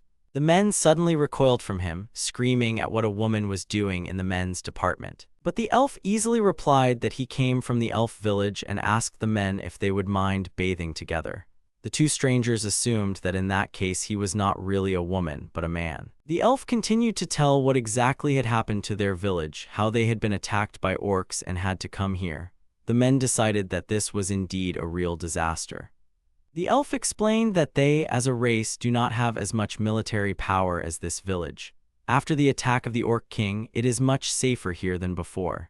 This reassures the elves, although it is a little unnerving that they are close to the lands of demons. The men began to ask their interlocutor about the elven village, whether it really was a mysterious place. One of the men had heard that the elves respected nature and protected forests and waters. He asked the elves if they would really return to the forest when they restored their village. The elf suddenly exclaimed that no matter what, if they got used to this place, they would never again be able to live in that forest without comforts. The elf admitted that they were going to restore their village, but if so, then let those who really want to return there, and he dove under the water. He swam to the edge of the bath. The men watched his shadow under the water. The elf's words shocked them greatly. As he emerged from the water, the elf turned to them and seriously announced that at least he personally was going to stay and live here. As he left, he grumbled that if they weren't officially made villagers, he would be furious. The men watched in shock as the elf left. They wondered what he had just said. One of them admitted that he had imagined the forest elves to be quite different, but afterward they all concluded that it was a good thing the village was as beautiful as the humans said it was. The elf told his interlocutors about their life in the forest, how they lived quietly among the trees without contact with other species. The elves themselves said of themselves that they were a noble race that honored and respected nature. But the elf admitted that, as the possessors of many natural enemies, they had to hide in order to survive. The elf muses out loud that despite this, if they had known earlier about a place as safe as the elven village itself, and also with greater amenities, they would never want to go back. The elf's face was full of determination and at the same time thoughtfulness. He frowned and looked somewhere in front of him. The elf continued to explain, the thing is that even if they insisted on staying, the head of the elf village would not be too keen on the idea, especially when the elf villagers were not asking to return now. The head was sure that they could not afford to stay and bother Master Luke. The elf is sure that fortunately their race is considered very attractive to humans. He finally left the bathhouse and went outside, boasting all his grace and luxurious beauty of his race. He is convinced that in order to stay in the village, you just need to show charm. The people around looked at the elf in amazement. They exclaimed how beautiful he was because he was a real elf. People thought he was beautiful, like a sculpture by a great artist. The elf allowed people to look at him and enjoy his beauty. The elf, pleased with himself, concluded that it took him only 10 minutes to charm people, and the people around him were already in love with him. He decided for himself that if they did not want to let him stay and live in the human village, then the head of the elves would have to come to terms with the fact that they already loved him here. He added, by the way, that he could enhance his reputation in the village and enjoy more luxury. But at that very moment, his sweet grandmother ruined all his plans, telling him that he shouldn't walk around the street without clothes. The elf didn't expect such an outcome. The elf was dressed and put in the dungeon for breaking the village rules. He stood in a complete stupor. The leader sincerely apologized to Mr. Luke for such an incident from an elf from his clan. Leoninus bowed low to Luke and said that he was incredibly sorry for his comrade's behavior. The chief of the human village was not angry at the elves, but warned that it was just a difference in culture and ordered them to be more careful in this regard next time. The boy locked next to them suddenly exclaimed, asking if they were really going to let out an elf who went outside without clothes. The chief turned to his comrade, asking why he did this, to which the elf awkwardly replied without looking into the eyes of his chief that he wanted to stay in this village. Luke didn't quite understand what staying meant. Then the elf repeated his leader's words that they couldn't stay in the village and cause Master Luke even more trouble.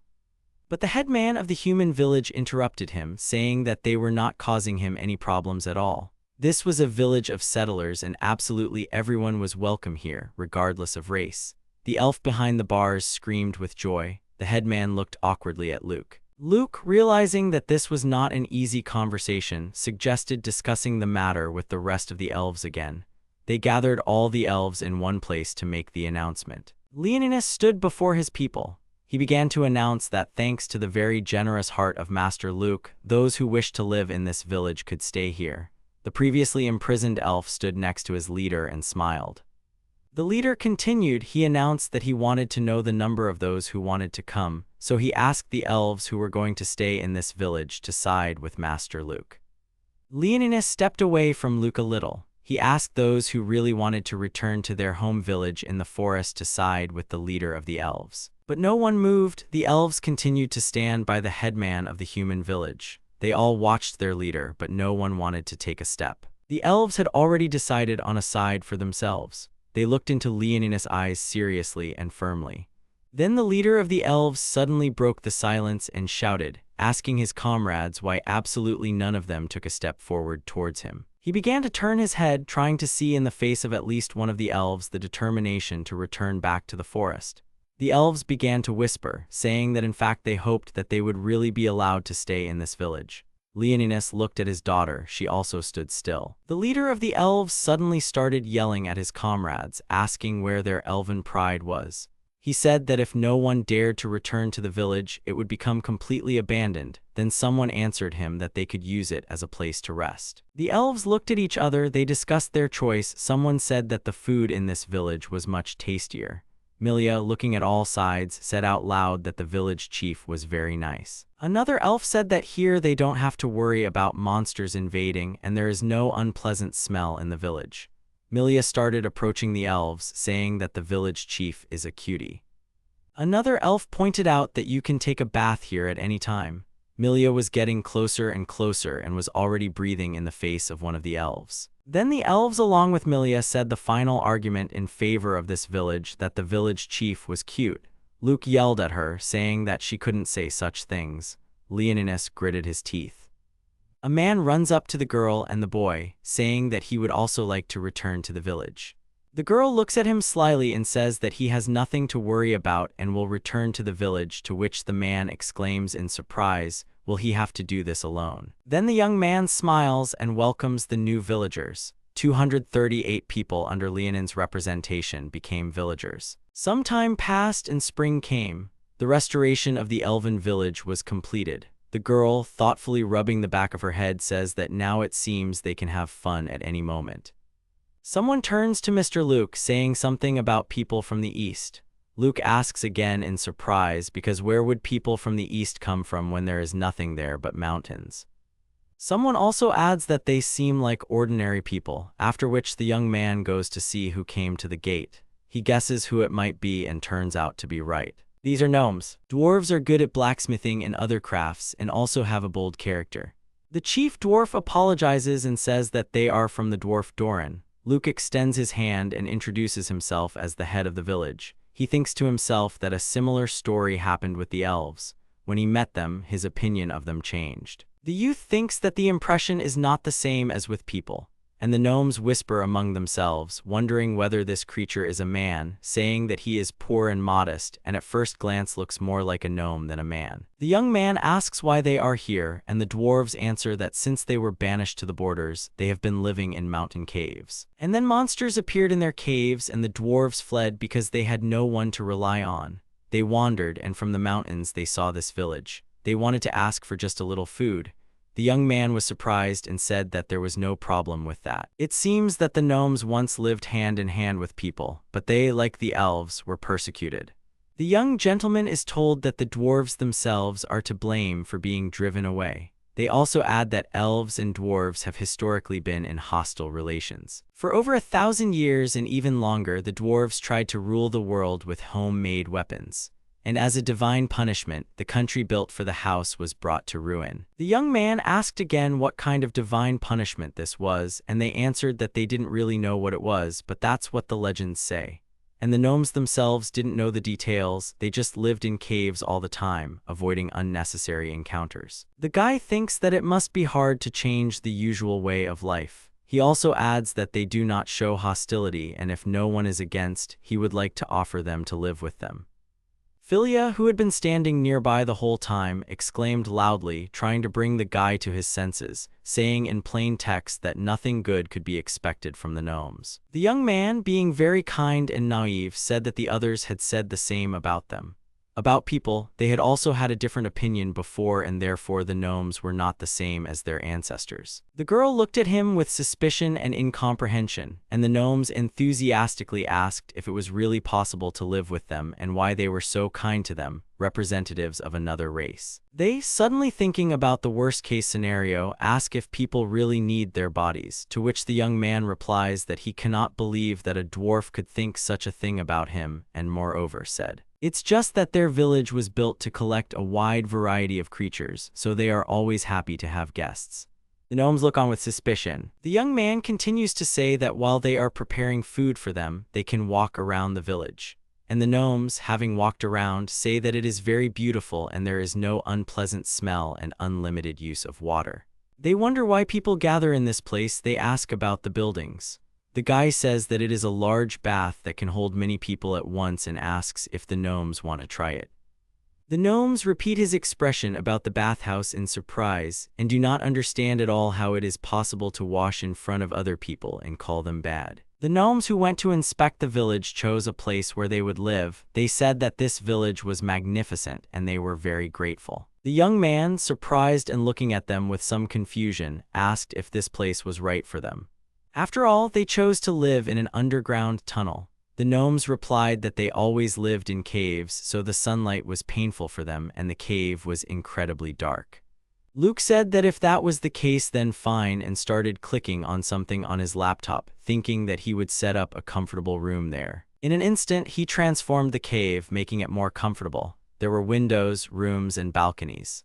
He informed the dwarves that he had widened the tunnel like an ant's nest, the room being positioned so that the walls merged with the tunnel. The gnomes were amazed to hear how he managed to build it in one moment, and how he managed to do it in the first place, and then they came to the conclusion that Mr. Luke possessed amazing power. The girl said that she was a little upset that the gnomes had settled in the tunnel leading to the elven village, and the guy replied that they had simply increased their population and that there was nothing to worry about. They decided to celebrate it. The gnomes, holding glasses of beer in their hands, asked in surprise what it was and how to drink it. They were told that it was made in a factory built by the village chief, so it was very tasty, and that they also had fruit wine and milk liqueur made from cattle milk. They also said that this was the first time they had fun like this. The gnomes were told to enjoy it too and were asked to dance. Suddenly the gnomes began to move violently. They said that they needed to be more cheerful, there was too little movement, and demanded a drink.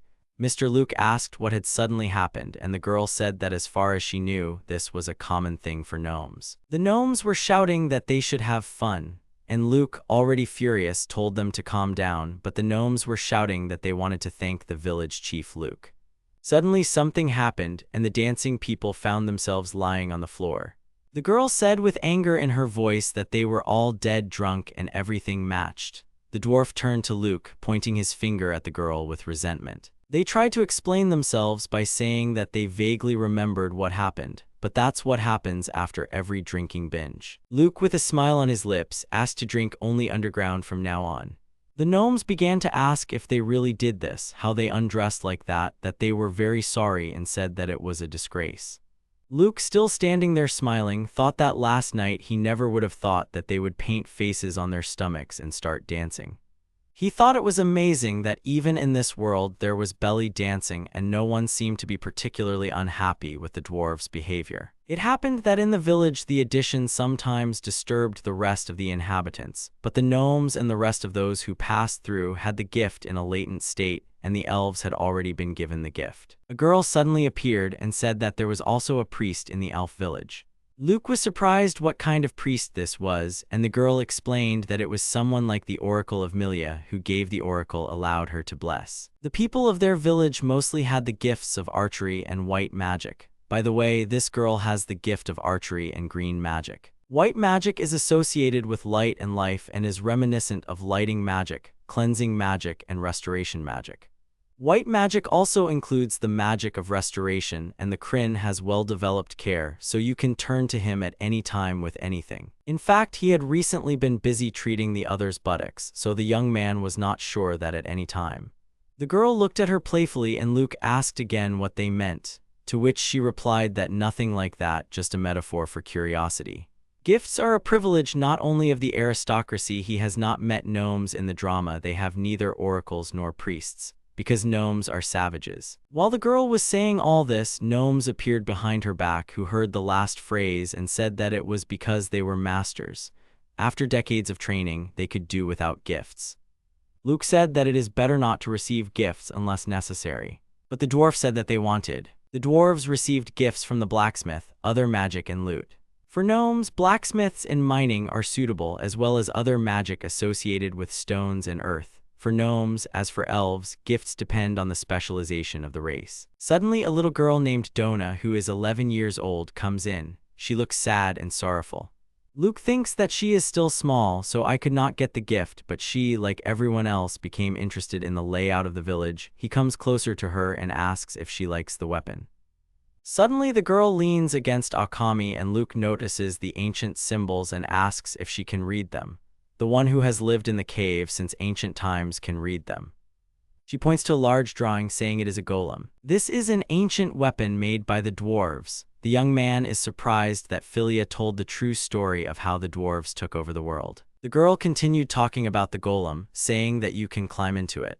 Ancient weapons of the dwarves. It is impossible to even think about how people can operate a vehicle with modern technology. Of course, in the past, amazing vehicles were long lost. Luke excitedly asks if it is possible to create based on form alone. He first stretches the stone wall upwards and then, 5 hours later, he gets the very same dwarven weapon. The girl says that this thing looks amazingly like a golem, and Luke replies that that's not all. Now they are using the object movement function.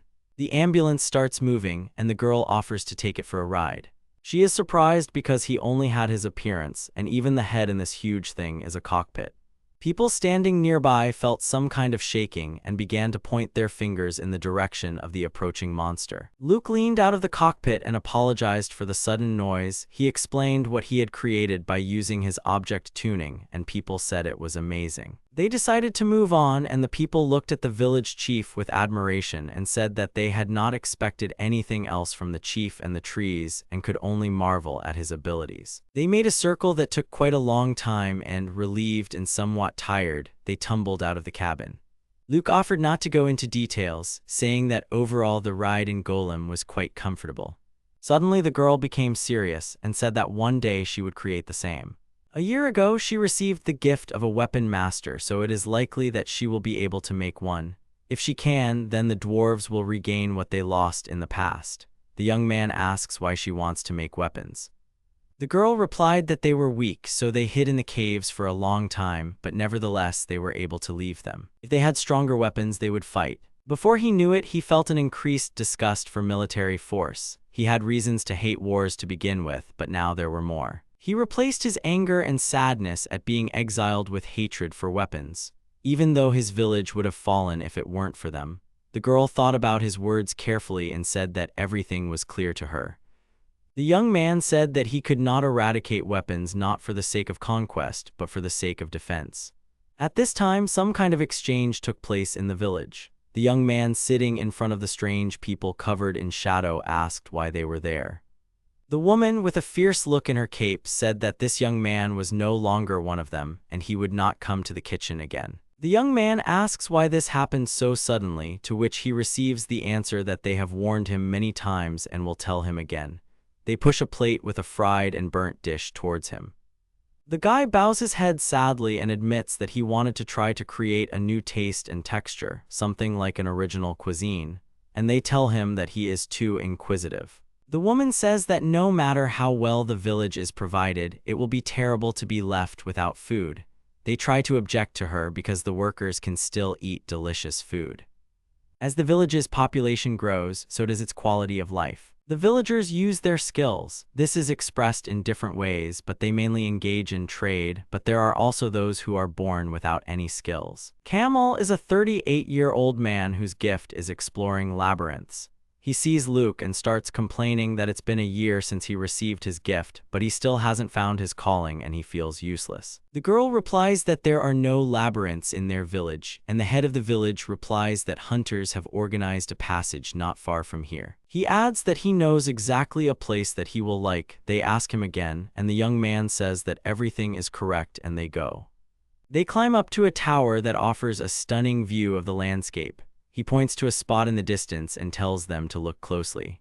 There are not only mountains to the west, there seems to be something else there, something vague. Part of the unnatural slope extends beyond the village boundaries. It is unclear whether the land there is empty or whether someone lives in that direction, although if there are no problems, they could check it. He tried to investigate by robbing the area, but it was unsuccessful as the object is too far away for the robbing area skill to be used. Although the riddle is not that important, it is still a labyrinth. The girl says that in this matter you don't have to be too careful and she will go along with the company. There is not a single sign in the area that someone is there. If you look at them, they are ordinary rocks.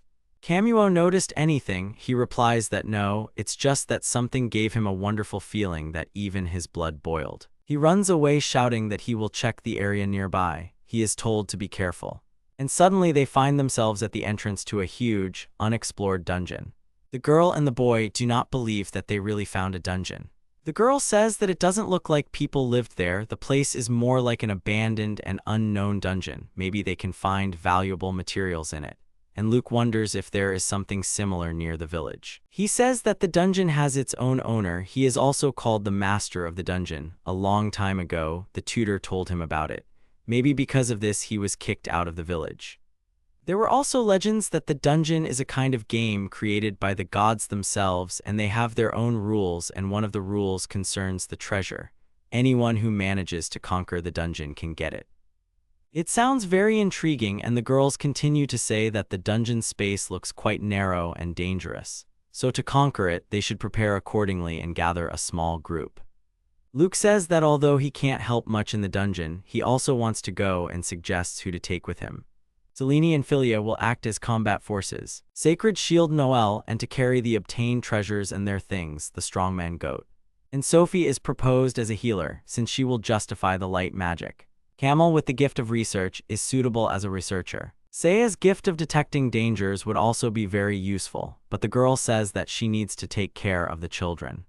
She suggested finding someone else who could spot the danger around them, but everyone around them thought that was easier said than done. The girl suggests that Mark go on a dungeon expedition instead of her, apparently requiring a certain amount of determination. The cleaning lady is sad because she is not going anywhere with Mr. Luke again.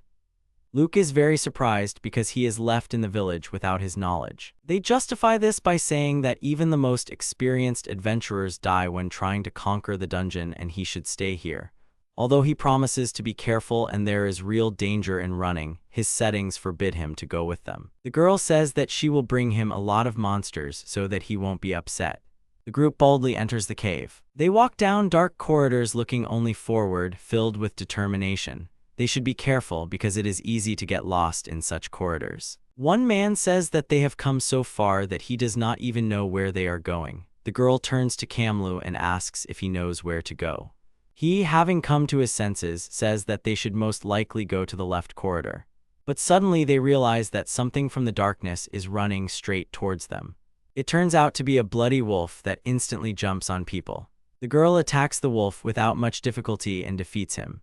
She says that he is finished and now, but the sentence remains unfinished, who still feels some kind of threat being near them. Suddenly behind her, Sophia hears someone sneaking up on her. She realizes that there is another blood wolf behind her, breathing down her neck. Her eyes fill with horror and beads of sweat run down her forehead. The girl pulls the bowstring, shouting for Sophia to be careful, and shoots at the wolf. Suddenly, from somewhere, several dwarven weapons of the type that Luke had recently created fall out. Everyone is standing in complete shock and confusion about what is happening. Some are trying to fight, but the rest are simply in shock. Sophia says it was close to being able to create things out of nowhere, similar to what Luke had. By the way, she heard that the village chief once rode a golem, or maybe he, on the contrary, watched them. She continues to say that she caught someone's very quiet sigh for just a second, and suddenly, from somewhere in the darkness, hands begin to reach out to her. The girl understands that Luke appeared in front of her, angrily hisses that she told him to stay in the village, said that it would be too dangerous and why he always behaves so recklessly. The young man changes that he disobeyed them and really wanted to leave if the enemy caught up, but then it was too late. But when he came here, he learned something very important. The deeper he went, the more territories became available. He could easily create any buildings he wanted with the help of the skill. So Luke is not useless and will now be able to help them. Sophia sighs resignedly. She agrees that since he came here and he cannot go to the surface completely alone, then let him go with them. The man, looking at the dead blood wolf, says that its pelt looks luxurious, and Luke agrees that it is in excellent condition. The guys decide to go further, and suddenly one of the men says that he feels danger approaching again. Everyone was on guard again and prepared to fight. The deeper they went, the stronger the enemies would be on their way. Suddenly, they come across a huge monster with the head of a bison. They realize that it is a minotaur. One of the companions jokes that the minotaur steak tastes great because the meat is juicy and soft and literally melts in the mouth. He immediately apologizes to the village chief, saying that he can't hide it anymore, but he can't eat orc meat anymore, and everyone agrees with his feelings. And since a huge minotaur is running towards them, tonight they will interrupt with a real beefsteak. Suddenly, out of nowhere, a little girl appears, introducing herself as Ellie, a beautiful fairy, and although she doesn't look like she's a great dungeon master. She usually lives a quiet, measured life, but this day is different from her daily routine. She can't believe that you adventurers have come to her dungeon, and if that's the case, it's time for her to give it her all. Or in complete rage and fury, because strangers in the dungeon are having a barbecue. The guys who were already enjoying the meat were talking about how some of them didn't even know that you could build something underground, but they could even live here in this way. Luke replied that you could build 50m high structures. Simply put, this dungeon, you can even build a small settlement, or establish a reconnaissance point here. It will be easier for them not to have to return to the village to leave the loot. In the meantime, the goal was sent off, and they decided to move on. They found themselves far away from the room with the horde of little monsters, bats and saber snakes. The girl and the guy easily dispersed everyone with their swords and other weapons. But in the end, they realized that it was impossible to fight against them, since their numbers were increasing more and more each time. Suddenly, the hatch found some hut and told everyone that they couldn't take shelter in it. People quickly ran inside. They were saved, but were still thinking about their plan of action. The girl, looking out the window at the crowd of bats, said not to worry and leave it to her. It only takes one powerful blow of ice magic into the crowd and the monsters are gone, as expected from their captain. Ellie, looking at what was happening, came to the conclusion that they were very dangerous, although most of them retreated. The guys again decided to move on, and they were interested in what kind of monsters they would meet on their way. They stopped opposite a beautiful door. Luke reported that this door was strikingly different from the others, and that it might be the boss's room. He was asked again, what is this boss room? And the answer was that, having defeated this monster, considering a person has conquered the dungeon, he is considered an order of magnitude stronger than all other monsters that were encountered during the journey. It turns out that this is the end of the dungeon, because their group is made up of elite fighters and dungeons are rarely completed so easily. Although the boss of the dungeon is strong, but by defeating him, the dungeon can be given mysterious powers as a gift. But this is a bad idea because in the end, the entire dungeon will turn into ruins, and apparently there are different ways to conquer dungeons. Luke, filled with hope, suggested that they quickly go in and see everything with their own eyes, because by defeating the boss, they would receive a reward in any case. The door opened quietly, and a strip of light fell on their faces. Inside there were two minotaurs, who, seeing the strangers, went to the side. The team, seeing the approaching beef, was only glad that they would soon be able to taste barbecue again. They may look like their predecessor, but they can be much stronger, and so the girl warned everyone else to be careful. With one easy move, she defeated both of them and the animals fell to the ground. I thought it was too easy. Of course, they were not weaklings, but the feeling of these two was no different from the monsters they had seen along the way. Meanwhile, Ellie was watching them from the ceiling. Luke noticed the treasure chest and pointed at it. He asked if it was safe to open and was told that it was not dangerous. They opened the chest and the hatch revealed a sharp sword. This was the reward for conquering the dungeon. Everyone looks at this copper sword with puzzlement. Only Luke enthusiastically admires that it is not such a bad reward for conquering the dungeon and offers to leave it as a souvenir. He was reaching for it, but suddenly he is stopped. The girl says that she warned that the dungeon has its own rules, and one of them says the reward for a generation should be commensurate with the difficulty of passing the dungeon. The dungeon lives by clear laws. Conquerors can also influence the dungeon in their own way. You cannot accept such a reward if it does not satisfy someone. Then Luke asks what will happen if they do not take this reward, and the girl answers, the master of the dungeon will come to the conqueror. They will agree on one reward, or either a road to the master will appear, or the master himself. Luke obediently closes the chest and they begin to wait. Quite a long time passes until one of the group calls out to the others. He points to a tiny hole in the floor and asks if this might be the very road to the master. Everyone looks inside in confusion. Luke doesn't understand how this path will lead them to the master, and the girl says that it seems the master made the passage this way because he doesn't want to see them. Meanwhile, Elia, happy with what she saw, laughs loudly, saying that she created the passage without breaking any rules. But she thinks that these conquerors are too strong, and there is also an elf in the group who knows the rules of working with the dungeon. And what other reward did they expect from such a deserted dungeon? Why couldn't they treat such a reward with understanding? And the fairies so wanted to see how the handsome hero challenges her dungeon so that in the end Ellie would become his wonderful reward. She just wants her dungeon to become famous and for more handsome men to fall into her abode so that she can lock them here forever and observe beauty with her own eyes. But she can't get closer to her dream if she wastes her time on random people so that she pretends she didn't see them, and in the end they give up after some time when she wakes up and they are already here. And suddenly an elf girl falls from the ceiling, leaving the fairy perplexed. At first she didn't understand how they got to her, but one of the guys says that the passage was too small, lucky that he was able to expand it with his skill. Ellie realizes that it is against the rules to create a new passage to the dungeon master. The elf girl says that they have entered the core of the dungeon and suggests breaking it. Luke is cautious, saying that if they break it, it will be the end for him too. The fairy puffed up like a mouse on cereal out of resentment. Luke apologized and said that they couldn't imagine that they would give in so unfairly. The fairy screamed indignantly, who gave them the right to do anything and change in her dungeon.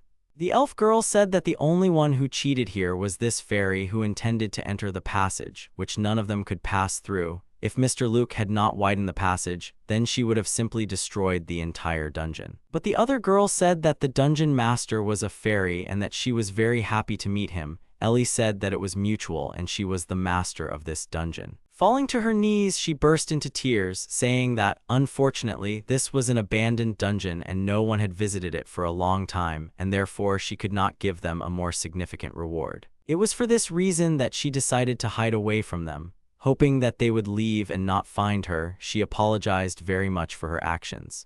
Luke wondered what the connection was between the popularity of the dungeon and the rewards for completing it, because he somehow didn't want to take the reward. Or she enthusiastically replied that if the dungeon is posted by as many conquerors as possible, then she will receive dungeon points with the help of which she will be able to set up more complex traps and of course give out more valuable rewards. This time she had few points and therefore she can't offer them anything. Luke thought that it was just like his skill since he also uses points for different buildings in the village. The fairy suddenly continued to be indignant that he not only made this hole but also many buildings. The guy was surprised how she knew what he was building. To which Ellie explained that the dungeon is connected to her very nature and they are like a single organism, and of course, he feels when something strange happens to him. And it was very scary when Luke created his buildings, to which Luke apologized and said that he did not want to scare her. He himself thought that until now he had not received any reaction from the change in the dungeon space, but it turns out that everything is not so simple. He hurried to clean everything up as quickly as possible, but then said that if the land became under his control, then he could not give it up, which shocked the fairy. She indignantly asked how he could appropriate parts of something's body and asked him to leave her dungeon immediately. Luke apologized very much, saying that he did not mean to do this and he did not know about anything. He asked that now the territory he had appropriated was no longer under her control, to which the fairy thought for a moment and then said that she could still control it, so everything was fine. She also added that she can't return it now and asks for something in return. She asked to bring more conquerors to her dungeon. Since the dungeon was born, no one had ever challenged her and every day was eternal boredom for her. The area around her dungeon is a lifeless wasteland, inhabited only by monsters even though they killed them, but it is not a fact that they will not appear there again. Luke wondered how he could get people to visit this place. The villagers did not understand what exactly their master wanted from them. The young man explains that he only wants to move the village. The dungeon expands as I generally people. If you embrace the dungeon and the dungeon will grow and the village will receive valuable resources and items. He can use it to move an object to simply transfer everything he needs. He already used it on the golem. He would be interested in trying out the skill while being mediated from the transfer object. First, he ordered all the inhabitants to be gathered. Residents carried by the golem complained, but reported that if you ignored the slight shaking, the ride was quite comfortable. Some woman pointed her fingers to the side and said that there were many stones on the way that could hinder movement and perhaps they should remove them. Their village is moving during the move. People should be especially careful. Many large objects are being moved. Luke asks if anyone can help when arriving to take an active part. People were surprised that their house was actually moving. Luke asked if everything was okay with everyone. People answered that everything was fine and asked permission if they could go out and see how he was doing it, to which Luke said that it was impossible and asked them not to leave their homes until the village was moved. Meanwhile, a merchant was approaching the village. He had obtained a lot of useful goods and expected that they would be quickly sold out. But when he arrived, he found absolute emptiness without people. Luke said that he was asking for forgiveness and would ask the merchant to move away, but he just didn't understand where the voice was coming from. Then the young man explained that right now their village was moving, and as soon as the move was over, he would be able to go further. Luke finished moving the village and reported that the move was complete. He expressed his deepest gratitude to those who took an active part. Now the village and the dungeon are connected by an underground tunnel. He realizes that this may not be enough to get dungeon points. Luke told the fairy with satisfaction that he had brought them. Meanwhile, the dwarves were amazed at how incredibly the hatch had moved the village into the dungeon. They were glad that the dungeon was so close. The fairy asks if Luke really wants the gnomes to live in her dungeon, even though it will increase the points. She worries that it's a bad idea since the dungeon isn't very safe, but Luke says he'll fortify their houses. The gentleman begins to move the remaining houses, and the gnome says that he will call the other gnomes. The fairy imagines that if so many people live here, how many points will she get every day? Luke says that if any questions arise, she can contact Doran or the other dwarves. They will pass everything on to him, and this is very convenient because he cannot leave the dungeon. Ellie warmly thanked the young man, saying that she would always be glad if he dropped by to visit. And she will also be happy if he brings a bunch of other handsome guys to her dungeon. After that, the hatch restored the road. The location of the village may have changed, but this did not affect their daily life in any way, and several days passed. The girl called Mr. Luke and he asked what was the matter. She said that she would like to show him something. She pointed to the crowd of people that were milling around the entrance to the city. The young man asked if anyone was celebrating a holiday today and was told that today would be exactly 1 year since he founded the village, and the villagers decided to celebrate such a memorable anniversary. The young man himself could not believe that a whole year had already passed. To commemorate this event, people made a monument in honor of Mr. Luke. Suddenly, the music started playing, and people began to congratulate the young man in chorus. Luke asked Milia what it was and how to understand it. The girl replied that the gnomes helped create this surprise and that they were able to accurately convey all the greatness of Mr. Luke. People started asking what the headman thought about it, and Luke stuttered and cautiously said thank you, although he didn't really like the gift. Milia added that they had something else. She handed him a book titled The Legendary Deeds of Mr. Luke, saying that it was a memoir of the days she had lived. When Luke saw the book, he was scared, calling it a horror. He didn't understand why the book was so thick and why everyone was in such a frenzy. Its author was Totter, who possesses a gift for literary talent. The man himself said that he was very glad that his blow finally came in handy. Monument memoirs, everyone wanted to express their gratitude in this way. Totter continued to say that the first volume is about Mr. Luke's childhood. He wrote it under Milia's strict guidance, and he thinks that as he grows up he will continue, so he wants to release them outside the village. They give him a couple of lines to read. The work turns out to be quite lyrical. This earthling can always create beautiful flower houses with her own hands. Luke exclaims that he did not say anything like that and that there was no such thing at all. And he says that the hatch from the book is a real hatch and they have nothing in common, and the elf girl replies that he just doesn't understand anything and the hatch is rather unreliable. In ordinary life, he is rather a simpleton and a weakling, but at the right moment, he is ready to fight back even the strongest opponent, and this is very courageous on his part. Then the young man says that it would be better to write about how exciting it was to ride the golem. What power, what a view opens up from the cabin, that's what really takes your breath away. Totter smiled and said that it looked like the boy wanted to add more comedic elements. However, I would like to read as much history as possible from under him, and Milia asks to write down all the ideas that were said today. It was very useful for the writer to hear different points of view on the story. Others also began asking to be included in his book, to which Luke asked in surprise if he really was a character in some novel for them. In the end, after the gifts were given, the party was simply grand. Luke thought sadly that in the future they would have more residents with whom to share these joys. Somewhere in the forest, a quiet whisper is heard, as if someone senses how someone has treacherously entered foreign lands and dared to disturb the peace. With the arrival of spring, the population only increased. People became more and more every day, and the villages expanded because of this. The number of villagers exceeded 3,000 people, and the village reached the 7th level. For convenience, the village is now called the central area where people live, and their territory itself has expanded to such an extent that it includes not only the wilderness, but also the forests in the north and the mountains in the east. Luke checks out what new structures he can create. He decides to build a few right now. One of the new features is that now Luke can find out information about the inhabitants of his village. A window appears on the computer. Select the parameter that interests you. At first, the parameters are funny, but then Luke notices the parameter of criminal propensity. He decides that it is useful to choose him. Immediately, he sees that someone has invaded their land, some huge monster. The master immediately calls Saturn. He tells him that a huge monster is moving towards their village, and the townspeople need to be warned about it. Luke looks up at the sky and sees a lizard-like shadow approaching. It turns out to be a huge dragon. Philia runs up to the young man and says that she just received a message about an impending threat. She says that this is a tree dragon, a plant-based monster that has taken the form of a dragon, which means that it is not a real law. Luke thinks this means he's not as fierce as he really is, to which Philia says they shouldn't let their guard down. Tree dragons, like plants, absorb essential nutrients from the soil, but he left his natural habitat and flew to this wasteland, and it is really scary. The bad thing is that he flies straight at them because they can't cope with him quickly.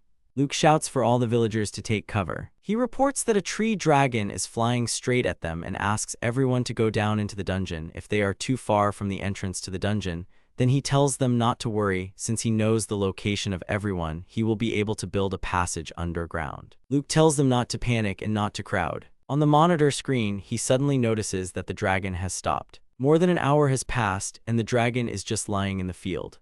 Everyone became very interested in what he was doing there, and the residents decided to go out and take a look.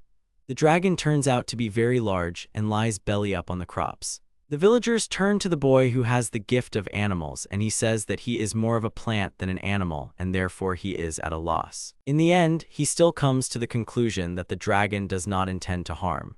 Moreover, the dragon, on the contrary, experiences a surge of happiness. He has already ruined everything for them. The residents ask the question, if the dragon did not intend to harm, then why did he fly here? A girl comes up to him and says that she has a feeling that he was attracted to their field. And he smelled the incredible aroma of their land, and Luke flew here. understood everything and said that this land must be especially rich in useful substances. But since he likes it here so much, then the dragon was forgiven for his prank. And suddenly the dragon grabbed the man and lifted him into the air.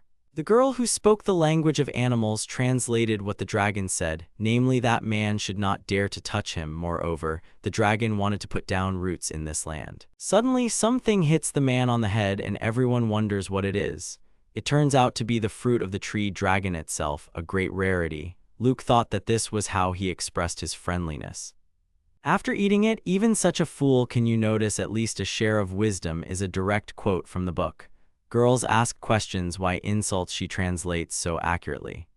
After the tree dragon took root in their field, it moved very rarely, but from time to time the now village dragon would bring them fruits. The fairy says that she is jealous that the tree dragon, who is strong in himself, also treats Luke with fruits. But the dungeon has changed a lot and the difficulty level of completing it has skyrocketed. For example, now there are not 2 floors but 5, and she has set up many complex traps and powerful monsters on the very first floors. She was about to continue telling, but I interrupted Luke and said that she shouldn't make the beginning of the dungeon so complex. The first floor should be made as simple as possible, and if people want more rewards, they will go down lower and each floor will be more difficult than the previous one and will also be more interesting. Or Offended asked if he thought her dungeon was boring from the start, to which Luke said not exactly, but in fact it was. Although it is unpleasant for her to hear this, she wants to create an interesting dungeon, so be it. She will refuse the difficulty at the very beginning and make the difficulty increase. Suggests placing bats on the first floor. They are quite weak individually, but swarms can be a problem. And suddenly, during their discussion, the gnomes appear, turn to the old man and say that they want to tell him something. Luke turns his attention to them and asks what kind of armor and weapons they brought because they look like a work of art. The dwarves answer that they made them themselves. They thought about selling weapons to people to become their village, for example, an adventurer. Luke said that it was a great idea. They could buy everything they needed before conquering the dungeon. You can also make a hotel for adventurers and the pharmacy will be in demand too. It turns out to be a whole underground business. For the first time he experiences this in anticipation, he eagerly awaits the influx of adventurers. They will be able to open different shops, and you will noticeably bad profit. He will tell the residents about it. A couple of days later people arrived. They were surprised that there was a settlement in this area. Even more luck is that this settlement is located near a dungeon and they will be able to get both materials and treasures here. They decide to settle here for a while. Satin conveyed that they entered the territory of the village. They all have not only cool gifts, but also skills, and they are simply incredible adventurers. Luke is asked how he knew this. Well, the young man replies that he accidentally made them residents of the village. Once they leave the village, their status as residents will be gone. He just wanted to know their criminal propensity. Are you sure they didn't notice anything? But the thing is, Luke is acting like a bad guy spying on people. The stove decides that they need to show the surroundings, and if suddenly the hatch makes someone else a resident of the village, then she will not forgive him. A guy approaches new people, introduces himself, and says welcome to their village, and they introduce themselves in return. They shake hands and say that they heard about the merchant, that they have a dungeon here. Luke says that it is indeed here and hopes that they will enjoy conquering it. But before the adventure begins, he suggests looking around the village and shows the hotel and weapons store. New people are delighted with the quality and size of the village and the prices of goods. They say that such weapons are worth a fortune in the city and where they found them for such a price, but that the hatch represents the dwarves to them. This is incredible because only in some cities can you buy weapons made by dwarves. And is this village really built specifically for adventurers? Luke says that they are just the first to come here, but not far from their village he found a dungeon and thought it would be right to develop it, using the skills of each resident. Adventurers find this village more and more wonderful. Before entering the dungeon, they ask for a little more time to look around. The fairy asks if there are any handsome guys among them, and Luke replies that there are. The first adventurers after the reconstruction of the dungeon are interested in whether they will like it. I can't wait to see how they use weapons in battle. People stood in front of a room from which one could not leave without whispering sweet words. The guy looked at the fairy in surprise, asking what she was doing, and she justified herself by saying that they themselves said that there were handsome guys among them. In the dungeon, the adventurers were confronted with a little room from which you can't leave without whispering sweet words. They didn't understand what that could mean. The bed that stood in this room caused a lot of misunderstanding. The question was why it was there. The fairy admitted that she had done it. She wanted to make a safe zone. Therefore, in this prepared room, the adventurers could sleep and rest. The hero accepted her explanation with relief, although he was still confused. The dwarf wondered if the adventurers themselves understood it. The girl said that she needed to prepare herself to do something like that. One of the men said the word cake, and the door opened. The heroes realized with relief that the sweet words meant sweets. The adventurers assumed that the door itself had not been locked before. The guests of the dungeon were worried that they had been able to pass through so easily, so they were especially careful not to miss any important details. The man noticed the creaking and became alert. Suddenly, a lot of bats flew out at him, which scared him quite a bit. The hero quickly informed the other adventurers that the bat pack was approaching. He ordered Kazina to act. The girl said that she was already rushing to help. She attacked the enemy. The bats were defeated. The adventurers were pleased, but the creaking sound from the floor was repeated again. The swarm of bats was approaching the heroes again, but from the other side. The adventurers did not understand why she was attacking them again. The animals crashed into the people, but the girl apologized and told her comrades to be patient for a little while. Kazina once again launched her fire against the bats. The adventurers were somewhat confused. Guy asked his companions about what was happening, demanding an explanation. Alex said that he had stepped on some unstable rock, after which a whole flock of bats flew out right at them. Kazina said that the same thing had happened to her. The adventurers guessed that it was a trap. However, this news meant big problems for the comrades, whose path continued along the rocks. The girl said that their entire path was littered with rocks, and if bats continued to attack them, there wouldn't be enough mana for everyone. Alec noted that if you step on a rock that you've already stood on, the trap won't activate. Dill said that you need to walk carefully and take your time. Dill went first since he had a predisposition to the gift of search for enemies. The hero was very attentive. Kazina felt that enemies were watching them from the darkness, but the adventurers managed to reach the next door of the dungeon. Guy marked on his map the places where they were attacked. The comrades fought monsters at almost every step while exploring this dungeon. Dill, while examining a section of the dungeon, found a hare. Traces of claws of different sizes were also found. The comrades assumed that a whole pack of aggressive monsters with powerful claws could be nearby. Alex suggested taking a break with his comrades since they had already explored the dungeon enough today. Kaiser supported him since they had spent a lot of time and effort on it. The man was happy. The comrades really liked the food. It was delicious. The adventurers admitted that they would never have thought that it would be possible to eat so deliciously while in a dungeon. The presence of a hotel also made them very happy. For the guys, such an environment was a fairy tale. The girl noted the important detail that they were the only adventurers in this dungeon. Dill continued her thought, happy that all the treasures would go to them. Alex said that this was unfair, so he was going to write to his fellow adventurers today so that they could visit this wonderful dungeon. This thought did not please his comrades. Luke heard the adventurers talking. He would be delighted with the news that more adventurers would come to them. A few days later, thanks to Mr. Alec, new adventurers arrived in the city to the hero. Ellie was glad that the glasses were flowing like a river. The fairy explained that now various useful materials and gifts from blacksmiths can be placed around the dungeon.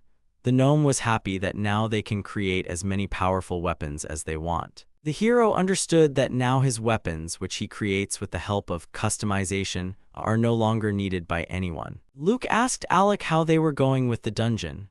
The man said that the adventurers were doing great and that they had already moved to the second floor with the group. The hero noticed something about the guest. Luke discovered that Alec and his group had hidden gifts, but they were also strong enough to acquire skills.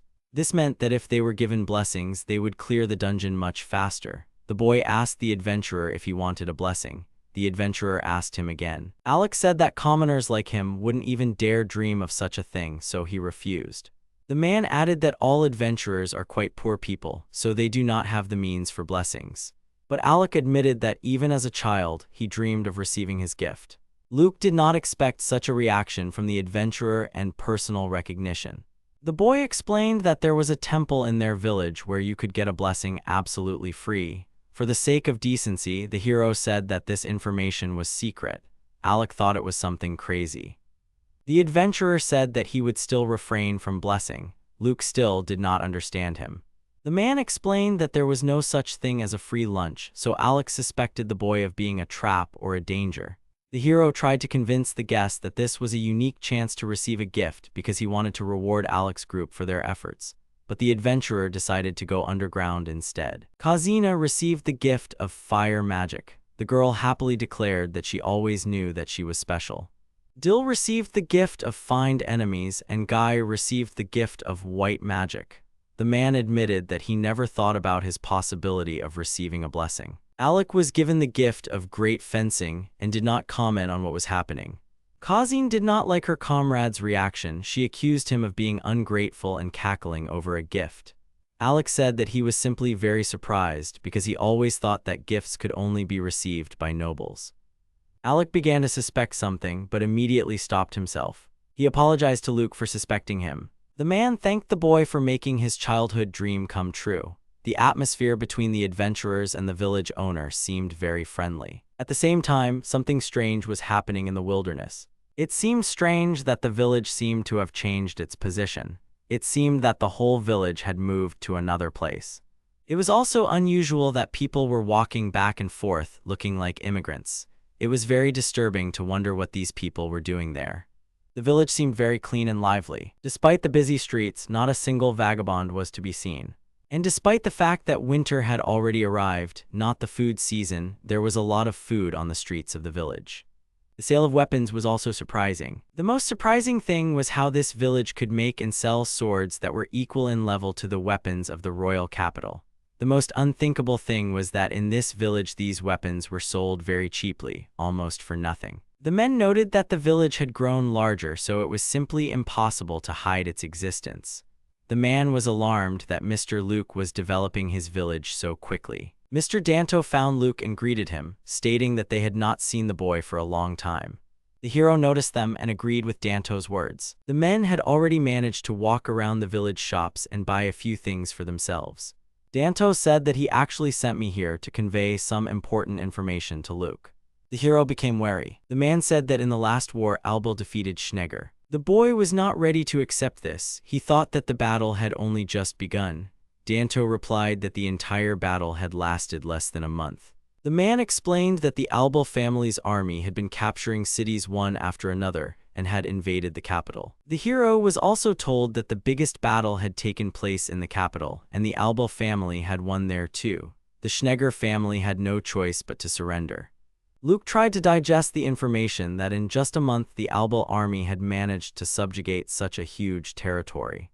Thus, having received the lands of Schnegger, the Albel family became the most powerful and influential family in the kingdom. Danto also said that Luke's brother, Lord Rael, also took an active part in the battle. The leader promised to give Rael the former lands of Albel to rule. And now, at the moment, Marquis Albel is busy developing new territories. Luke was shocked by this news. Danto also confessed to the hero that they were no longer able to hide information about Luke's village, because rumors about it would sooner or later reach Mr. Rael. The man admitted that although he himself felt sorry, he came to Luke to tell him so that the hero could prepare for the worst possible outcome. Luke himself understood that there were many talented people living in the village, and there were also many resources. Therefore, the value of this village was too great. The boy remembered his brother's ambitious nature. Luke more than admitted with regret that Rael would come here. The maid firmly told the boy that his brother had come. The hero was surprised. Milia said that Rael is a barbarian who needs to understand that he is inferior to Mr. Luke in some ways, even if he comes to the village and tries to destroy everything. The maid immediately ordered the scribe to document that the history of the Albel family was part of the history of Master Luke's ascension.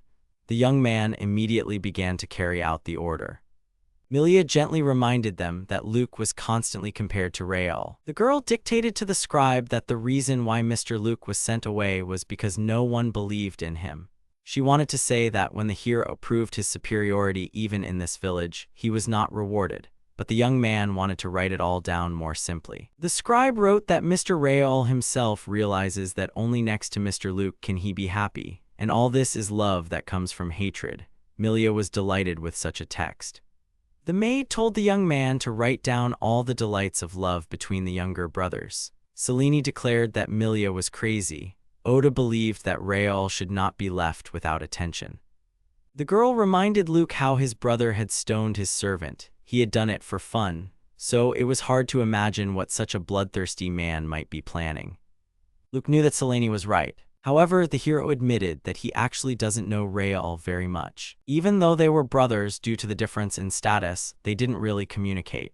But Luke remembered that he had once tried to talk to Raol back in childhood. He then invited his brother to play, but adults stopped them. After all, it was disgusting. They said that the concubine's son should not even come near Luke. Then they said that Raol took after his mother in all his manners, belittling his dignity. The adults also noted that Mr. Luke should not associate with people like Raol at all. The hero assumed that if he continued to get closer to his brother, he would only hurt him more, after which they would become completely distant from each other. The boy remembered how he told him that Raol was a common bastard and that he would throw mud at him to anyone who felt like it. Luke only watched his brother from afar before he realized everything. Raol himself always sought out Luke's company. Luke wondered if he had ignored the views and opinions of society. Fighting back then, would he have become closer to Raol? Would they have become true brothers? After all, everything could have turned out differently. After a few days, the fame of the village spread so much that a messenger from the Baslight house, Selena's family, visited them. The man could not believe that the rumors about the village were true. He was glad that he had finally found the lady. Selena told the messenger that she would not return home anyway. The man did not understand why the girl made such a decision. He tried to explain to her how much her father missed her. The girl called him persistent. Selene herself began to prove that life in this village was much more comfortable. It had everything necessary, plenty of food, amazing houses, and even hot water. The lady told the messenger that he could stay here and get all this himself. The Baslight family messenger became a villager. Father Selene was extremely outraged by this turn of events. The man did not understand how the messenger, after a long search for the master's daughter, decided to simply leave their house. He was also curious about what the messenger was thinking when he sent the owner a letter of explanation. Celius, Selene's brother, stated that his sister was true to herself. The boy told his father not to worry. He promised him that he would bring his sister home. Celius was ready to fulfill his promise, even if he had to use force. The parents were supposed to see the girl soon. The boy admitted that he had been unable to defeat Selene for a long time, but he had the honor of participating in the war as an ally of the Albel family. He was proud that he had accepted the fight and not run away with his tail between his legs like his sister, because this spoke of his honor and therefore of his strength. Celius had seen the full power of Mr. Raol in battle, and it was with such a strong man that his sister should be, and all for the sake of the future of the Baslight house. The father trusted his son. He said that he would do everything. Someone sensed that another messenger from the Selene family had arrived in their village. The girl did not believe that a new one had arrived so soon. The hero determined from his thoughts that the messenger was Selene's younger brother, Celius. The lady became wary. The girl knew that Celius never came alone. He always had bodyguards. Selene found it funny that the family decided to resort to force since they couldn't bring her home with words. If the younger brother wanted a fight, the girl was ready to give it to him. The guys started calling people and announcing that Captain Selena was going to fight someone. The heroine didn't like it very much. The crowd immediately began placing bets. Celius expected to see a poor village, but a whole city appeared before him. He couldn't believe that this city had been built in just 1 year. The boy ordered his men to be on guard. Celius's detachment, they asked the purpose of their visit to their city. The guard seemed quite stern. The boy introduced himself as a messenger from the Baslight house. He gave his name and purpose. The hero came to visit his sister. Celius's answer, the guards let them into the city. The boys were impressed by the view of the city. The boy's bodyguards noted that the city was even cozy. Celius was amazed that the guards' stern men, who initially seemed like bandits to him, calmly let them into the city. Selena met her younger brother. Luke also came out to Baslight Jr. The girl immediately told Celius that she did not intend to return home. The boy did not like his sister's answer. He started saying that his father was very worried about her and that she had no right to treat her family like that. Selene objected. She said that her father did not care about her and all he wanted was to strengthen his relationship with the Albo family. Celius replied that this was quite natural since she was the daughter of an influential house and the least she could do for her parents was to fulfill their wishes. The girl replied that she did not want to fulfill their wishes. She said that she would not object even if she was expelled from the family. The younger brother asked his sister again if she intended to change her decision. She stated again that she would not return home. Celius then drew his sword. He was ready to drag Selene home by force. The crowd began to squeal with joy that the long-awaited battle of the brother and sister of the Baslite house was about to begin. Celius did not understand what this could mean. The girl had already reconciled herself with the spectators. The guys from the crowd turned their attention to the boys' bodyguards. They were interested in whether the warriors who came were armed and whether the crowd could beat them. Celius himself was very confused and did not understand what his conflict with his sister could get into. Celius, offended by his sister's behavior, told the girl that it was very disgusting to turn family problems into entertainment. Selene replied that it was necessary to see whether her brother would be able to bring her home by force. The man announced that the brother and sister had drawn their blades. Luke tried to remain calm, but he, too, had no idea what was going on. The old woman seemed pleased with the sight. It was announced that Celius had decided to attack first. The grandmother noted that the boy was very determined. The man voiced his grandmother's words about Celius' determination. They also noted that, unlike Selena, whose second gift was blue magic, her younger brother's second gift was green magic. Both brother and sister had a dual gift. Grandmother noted that Celius' speed was most likely due to the use of green magic. However, Selene did not lag behind her brother. She decides to use her blue magic. Celius manages to block with his sword. He dodges his older sister's blow. The commentator announced that while Celius was trying to dodge the attacks, his sister had cornered him.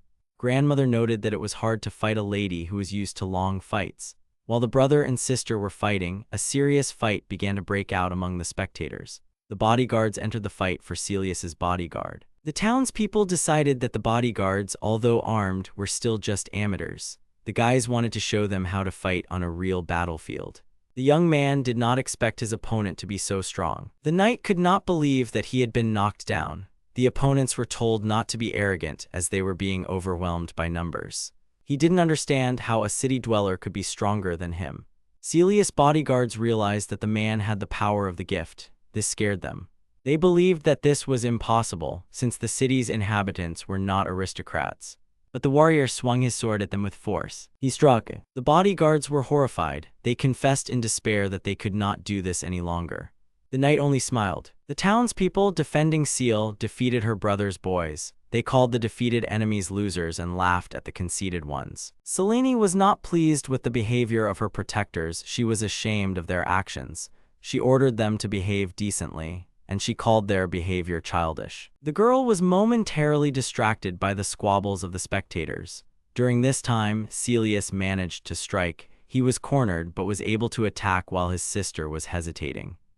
The boy told his sister not to take her eyes off him. Celius shouted that victory would be his. He attacked. Selene parried the blow. She disagreed with her brother and asked why he thought he would win now. The girl used magic again, but because of this the boy managed to escape. Selene tried tensely to figure out from which side Celius would start attacking.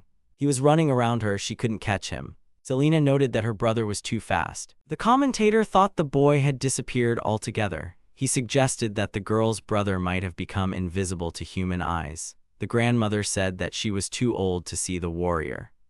Celius, without slowing down around his sister, noticed that she was not keeping up with him. Selene responded that her brother was too self-confident and delivered a precise blow with magic.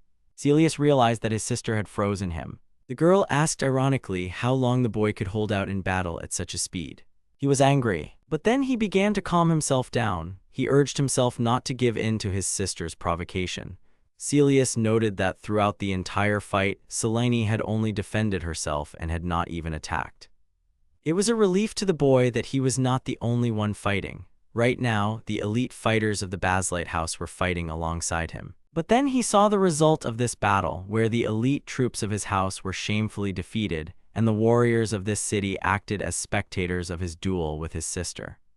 The boy couldn't believe that his boys had lost to a few commoners. Selene repeated to her brother that he was acting like a cocky boy. She added that neither she nor the people in this village had been idle all year. They had all been improving their skills. But Celius couldn't accept it. He still thought of them as ordinary peasants with no rights or ambitions. This fact said by the sister finally finished off the representative of the Baslite house. He was very angry that he had also trained hard for a year but still could not surpass his sister in strength. One of the village fighters said that they were strong because they improved their skills. While Celius, beaten without and broken within, grieved over his condition, Luke asked the guest's permission so that he could be healed. The boy noticed the hero. He began to complain why Luke wanted to help him when he had previously ordered his men to beat them up. He asked how long the hero would continue to mock them. The elf mocked him from the side, as if the boy already felt humiliated and did not want to continue. The elf ordered Celius not to be stubborn because the losers were not allowed to speak. Baslite did not have time to see who was talking to him, so he began to be indignant and how this speaker could talk to him like that.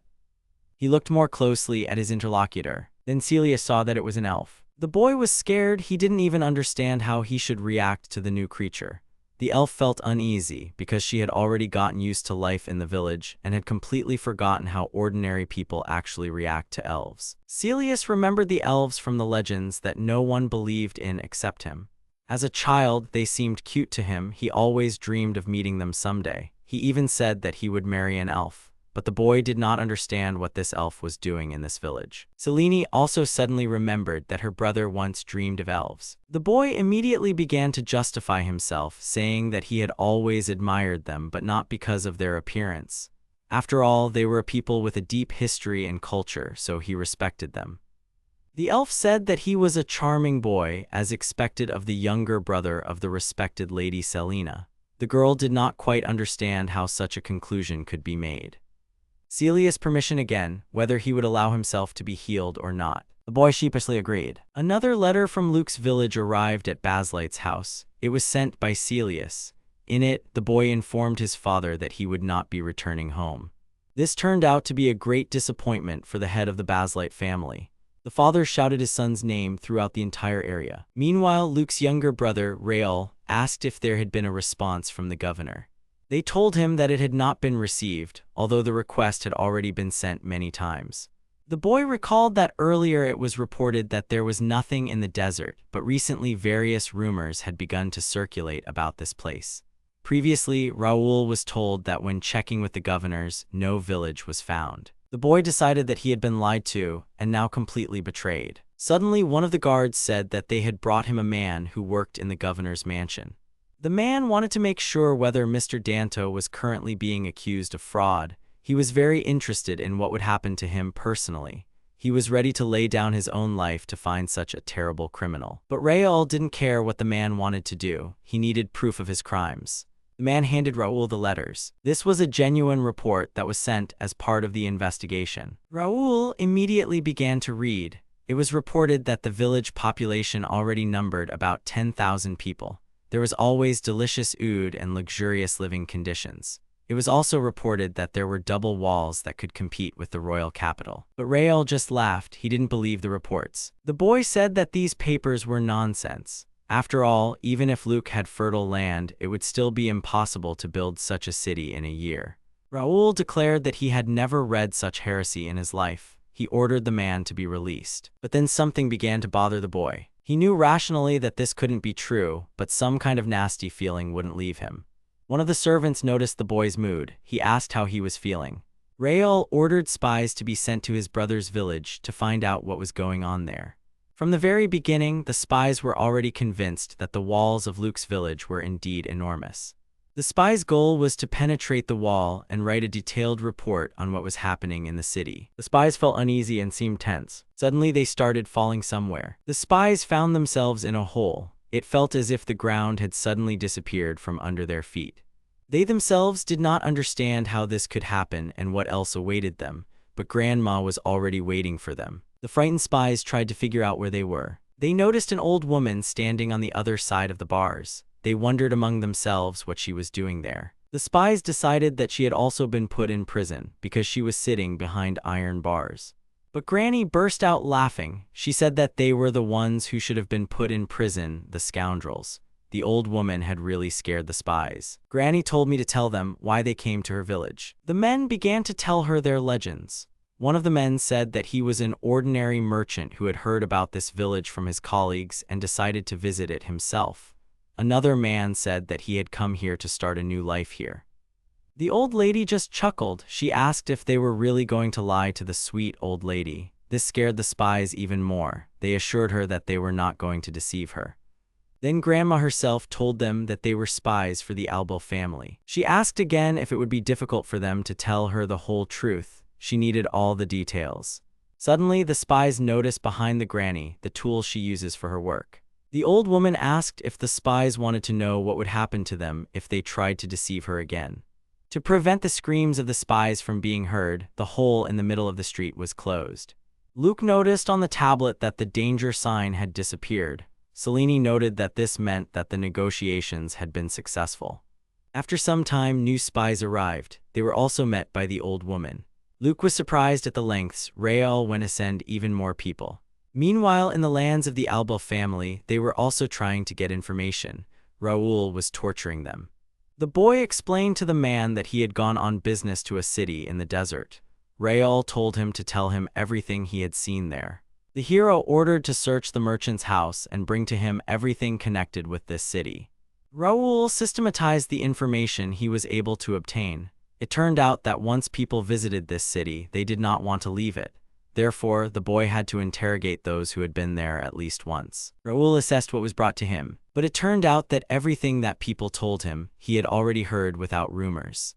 The hero could not remember his brother without irritation. Raoul believed that Luke had once again decided to stand in his way. However, this time he wanted his brother to pay for his actions. Selene asked who was approaching them this time. Could it be refugees again? The boy replied that he was not sure. Luke noticed someone. Danto came to Luke. He was with the Templars. The boy asked what the governor was doing here with the soldiers. The man replied that Mr. Raoul had found out that he had been hiding information about Luca's village all this time, and to avoid Raoul's hot hand, Danto decided to run away. The man also explained that bad news had brought the other soldiers to the village. Mr. Danto said there are rumors that Sir Luke is gathering allies in the desert with the intention of rebelling against the Albo family. The boy said it was nonsense and not true. The man said that at the moment, others had the same reaction as Luke himself, but he warned that if the rumor continues to spread, people's trust will begin to decline and discontent will increase. Mr. Danto added that this is one of the methods of artificially disseminating information to the detriment of the enemy, and probably Mr. Raoul is serious about his brother. The man also said that he brought several soldiers to Luke to at least somehow help him in the upcoming battle. Danto admitted that these soldiers might not be as skilled as the warriors from Luke's village, but they were willing to fight shoulder to shoulder with the hero. The boy asked if Mr. Danto was sure he wanted to go against the Albo family. Luke said that even if they were able to survive, he still could not guarantee that they would win. The man replied that he had no choice anyway. Mr. Danto added that the most important thing for him was that after visiting Luca's village one day, he decided that he wanted to settle there someday. He and the soldiers also became residents of the village. The boy was sincerely grateful to the governor. A new achievement was found on the tablet. It congratulated Luke and informed him that the village had reached 10,000 inhabitants. The village level was now raised to 8. Luke was very happy. He hadn't heard the sound of notifications for a long time and was even a little scared. The boy understood that now, thanks to Mr. Danto and the soldiers, the level of his village had increased, and now Luke had new opportunities. Now the hero understood that he definitely couldn't be discouraged. Luke told Mr. Dante that spies from the Albo family had come to them several times already. The man was amazed that the hero would just tell him this information out of the blue. Luke also reported that they had captured the spies to interrogate them and get more useful information. Granny Nema was responsible for this. The boy came to the old woman to find out how the re-education of the spies was going. The granny replied that it was not as difficult to re-educate them as it was with the bandits. she noted that the spies had now become much more honest. The old lady showed her cute little doves. They were very happy to see old lady Nema. They were waiting for her to bring them food again. The food here was very tasty. Granny said that these spies were really poor things because before that they had only worked day and night on the lands of Albil, and they could not even dream of normal food and sleep. Nema told the boys not to worry because now they could eat as much as their hearts desired. The former spies said it was all worth it because they said Luke couldn't even imagine how hard it was for them, and in this land they found heaven on earth. The men suddenly turned their attention to Luke. The boy introduced himself as the village elder. He gave his name and his house. The men were very surprised and frightened that it was Sir Luke in front of them.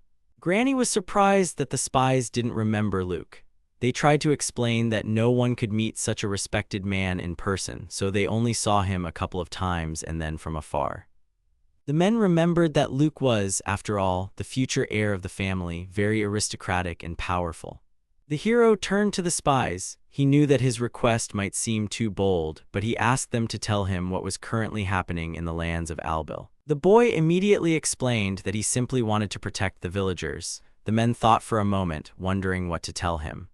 Luke continued to talk about his village. He said that they had built this place themselves, so the boy did not want to surrender to Rael so easily.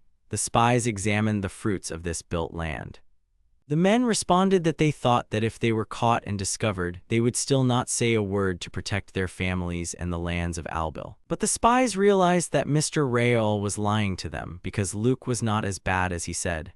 The men admitted that they did not want this beautiful village to be destroyed. They asked permission to tell Luke everything they knew. The spy said that if the rumors about the village were confirmed, then Mr. Rael would begin to gather troops to invade your territory. Luke suggested that Rael could muster an army of 100 soldiers, but the man refuted him.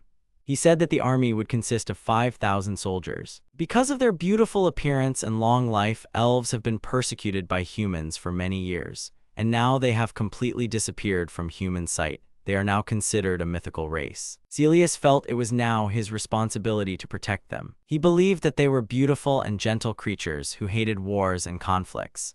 The boy thought that only he could protect them. Selene called her brother. She once again advised him to return home as soon as possible. But he didn't understand how she could say such a thing. The girl asked what else he expected after his own words that the boys should surrender immediately. The boy asked what he had to say then, because Sir Rael and an army of 5,000 soldiers were against them. Selene understood her brother. She knew that Rael would not back down. However, they had no choice but to fight for Luke. The sister admitted that if they could resolve this conflict peacefully, they would do so. However, this was impossible since the whole situation was playing against them. The girl did not want anyone to undermine the already shaky morale. She told her brother to return home if he did not believe in victory. The boy tried to object somehow. He remembered his dream about elves. The elf said that it was all their problem and they would sort it out themselves. Celius didn't need to think about more. The hero was very amazed at how kind the elf was. After all, she had said it so that he wouldn't worry. He admired that the elf didn't want to dump her worries on others. The boy said he would stay in the village with the boys and fight. He couldn't leave his sister and run away. Selene caustically retorted that he could. The scene of events moves to the northern district, to the city of Risen. Rael and his retinue enter Mr. Danto's mansion, but find no one there. Rael notices that all the rooms in the mansion are empty. Could it be that Mr. Danto has fled to the city in the desert?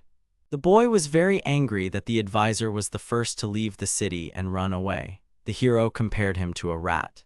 Rael realized that it would take about 5 days to get to the city where Luke lived. The hero thought of replenishing his supplies in this city. He believed that this was his last chance. There was a loud cry of approach. The scene moves to the city of Luke. The hero realized that Rael's army had really arrived, and his brother had really gathered 5,000 soldiers. Selene asked Luke with displeasure why he was so downhearted. She was not prepared to put up with such a spirit. The boy replied that it was difficult to maintain composure when looking at so many soldiers. Luke asked the townspeople again if they were sure they didn't want to run away, since they would be fighting against the Albil family because of him, and they could be in danger. The villagers didn't understand why the chief was so worried, because this was their chance to pay Luke back for everything he had done to them. They also said that they couldn't abandon their village. The boy was flattered. He sincerely thanked the city's residents. The men also added that they really wanted to wipe Albal's nose. Luke announced that the army was just approaching the border, so they still had time to prepare for battle and gain strength. The boy carefully watched the tablet, which notified him of the danger. The hero asked himself why he had done all this. Suddenly, Selene found him and discovered that he was still sitting there on the wall of the fortress. The boy explained that his brother and his army would soon come to them. He told the girl to rest a little. Luke didn't understand, did Rael really believe the rumors that the hero decided to go against the Albal family? The boy was sure that these rumors were not spread without reason. The hero wondered whether the rumors had really brought Rael to his village. Selene immediately suggested capturing Rael, reading his mind and re-educating him. She thought it was quite simple. The boy thought it was a bit too much. But he really wanted to know the truth. The hero would really like to talk to his brother face to face. He thought hard at first, and then a good idea came to him. The scene moves to Mr. Albal's tent camp. One of the scouts rushed to Rael. He reported that there really was a city with very high walls nearby. The man reported that the height of the walls was more than 5 meters, but their thickness remained a mystery to them. The boy had to admit that all the rumors were true. The hero assumed that it was a gift from his brother. Raoul correlated all the information from the rumors and understood that there should be only refugees and fools behind the walls, so there cannot be a strong army in the city. The hero recommended that all the soldiers go to bed, since tomorrow they would move out to the wasteland. Raoul was also resting before the attack. He noticed his brother and cursed. The brothers discovered each other. Raoul was ready to defend himself immediately. Luke realized that he had gotten too close to his brother and had scared Raoul. He apologized. The Albal representative decided that it was all a dream since Luke was only worried about the fact that he was close. The village chief asked his brother to wait. Luke said he came to Raoul to talk. The boy told his brother that he had no intention of rebelling against the Albal family. He wanted to avoid misunderstandings. The hero said that he did not want to become the head of the Albal family and displace Raoul from this position. The boy admitted that he loved his village and its inhabitants, so all he wanted was to live a peaceful and quiet life with them. Raoul considered his brother's words. He thought that Luke had come to surrender red-handed to protect the people of his village. However, his brother replied that he had come to Raoul not to surrender.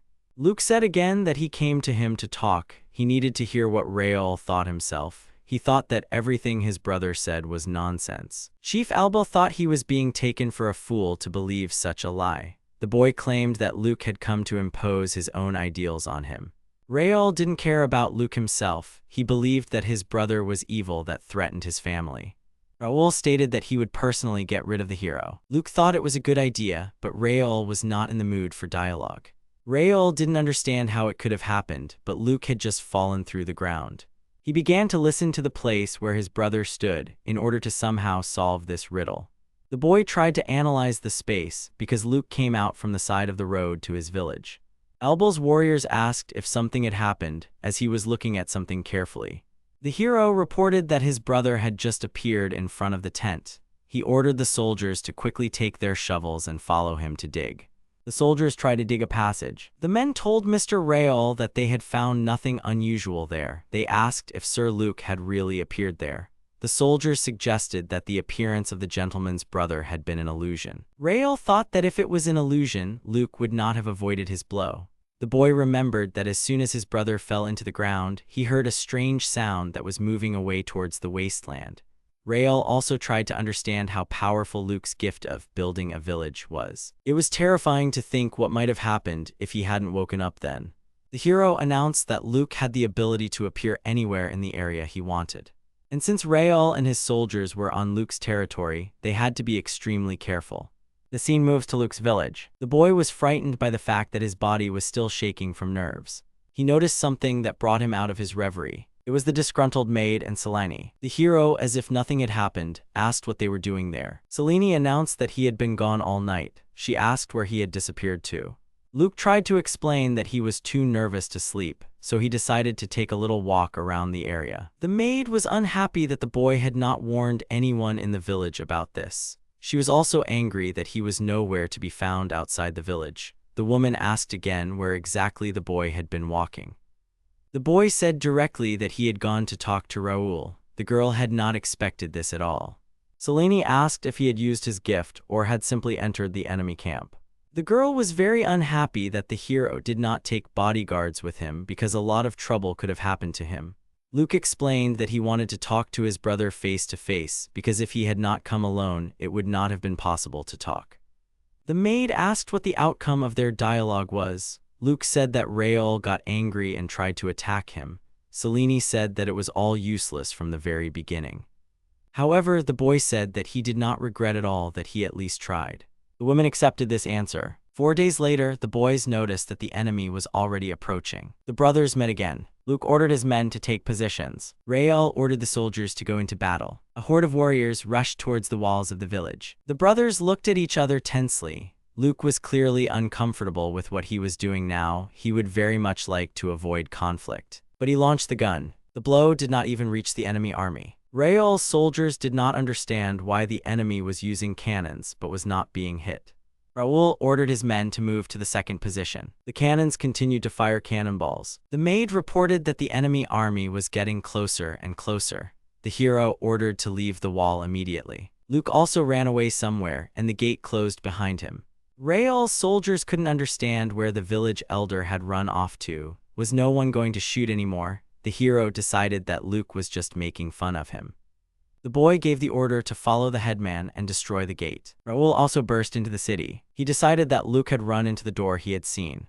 The boy decided that his brother had nowhere else to run. He declared that he had Luke against the wall now, but then he saw that he was wrong. Luke was not there. Raoul didn't understand what the problem was, because the reports said that there should be an exit from this room in the wall. Suddenly, it seemed to the hero that the sky was moving. But then he realized that the ground beneath him was beginning to move. Could this really be Luke's gift? After all, last time he was able to escape with her help. Raoul began to yell at his soldiers because they were just standing there. The hero explained that Luke was pushing the army away from the city, so they needed to break through the wall before it was too late. The boy promised that this time he would not let his brother go. One of the soldiers found another door, but when he destroyed it, he again saw a dead end. Raoul didn't understand what was happening here. Every passage his men found turned out to be a dead end. The boy wondered where they were now. He already had a vague idea that this was a labyrinth. A few minutes before Raoul realized what was happening, the boys were discussing the plan. Selene found that they were being surrounded, and there was a whole cloud of them, but since they had several layers of walls, the soldiers probably wouldn't get to the residential areas. Luke agreed with her. The boy sighed and began to scribble on the control tablet. In an instant, Luke made many new walls around the city, because a fortress wall is a reliable defensive structure for protecting cities and castles.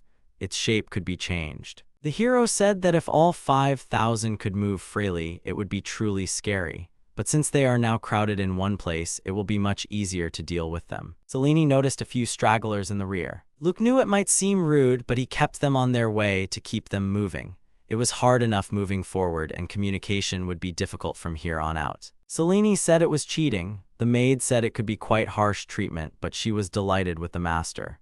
Luke was upset that he had spent so much effort to lure them in. Selene was upset that the cannons had opened fire too early, since they had decided to lure them in first and then strike. The hero said that he still felt at a loss when he had to do something in front of others. He did not understand how anyone could even claim the title of Lord Albel with such a character. The elf reassured him that he could drink a potion to avoid weakness, but Luke replied that that was not the whole point. The hero understood that they had to be on guard now. He didn't think that Raoul would want to give up so quickly. At this time, Raoul was very burdened by the situation, which seemed to him to be very oppressive. In addition, he did not get rid of the feeling of anxiety. He noticed that the soldiers' spirits were clearly falling. The man called Mr. Raoul. He reported that, according to the magicians, this is not an illusion, but a completely real wall. The man could not even imagine how many people they attracted, but this wall can really be built, although it takes a lot of magical energy. Raoul accepted his answer. He also noticed to himself that the Earth's movement had stopped. The hero decided that this was their chance. He ordered all units to explore the area, destroy the walls, and continue the offensive. The soldiers found a passage. He ordered to break down the walls near their base. One of the soldiers noticed that the structure of the walls resembled a labyrinth. Someone was terrified of who was fighting against them. The soldiers reached more dead ends and began to search further. This was very depressing for people, but they kept returning to previous passages. The warriors did not understand how the dead ends were formed, because there were passages there. Suddenly they heard strange sounds of banging mechanisms. They realized that they were being locked in. The ceiling was also coming down on the soldiers. Luke noted that so far his entire plan was going swimmingly. However, he needed to continue thinning the enemy's ranks. Those who practiced martial arts had a hard time accepting Luke's plan. Selene even felt sorry for her opponents. The girl immediately cast aside her regrets and noted that in this way they were really reducing the enemy's forces. The hero hoped that they would be able to wear out the enemies and thin them out before they reached the village itself. The young man suggested driving them all along the same route. Luke replied that it would be great if they surrendered completely, but if they continued, that could be a problem. Selene explained that this meant that the villagers' goal was a peaceful solution without fighting, and that this needed to be hammered into the heads of their opponents. Rael tried to understand how much time had passed. The hero was outraged that his army was melting away right before his eyes.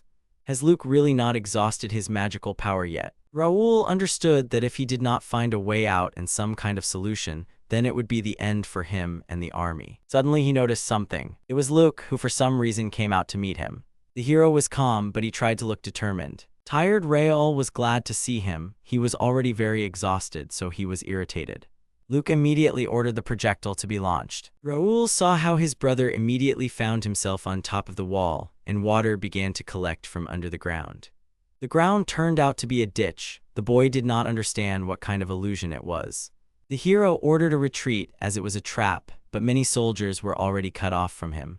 Rael realized with horror that the road had changed again. The boy noticed the steps approaching him. The elves took up a fighting stance. The soldiers of Albel began to panic that the elves would kill them. They did not understand who they were really supposed to fight. The soldiers began to beg for mercy. Rael ordered that the formation not be broken. He saw that the soldiers' military spirit was completely broken.